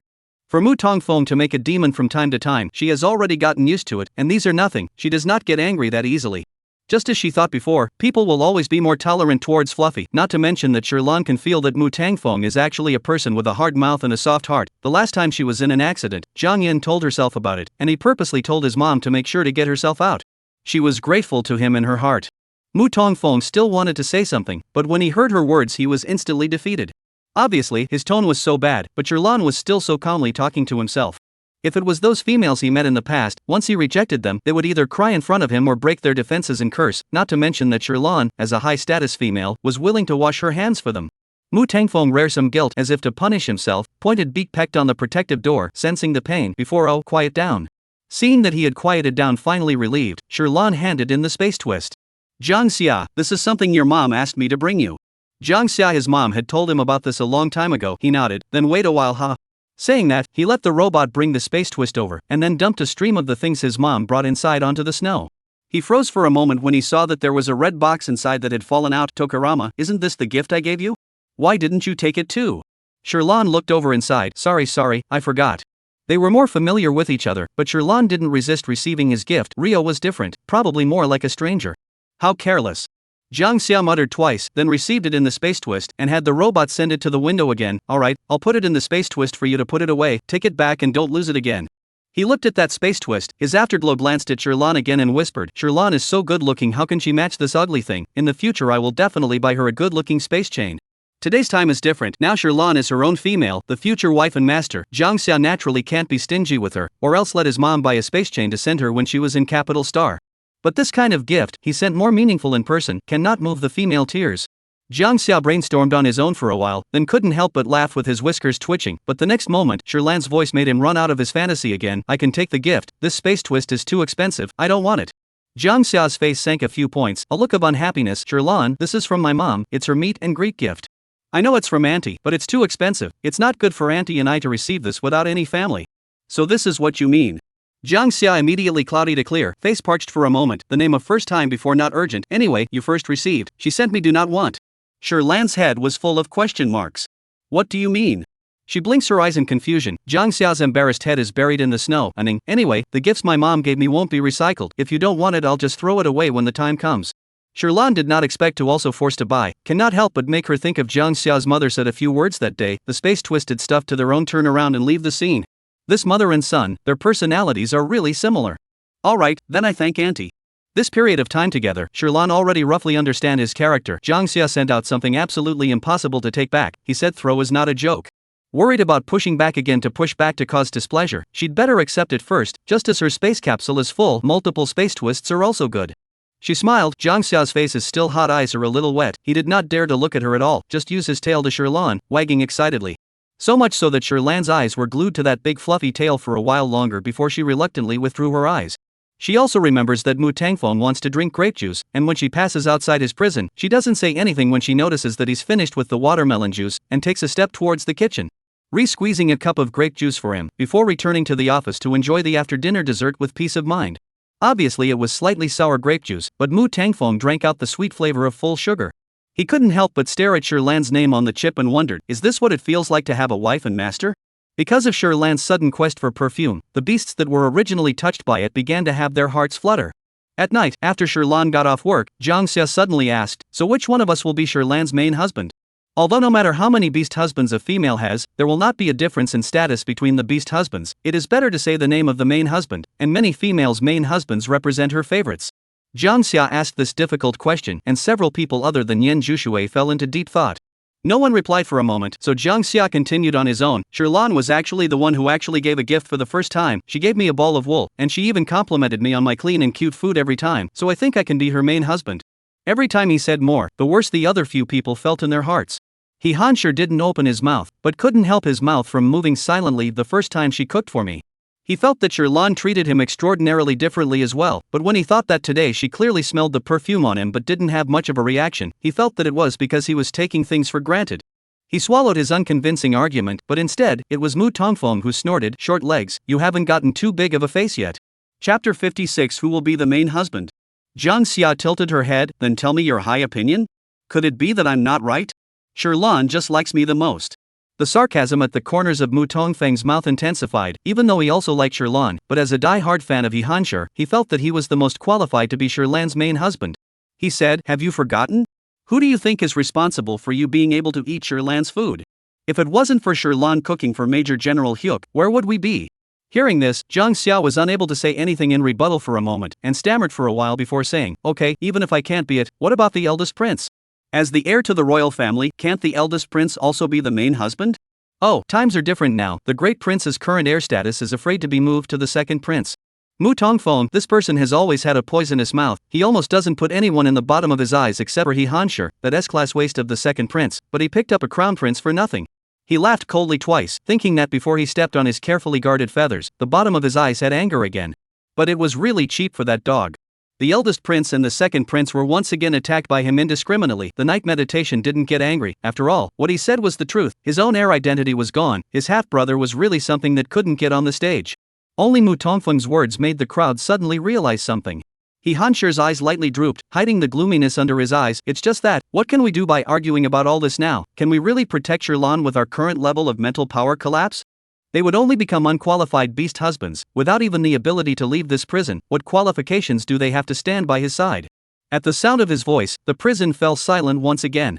After a while, Yan Busui asked, "Then are you willing to let other males appear beside Shirlan? Such as Rio or Chen Xiong or Levitas, etc.?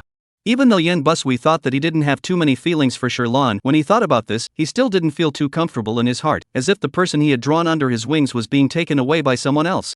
With every additional name Yan Bushui said, the beasts' hearts would increase by a few points of discomfort.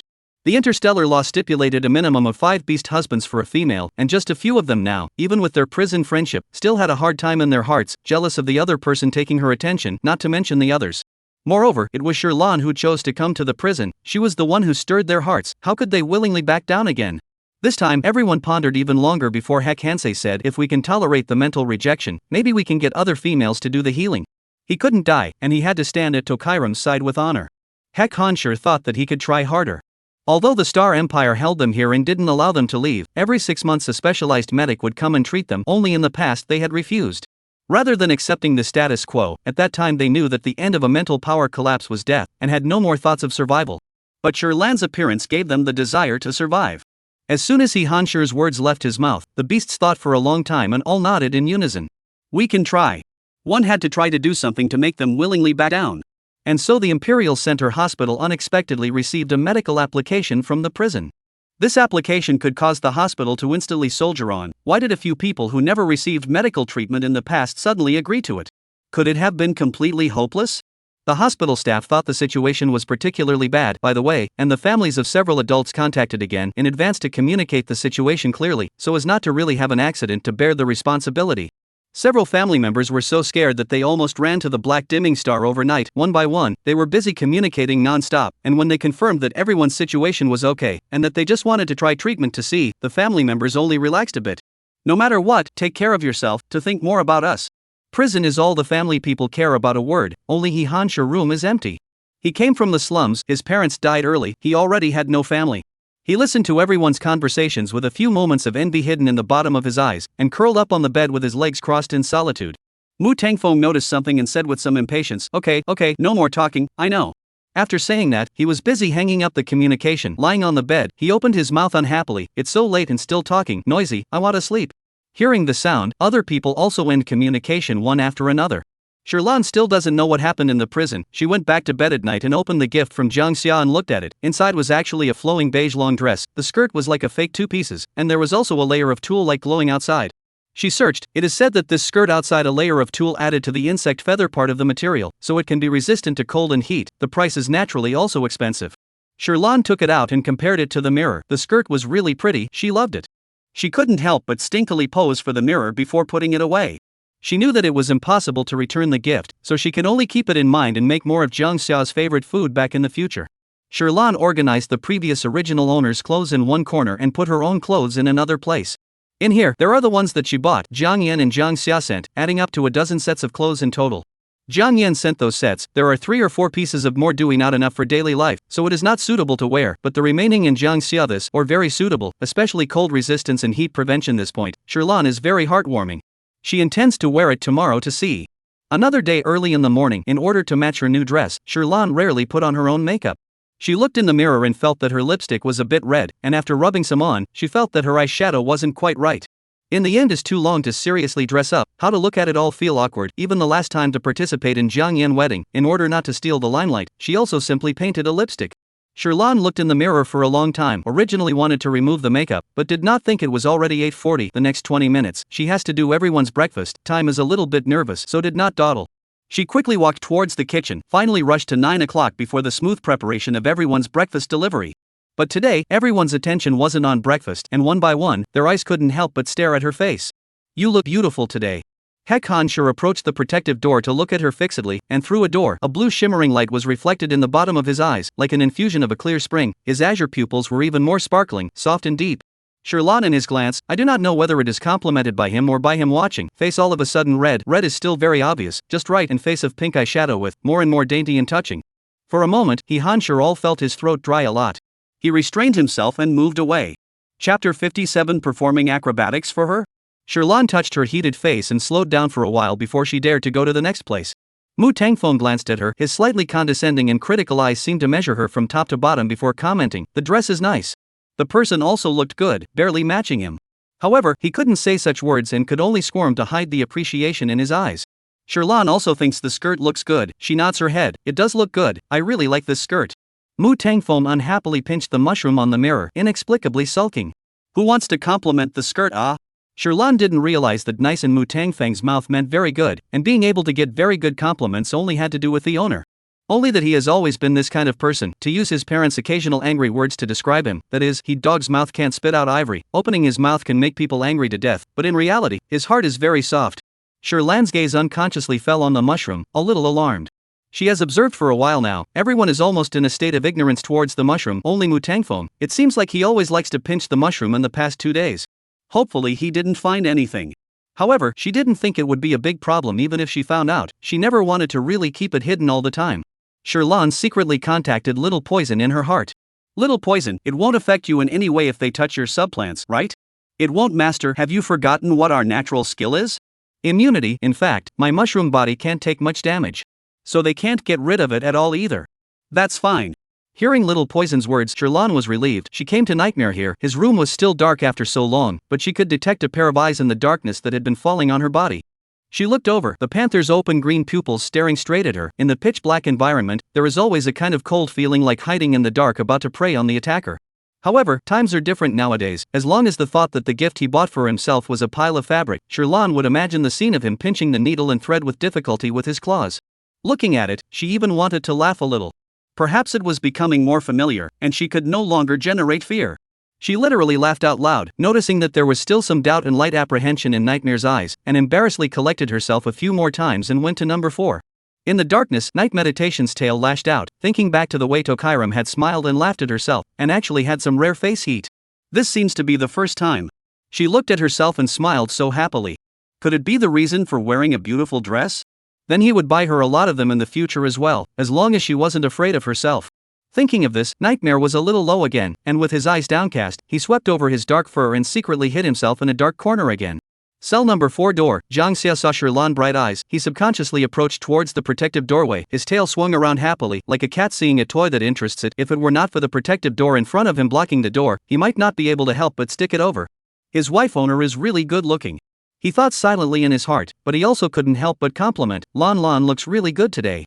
Zhang Xia recognized that their relationship was not what it used to be, and spontaneously chose a more intimate term of address. Shirlan is now his wife and master. What's wrong with him calling her that? The more he thought about it, the more justified he became, but his brilliant golden round eyes surreptitiously surveyed Shirlan's face.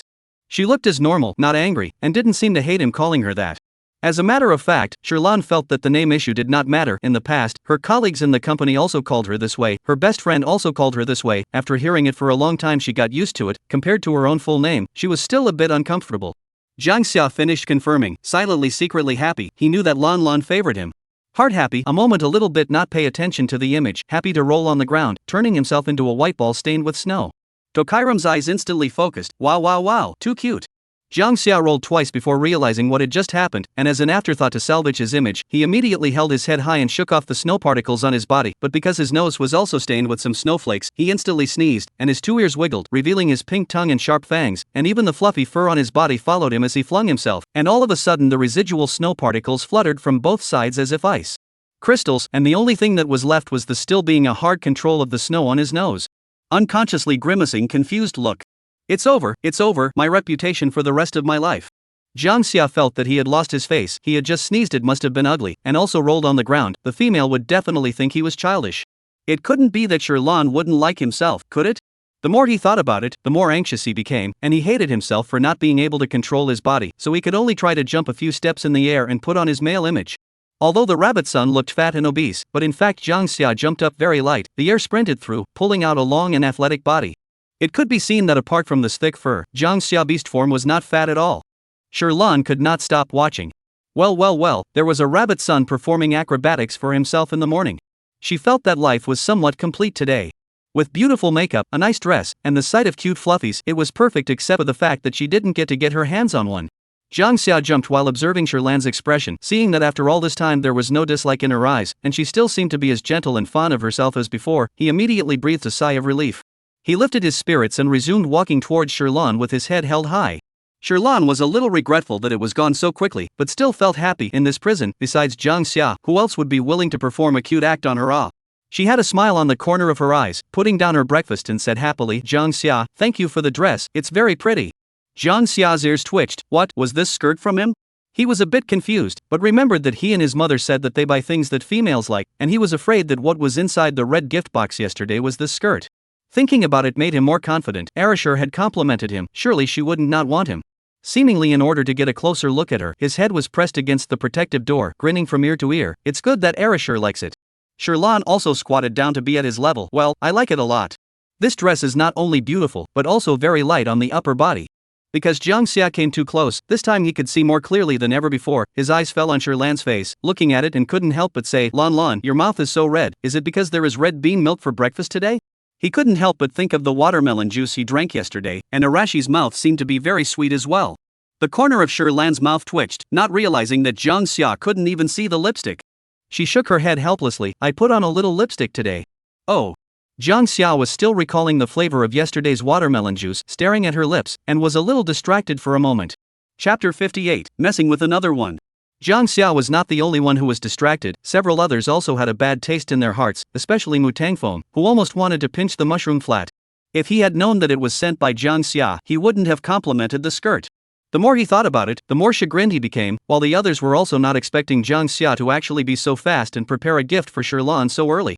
The beasts were self-condemning while silently envying Sherlan's favoritism towards Jiang Xia, and she didn't even mind calling her Lan like that. It seemed that compared to a few people, Sherlan did prefer to stay at the entrance of prison number 4. This feeling, the night Hay on the opposite side of number 4, experienced most clearly. Like a voyeur, he silently watched the two get along in the darkness, pondered for a long time, and recorded them one by one in the chip. Mother had said that a male who could make his wife's master happy was a qualified beast husband. He was still far from that. It was true that there was no end to learning. After Sherlan admires the rabbit son's adorable appearance before walking towards prison number 5, Yen Bushueshue's eyes look at her. His narrow fox eyes are like flowing into the hot spring water. The autumn water is full of soft light and water. It looks like it's seducing people's hearts, and he quips, today's makeup is very much the icing on the cake. Sherlan at first did not notice what he said, focusing on looking at his bewitching eyes to go slow half a beat before realizing that he was praising his own good looks. Makeup is just a decorative item. I didn't expect him to be so stingy with his compliments. Being complimented is always a happy thing. Sherlan's eyes curved into a crescent arc. Thank you. He deliberately avoided the skirt, even though this skirt was really suitable for Sherlan, but thinking that it was given by Jiang Xia, he couldn't open his mouth. His gaze lingered on her eyes for a moment before he asked the robot to send an item. This is the sub-locator. At least as long as you're on the black dimming star, you can locate the exact location. If there's any danger, immediately press the center button so that the mother locator on my side will receive a notification. Even if there's no signal, it can still be sent. The locator molecule mother. The mother locator is on Yen Busui. He knows that the person who kidnapped Sherlan last time ran away. Just in case that person investigates Sherlan's situation and comes here to retaliate, he feels it's necessary. If he could, he would like to buy a full locator device, but this kind of device was only available to knotted couples. He and Sherlan were not in that kind of relationship and did not have such access. Sherlan looked over. It was the gift she bought for them last time. No wonder he wanted to buy a locator device, so it was for himself? Sherlan was a little touched in her heart. She didn't reject his good intentions, although she planned not to leave Black Dimming Star for now. She was also worried that the black trench coat man would come over to retaliate, so she said, "Thank you, I'll transfer the money to you." For the first time, Sherlan clearly saw Yen Bushui's face become gloomy. The corners of her lips, which were always smiling in the past, tightened into a straight line. "No need, I'm just worried that if something happens to you, we'll have another troublesome new warden here." He coldly spat out these words. Sherlan sensed that his mood had become bad, and was a bit at a loss for words. "I'm sorry, I just feel that I don't deserve anything. You guys have already helped me a lot in general, no other thoughts." Yen Busui swept a glance at her, then accept it. "You can accept Zhang Xia's dress, but you can't accept my things?" Hearing this, Sherlan could no longer say anything else. Instead, Zhang Xia unhappily retorted from the side, "You even want to compare this kind? Childish." Childish? Yen Busui sneered. He was in his 30s, and this kind of word actually appeared on his body. He was also a bit dazed for a moment. He seemed to be really unconsciously pulled by Sherlan's emotions. Even this kind of thing had to be compared to Zhang Xia. Obviously in his heart his opinion of Sherlan, really to say, is probably a kind of flavor in the boring life. She came to the prison, although only at a person, but feel the prison lively, more fireworks. There was a different kind of life in Tokairam. He didn't like her, but someone who had once been alone at the edge of the knife for a long time, he was precisely fond of this kind of existence. Yen Busui felt that this could only be considered a certain kind of interest, and even if he was sometimes upset that the things he was interested in were being taken over by other people, he didn't consider this to be fondness. He deliberately ignored the boredom in his heart at certain times, and just stared fixedly at the window, waiting for her to receive it. The words have been said. Sherlan did not push back. She said thank you, polite and detached feeling. Yen Busui listened to his heart once again ignited a fire. He held back not to flare up, forcibly hooked up a smile, seemingly the same smile as before, but the bottom of his eyes did not have much emotion. Sherlan gaze on his smile paused, took the locator. The heart is also a little helpless. Obviously we are all evolved enlightened beastmen, but you really feel inferior to the small animals. Emotions will be expressed more simple, also do not need to bother to guess. But she understood that Yen Busui did mean well. In fact, in the past, although she felt that he was a gentle person, she also felt that in the prison, the most imperceptible person was him. Because a lot of times, she felt like he was wearing a mask, smiling at everyone. It was rare to see him with this kind of look, but Sherlan was a little happy. In fact, people who smiled for a long time would forget their own emotions, and she had almost fallen into such a daze before. She thought, later on, she would pick more nice flowers to coax him a bit. After all, she didn't want to disappoint someone who was good to her. Tokairam retrieved her thoughts and came to the office first to eat her own breakfast while it was hot. "I was in a hurry today and hadn't had time to eat yet, so I was a bit hungry." She had just eaten a few bites when she felt the chip faintly vibrate a few times, opened it and looked at it. After such a long time, Rio finally messaged back. He sent a message and said, "Ms. Tokarama, what's up?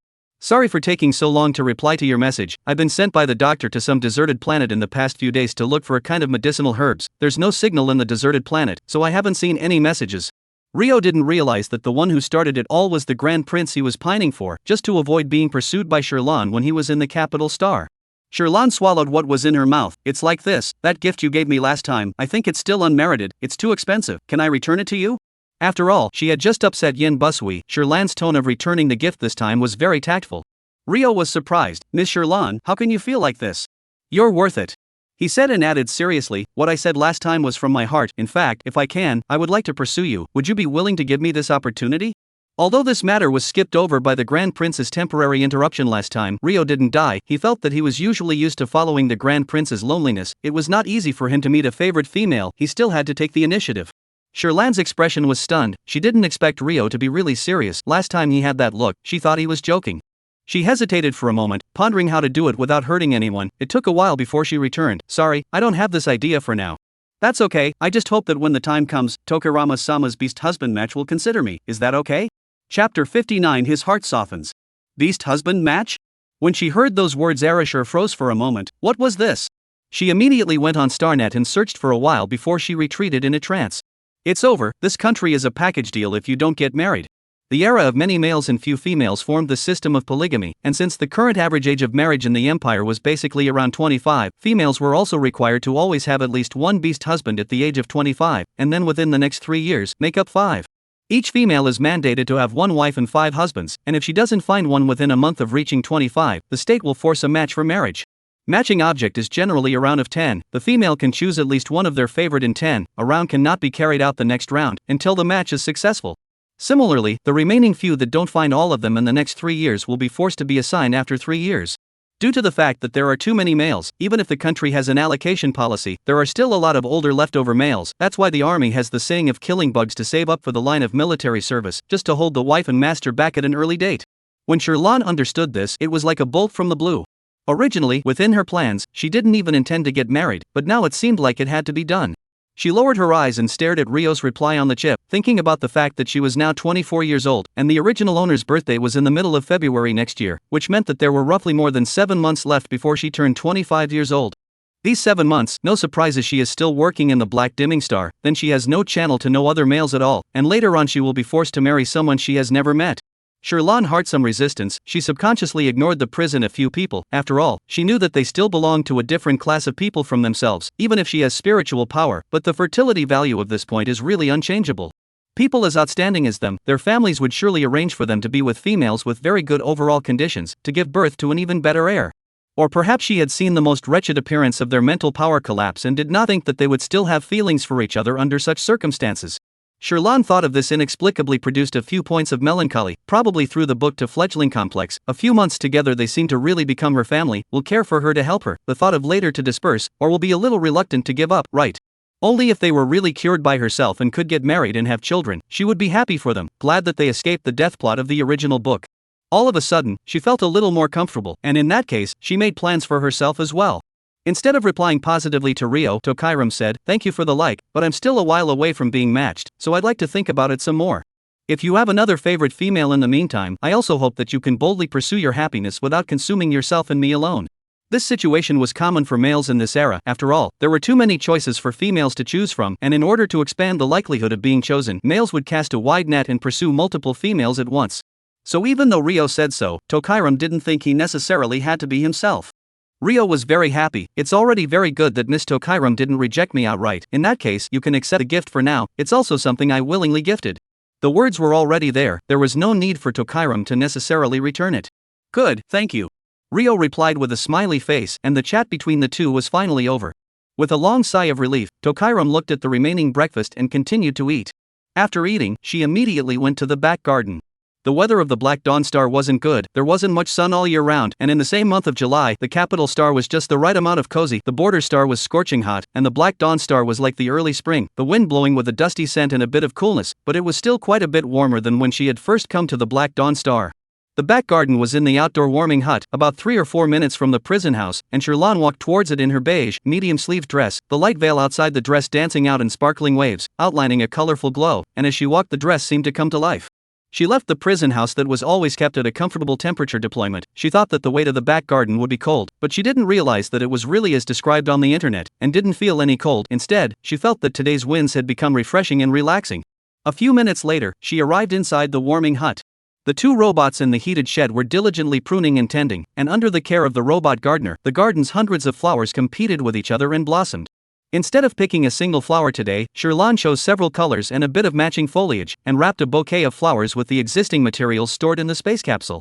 This bouquet was not very big, there were about 10 flowers in it, with a little bit of embellished foliage added. In addition to this, there was an extra bouquet prepared for him to soak in the bath. Only after she had done everything was she satisfied and carried the 2 bouquets of flowers to the holding area. Sherlan's daily flower delivery had become a habit in the prison, and everyone would unconsciously look in the direction of the door when they heard footsteps. Perhaps today she was dressed up, the more the flowers in her hands set her off, looking like the pistils of a fresh and lovely flower in early spring. Suddenly, he heart more feelings of inferiority. He seems to be very old indeed. No wonder Sherlan likes Mu Tangfeng and Zhang Xia, both of them are still young, while he should be 37. The more than 2 years in prison had momentarily made Sure ignore the passage of time. He unconsciously raised his paw and touched his face, looking at the room where the small mirror. He has long since lost his youthful vigor, only the battlefield for many years to sharpen the calm and serene, like a puddle of calm water. This kind of him will really let Sherlan like? Heck, Sure began to suspect that the perfume he received was a wonderful dream, while on the other side Sherlan had already placed the flowers at window number 5. She first gave him the flowers for his bubble bath and waited for the robot to take them away before raising a smile and sincerely handing over the bouquet in her hand. "Thank you for the locator." Yen Bushui's silent and dark eyes suddenly seemed to reflect a light. He looked at her unexpectedly. "This is also for me?" Sherlan nodded. She could feel that he was in a much better mood. The curve of his smile at the corner of his mouth widened a bit. "It's true that good-looking flowers, everyone likes them. Yan Zhuxue moved his gaze away from her bright and warm almond eyes. His sight imperceptibly lingered at her rosy lips for a split second before he looked at the bouquet that had been carefully wrapped up. This bouquet, he could feel that it was different from the scattered bouquet just now. He also didn't expect that Sherlan would send 2 flowers to himself today. Was she this nice to anyone? It was obvious that females like her only had to wait for males to offer their loyalty and lives, but she never took their help for granted. She was truly different. All of a sudden, Yan Busui felt his ever-cold and hard heart soften. Chapter 60, A Beast Can Endure a Sinking Ship.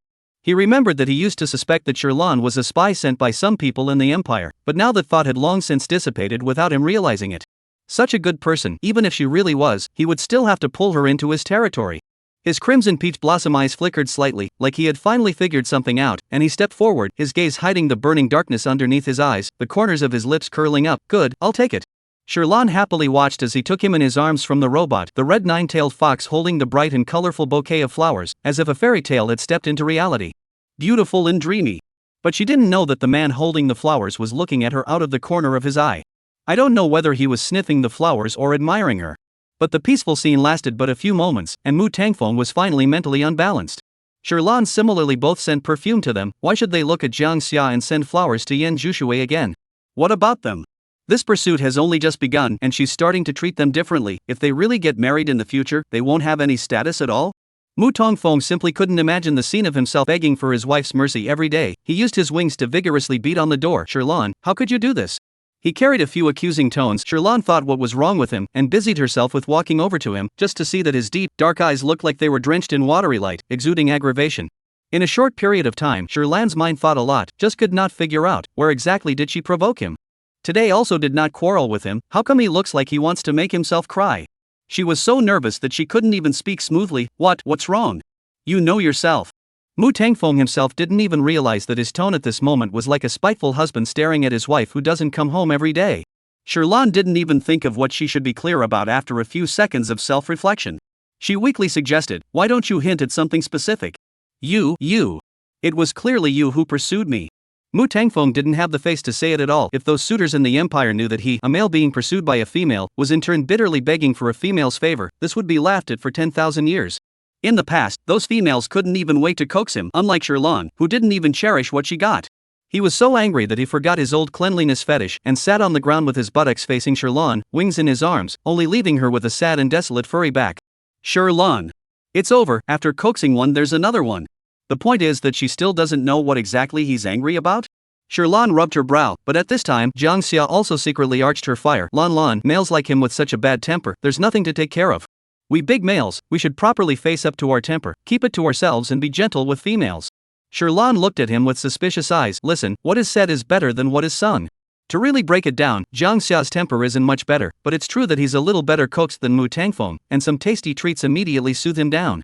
Mu Tangfeng was already jealous of Sherlan treating Jiang Xia better than himself, and this time when he heard this from him, he was even more enraged. Short-footed beast, you wait, I'll go over and beat you to death tonight. You come, I'm not afraid. Jiang Xia also wanted to fight with Mu Tongfeng a long time ago. He hated it when someone said he was short, but Mu Tongfeng said he was a short-footed beast. The beast can endure a sinking ship. Good you give me weight, then beat you can only crawl on the ground. Yo, see what you can do. You think my rabbit clan eats grass? Eat meat and so on, but it is a short fat pig. Mu Tongfeng, I want to fight you to the death, either you die or I live. The two beasts are so separated from the prison this distance as if no one else is quarreling. Sherlan was made a headache. This day by day, either temper tantrums or quarrels, cannot be like he Hansher like to save a little bit of heart? No wonder people can be the heroine's moonlight. Sherlan's eyes glanced at the opposite side of prison number 1 for a few moments, and the white lion with smooth fur was sitting on the bed in a beautiful posture, like a pure white lotus in the cold snowy mountains, not arguing, not scrambling, quiet and civilized, and looking at her with gentle and concerned eyes. She was instantly like a spring breeze, and then turned her head to look at the second, her ears raucous horns roaring. Seeing that the two were close to smashing the prison door open and beating each other up, Sherlan bellowed, enough, if you make any more noise in the future, you two will never have dessert again. Once this word came out, the prison then quiet as a chicken. The two beasts realized that Sherlan was still there. Now Mu Tangfeng did not dare to lose his temper. Jiang Xia also did not dare to arch the fire. Each obediently moved to their own position, showing Sherlan that they are absolutely obedient attitude. Seeing this, Sherlan breathed a sigh of relief. Still listening to what she said is fine. She looked at each of the two beasts and said bitterly, being able to gather together is also a kind of fate, there's no need to make a big deal out of it. Then one by one she pointed out, Mu Tangfeng, you shouldn't keep attacking Jiang Xia beast form, this thing is all innate, no matter what, it has its unique advantages. Just like you can fly, he can run on land. And you, Jiang Xia. Timberland is well versed in criticizing to serve water and turns to another, don't arch the fire. When educating, say others at the same time, also self-check yourself. Of course, this sentence, Sherlan still dare not say it, for fear that at that time the situation that was not easy to quiet down will have to make trouble again.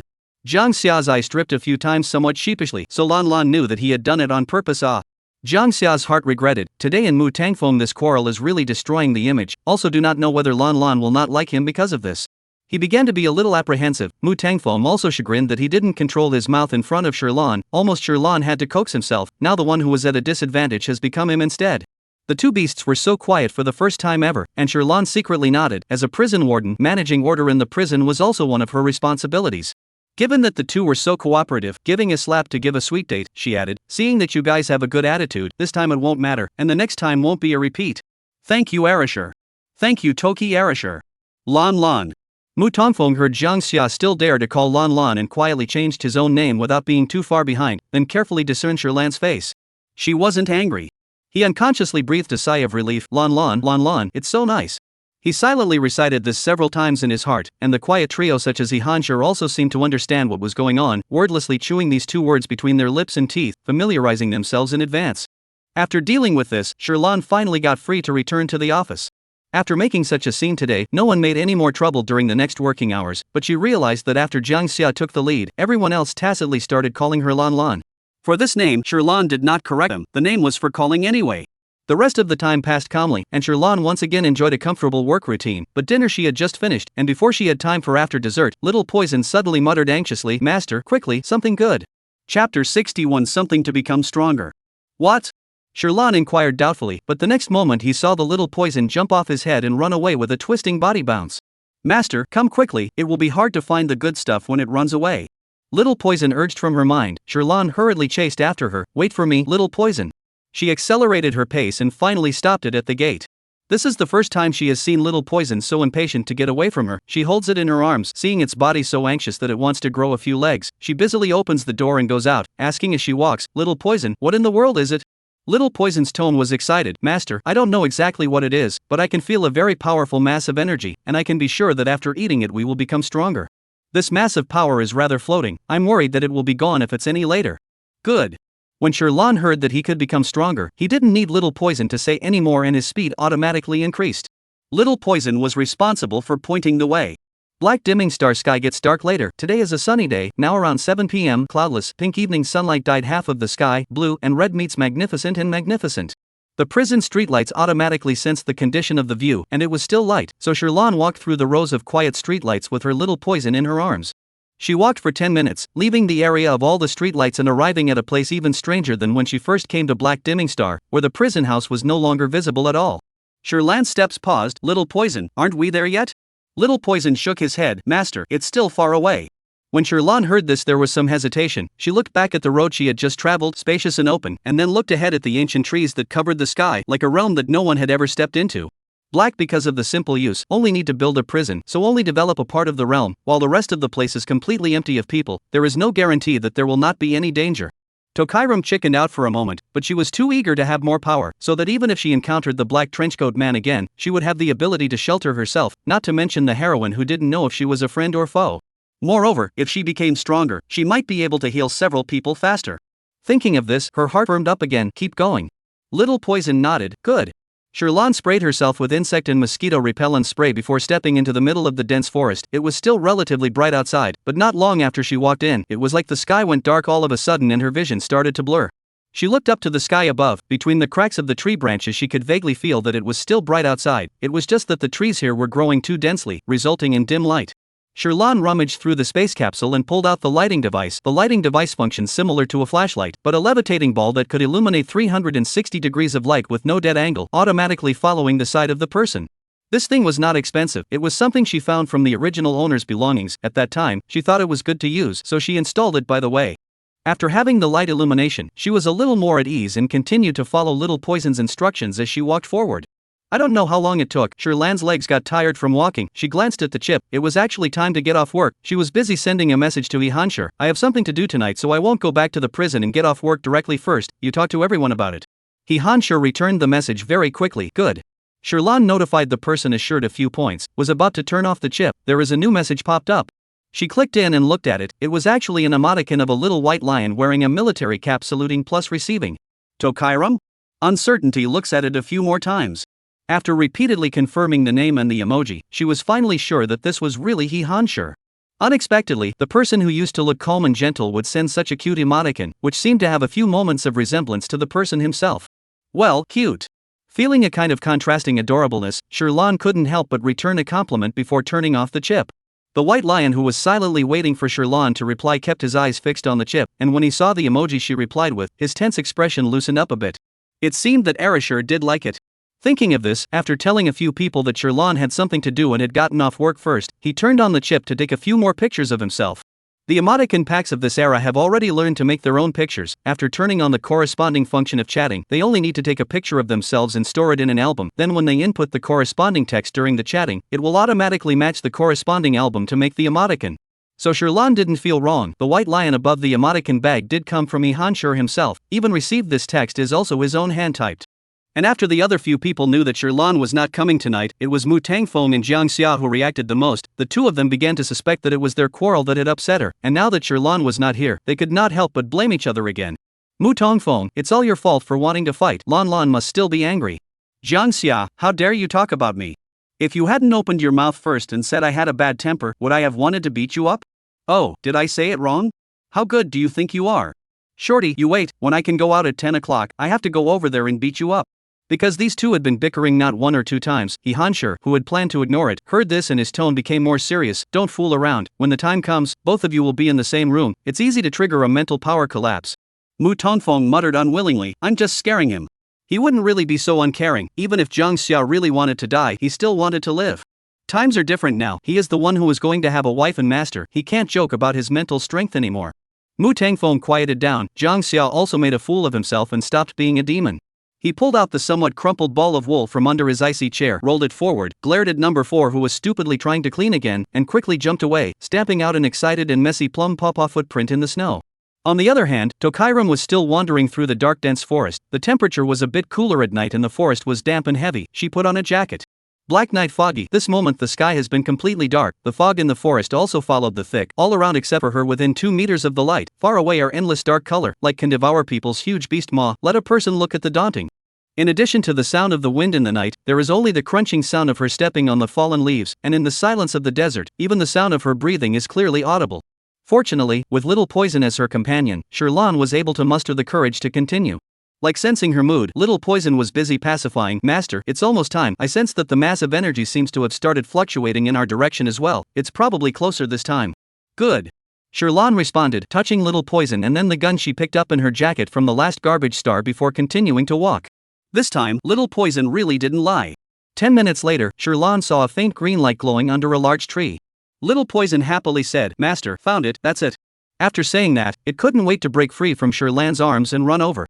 Chapter 62 Insect Race appears on Black Dimming Star. Little Poison.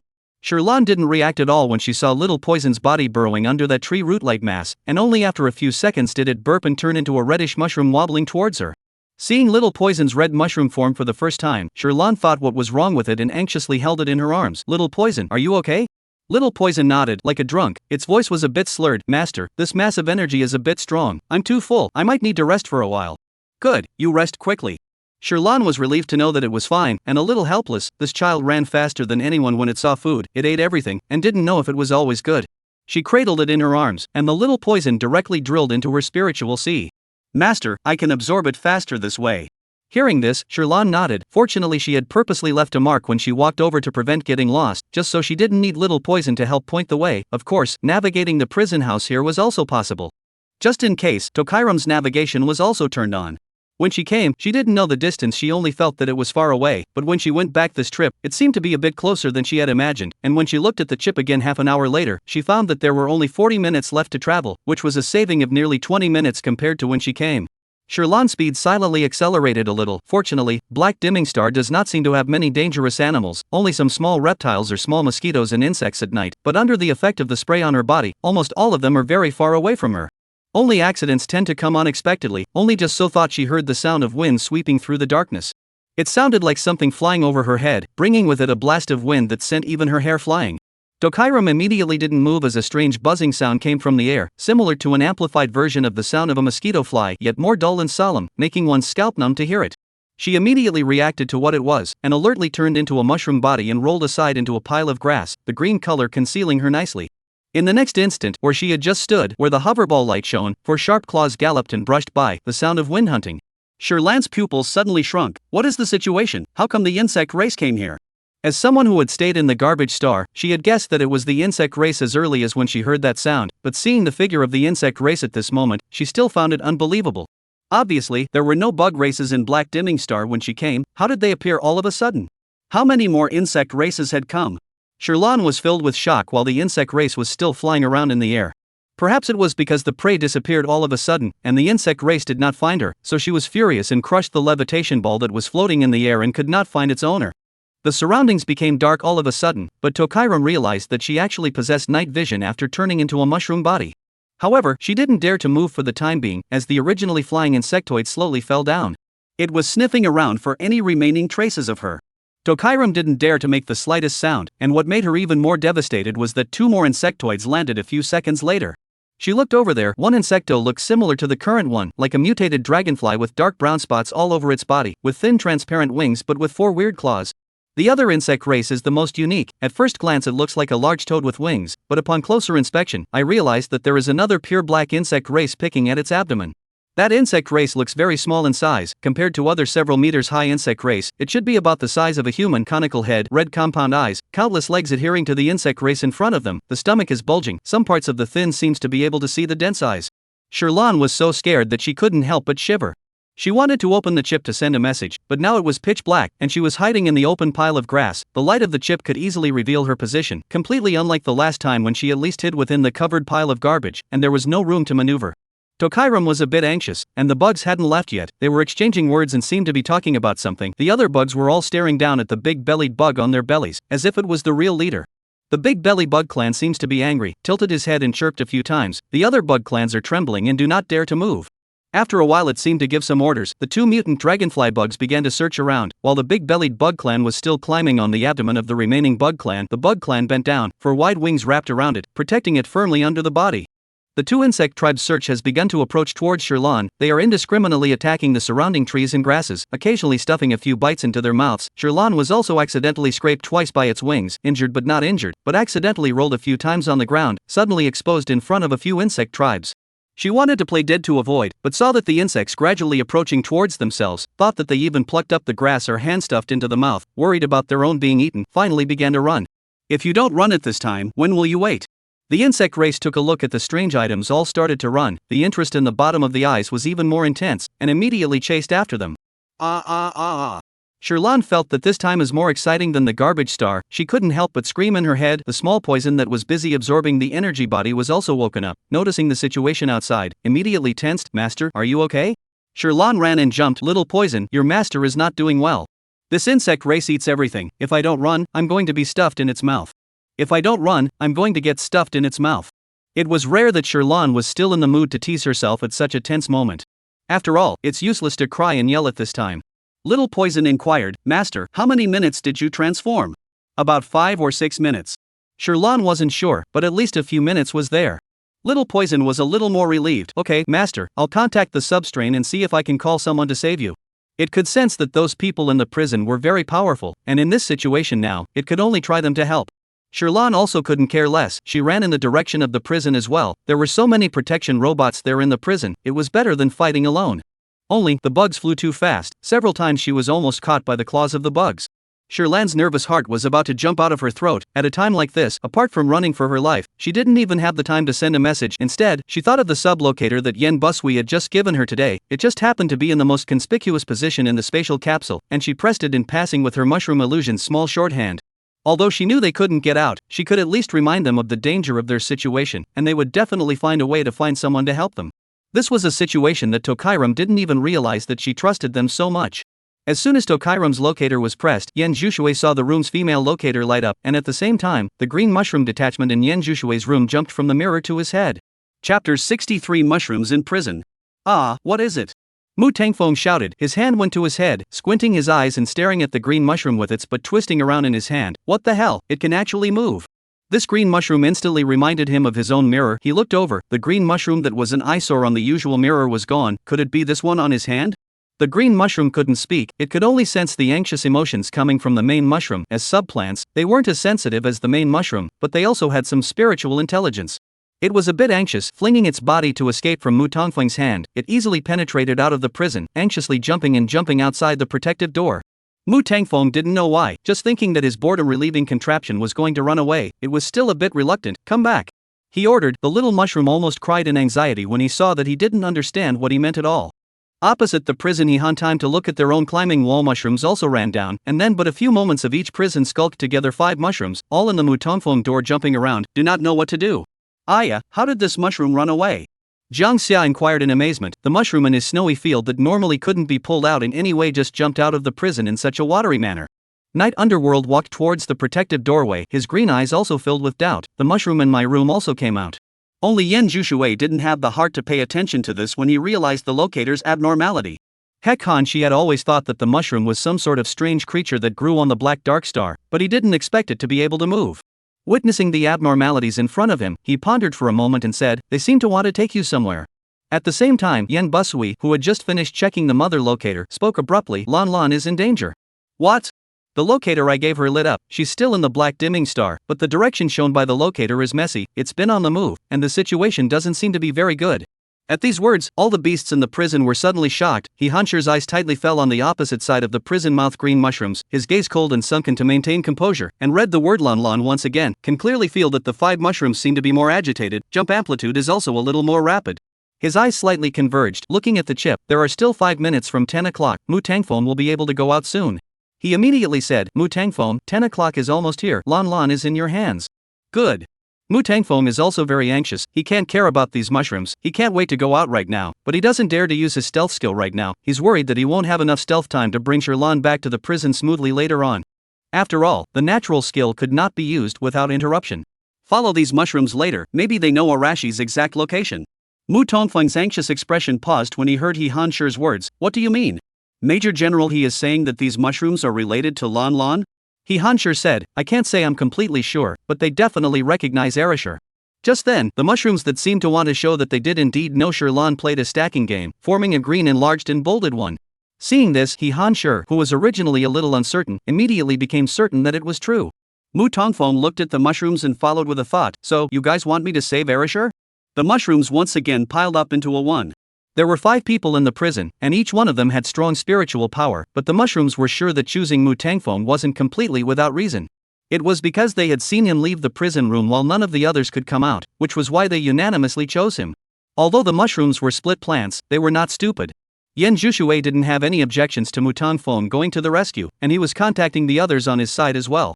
Since he dared to give Sherlan the locator, he definitely had his own rescue channels as well.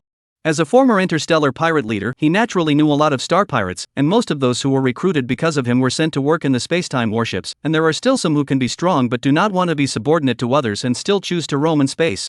In the days when he bought the locator, he directly employed them for 3 months. In the past, when they were star pirates, was to survive for money. Now is also the same. He let them fixed in the black dim star near the cruise. A day a person 100,000 star coins, also does not restrict them in the black dim star near to make other money. Interstellar pirates are not so easy to be. Good times can catch 1 or 2 big fish a day, bad times money cannot earn but also ate the gun. This is a fatal job, but it is true that the risk and opportunity coexist. Yen baffled water on this has long since realized the rich, and later chose to be recruited. One is the old man Lu is still good, and the second is also he is tired of the unstable days. However, not everyone can choose spiritual power and awaken natural skills. Were hired by these people are very willing to take his order. The reason for the money, most of them are also in the face of the former boss. At this moment, on a spaceship near the black dimming star, 2 people were staring out of the ship, while 8 others were gathering to play cards. One of them counted the money inside. It's been a long time since I'd been this laid back. No, third brother, will we be too leisurely? Is it good to just earn Boss Yan's money like this? As an old member, the oldest four witnessed the days when Yen Busui was an interstellar pirate. At that time, this team of them went out to others to be scared of, and there is the name of the underworld. The people who encountered their ship automatically surrendered their money, can really make money like water, not to mention how happy. It is precisely for this reason that they are even more reluctant to be recruited by the Empire and live a constrained life. Unfortunately, the good times have come to an end. The new boss Guandu S-class, not as strong and ruthless as the old boss. Now everyone is more strapped for cash, so this 100,000 is really timely rain. The oldest four sighed with emotion. Guandu did not mind what they said, just sighing and lamenting. Alas, when I said let him not go to the Empire, now sell his life to the Empire to sell to the prison, and there is no place to spend the money. The oldest three sighed, who said otherwise.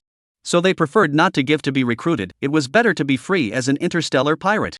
They are talking about this topic. Guandu received the Yen confused water notification. The spirit of a shock, the card thrown, come alive, immediately landed black dim star. They pirates do not care what landing order. Anyway, space warships encountered them either fined or detained, indifferent to the habit, as long as they do not touch the noble female, and will not directly kill them.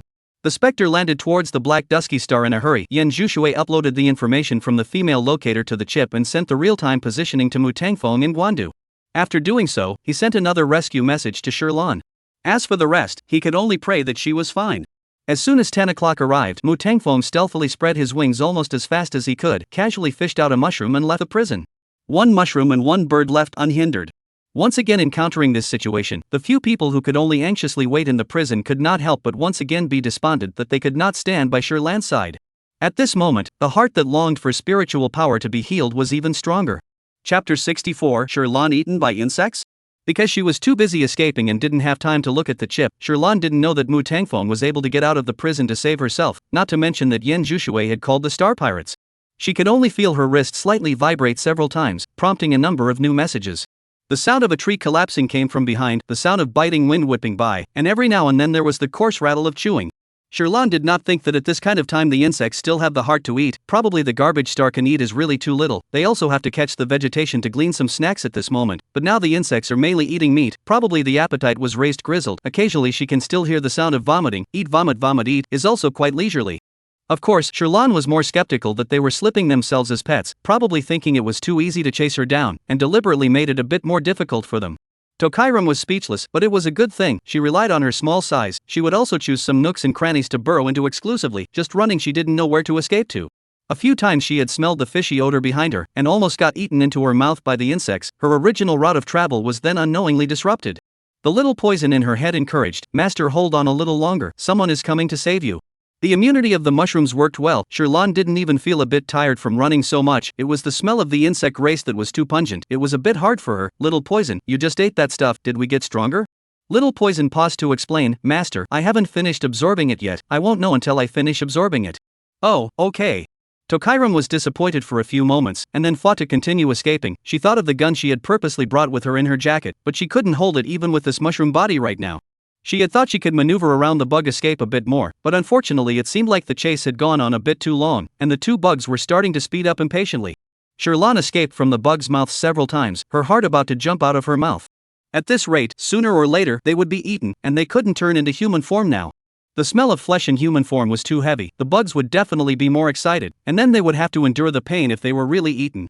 Shirlan ran while continuing to think about self-rescue countermeasures. Just then, she saw a hole similar to a rabbit's nest at the corner ravine. Her eyes lit up slightly and she immediately dug in. The speeding insect race behind her couldn't brake in time, and her head just hit the mountain rock in front of her so hard that the dust from the hole fell down piece by piece, blinking and obscuring the hole that Shirlan had just drilled into. The insect tribe that fell down had just raised its head when another one crashed into it right after it. Immediately, his eyes were blinded and he was dizzy. The insect tribe that was hit sobered up and became angry and immediately went to bite the other one, which was not willing to bite back. The two bugs have not yet chased when Arashir began to infighting. Each tore off a large piece of flesh on the other, flowing out of the green blood on the ground scalded out a hole. But at this moment, they seemed to smell something. Their eyes lit up, instantly forgetting about Shirlan, and began to fly back. Shirlan still didn't know that the insect race outside had already left. She ran down the hole that was just there and ran inside, without turning her head back. This hole looked small on the outside, but inside there was a different world, winding back and forth, several forks in the road. Shirlan randomly chose one. Her current transformation time after the little poison this bout of absorbing their mental power toxin managed to go from 30 minutes to 32 minutes, although it only increased by 2 minutes, but at least saw objective growth data, proving that it was indeed possible for her mental power to get stronger and stronger. Now that she had roughly 7 or 8 minutes of transformation time left, she had to get out of this cave, or she would have to suffocate in the cave without being eaten by the insects. 3 minutes later, Sherlan saw a nest of goo-goo beasts that looked like chickens but were twice as big as chickens in the cave. She realized that this was a nest of goo-goo beasts, not a rabbit nest.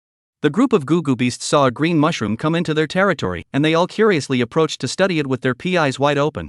There were also 2 that pecked at Sherlan's head. Sherlan jumped in fear, and they fluttered their wings in shock and dispersed from different burrows, disappearing in the blink of an eye. Ha ha ha. Sherlan was amused, and her taut heartstrings were suddenly loosened. After all, when encountering something like bugs, once you're back, it's okay except for the really irritating time when you're running away. She continued to follow the hole that one of the goo beasts had left, and after 2 minutes, she smoothly saw an exit. Tokairam didn't rush out. She heard the sound of movement outside a bit too loud and cautiously hid in the shadows to peek. Then she realized that Black Dimming Star actually had a lot more people all of a sudden. And these people were fighting with the insect race that was chasing them. As for the other insect race that was attached to the big-bellied insect, there was no figure. She looked out carefully, and just then she saw Mutongfling's figure falling from the sky. The stunningly beautiful aurora bird stretched its broad wings, the red flame shape at the corner of his forehead glowed crimson in the night, and the gorgeous plumes behind him danced like ribbons of color cutting through graceful lines. For Mutongfling's beast shape, Sherlan had long been familiar with it after looking at it for so long. After all, the eyes that were so high and mighty that they didn't put anything in their eyes were the only ones that he often had. Like she thought of something, she immediately opened the chip message and looked at it. They did say for Mutangfong to come and save her. As for the other group of people, it was Yen Busui who called in the helpers. Sherlan sent a message to report that she was safe, while being filled with doubts. Why could Mutangfong get out of the prison? Wasn't it said that the prison was specially made for them and couldn't be opened from the inside no matter what? The fact that Mutangfong could leave the prison had always been a secret that several people in the prison had never disclosed the slightest bit, because once it was discovered, the prison's defenses would be upgraded even more strictly, and no one could ever drill a hole again. But now, for the sake of Sherlan, they could no longer care about this secret. Compared to seeing her in danger, they were willing to stay in the prison all the time.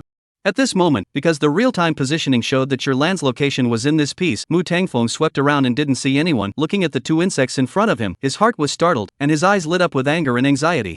The mushroom that he had slipped under his paw wanted to tell him something, but now Mutangfong, who had long been swept away by fear and worry and other complex emotions, had completely forgotten about it, not to mention the chip message vibration. The little mushroom rolled down from under his paw. It jumped anxiously on the ground, but unfortunately its figure was so small that Mutangfong, who was engrossed in the battle, didn't notice it at all, and in the end it could only run by itself with a bounce towards the hole where Sherlan was hiding. Little Poison told her that this was a credit mushroom for helping herself to call for help. Sherlan rewarded it by touching its head. Little Poison was a little jealous and immediately put away this substrain of her own. Master, if you want to touch it, you should also touch me. I was the one who told it to call for help. Sherlan wanted to laugh. Aren't you two one and the same? Little Poison was unhappy. Anyway, I don't care, I'm the master's heart. Okay, you're right. Sherlan soothed Little Poison, then took advantage of the night to go out of the cave. In order to prevent being discovered, she found a place to avoid the crowd to take on a human form. And this time Mutangfong, who had already killed his red eyes, completely didn't notice that the positioning had moved again. All he could think about was Sherlan being eaten by the insects.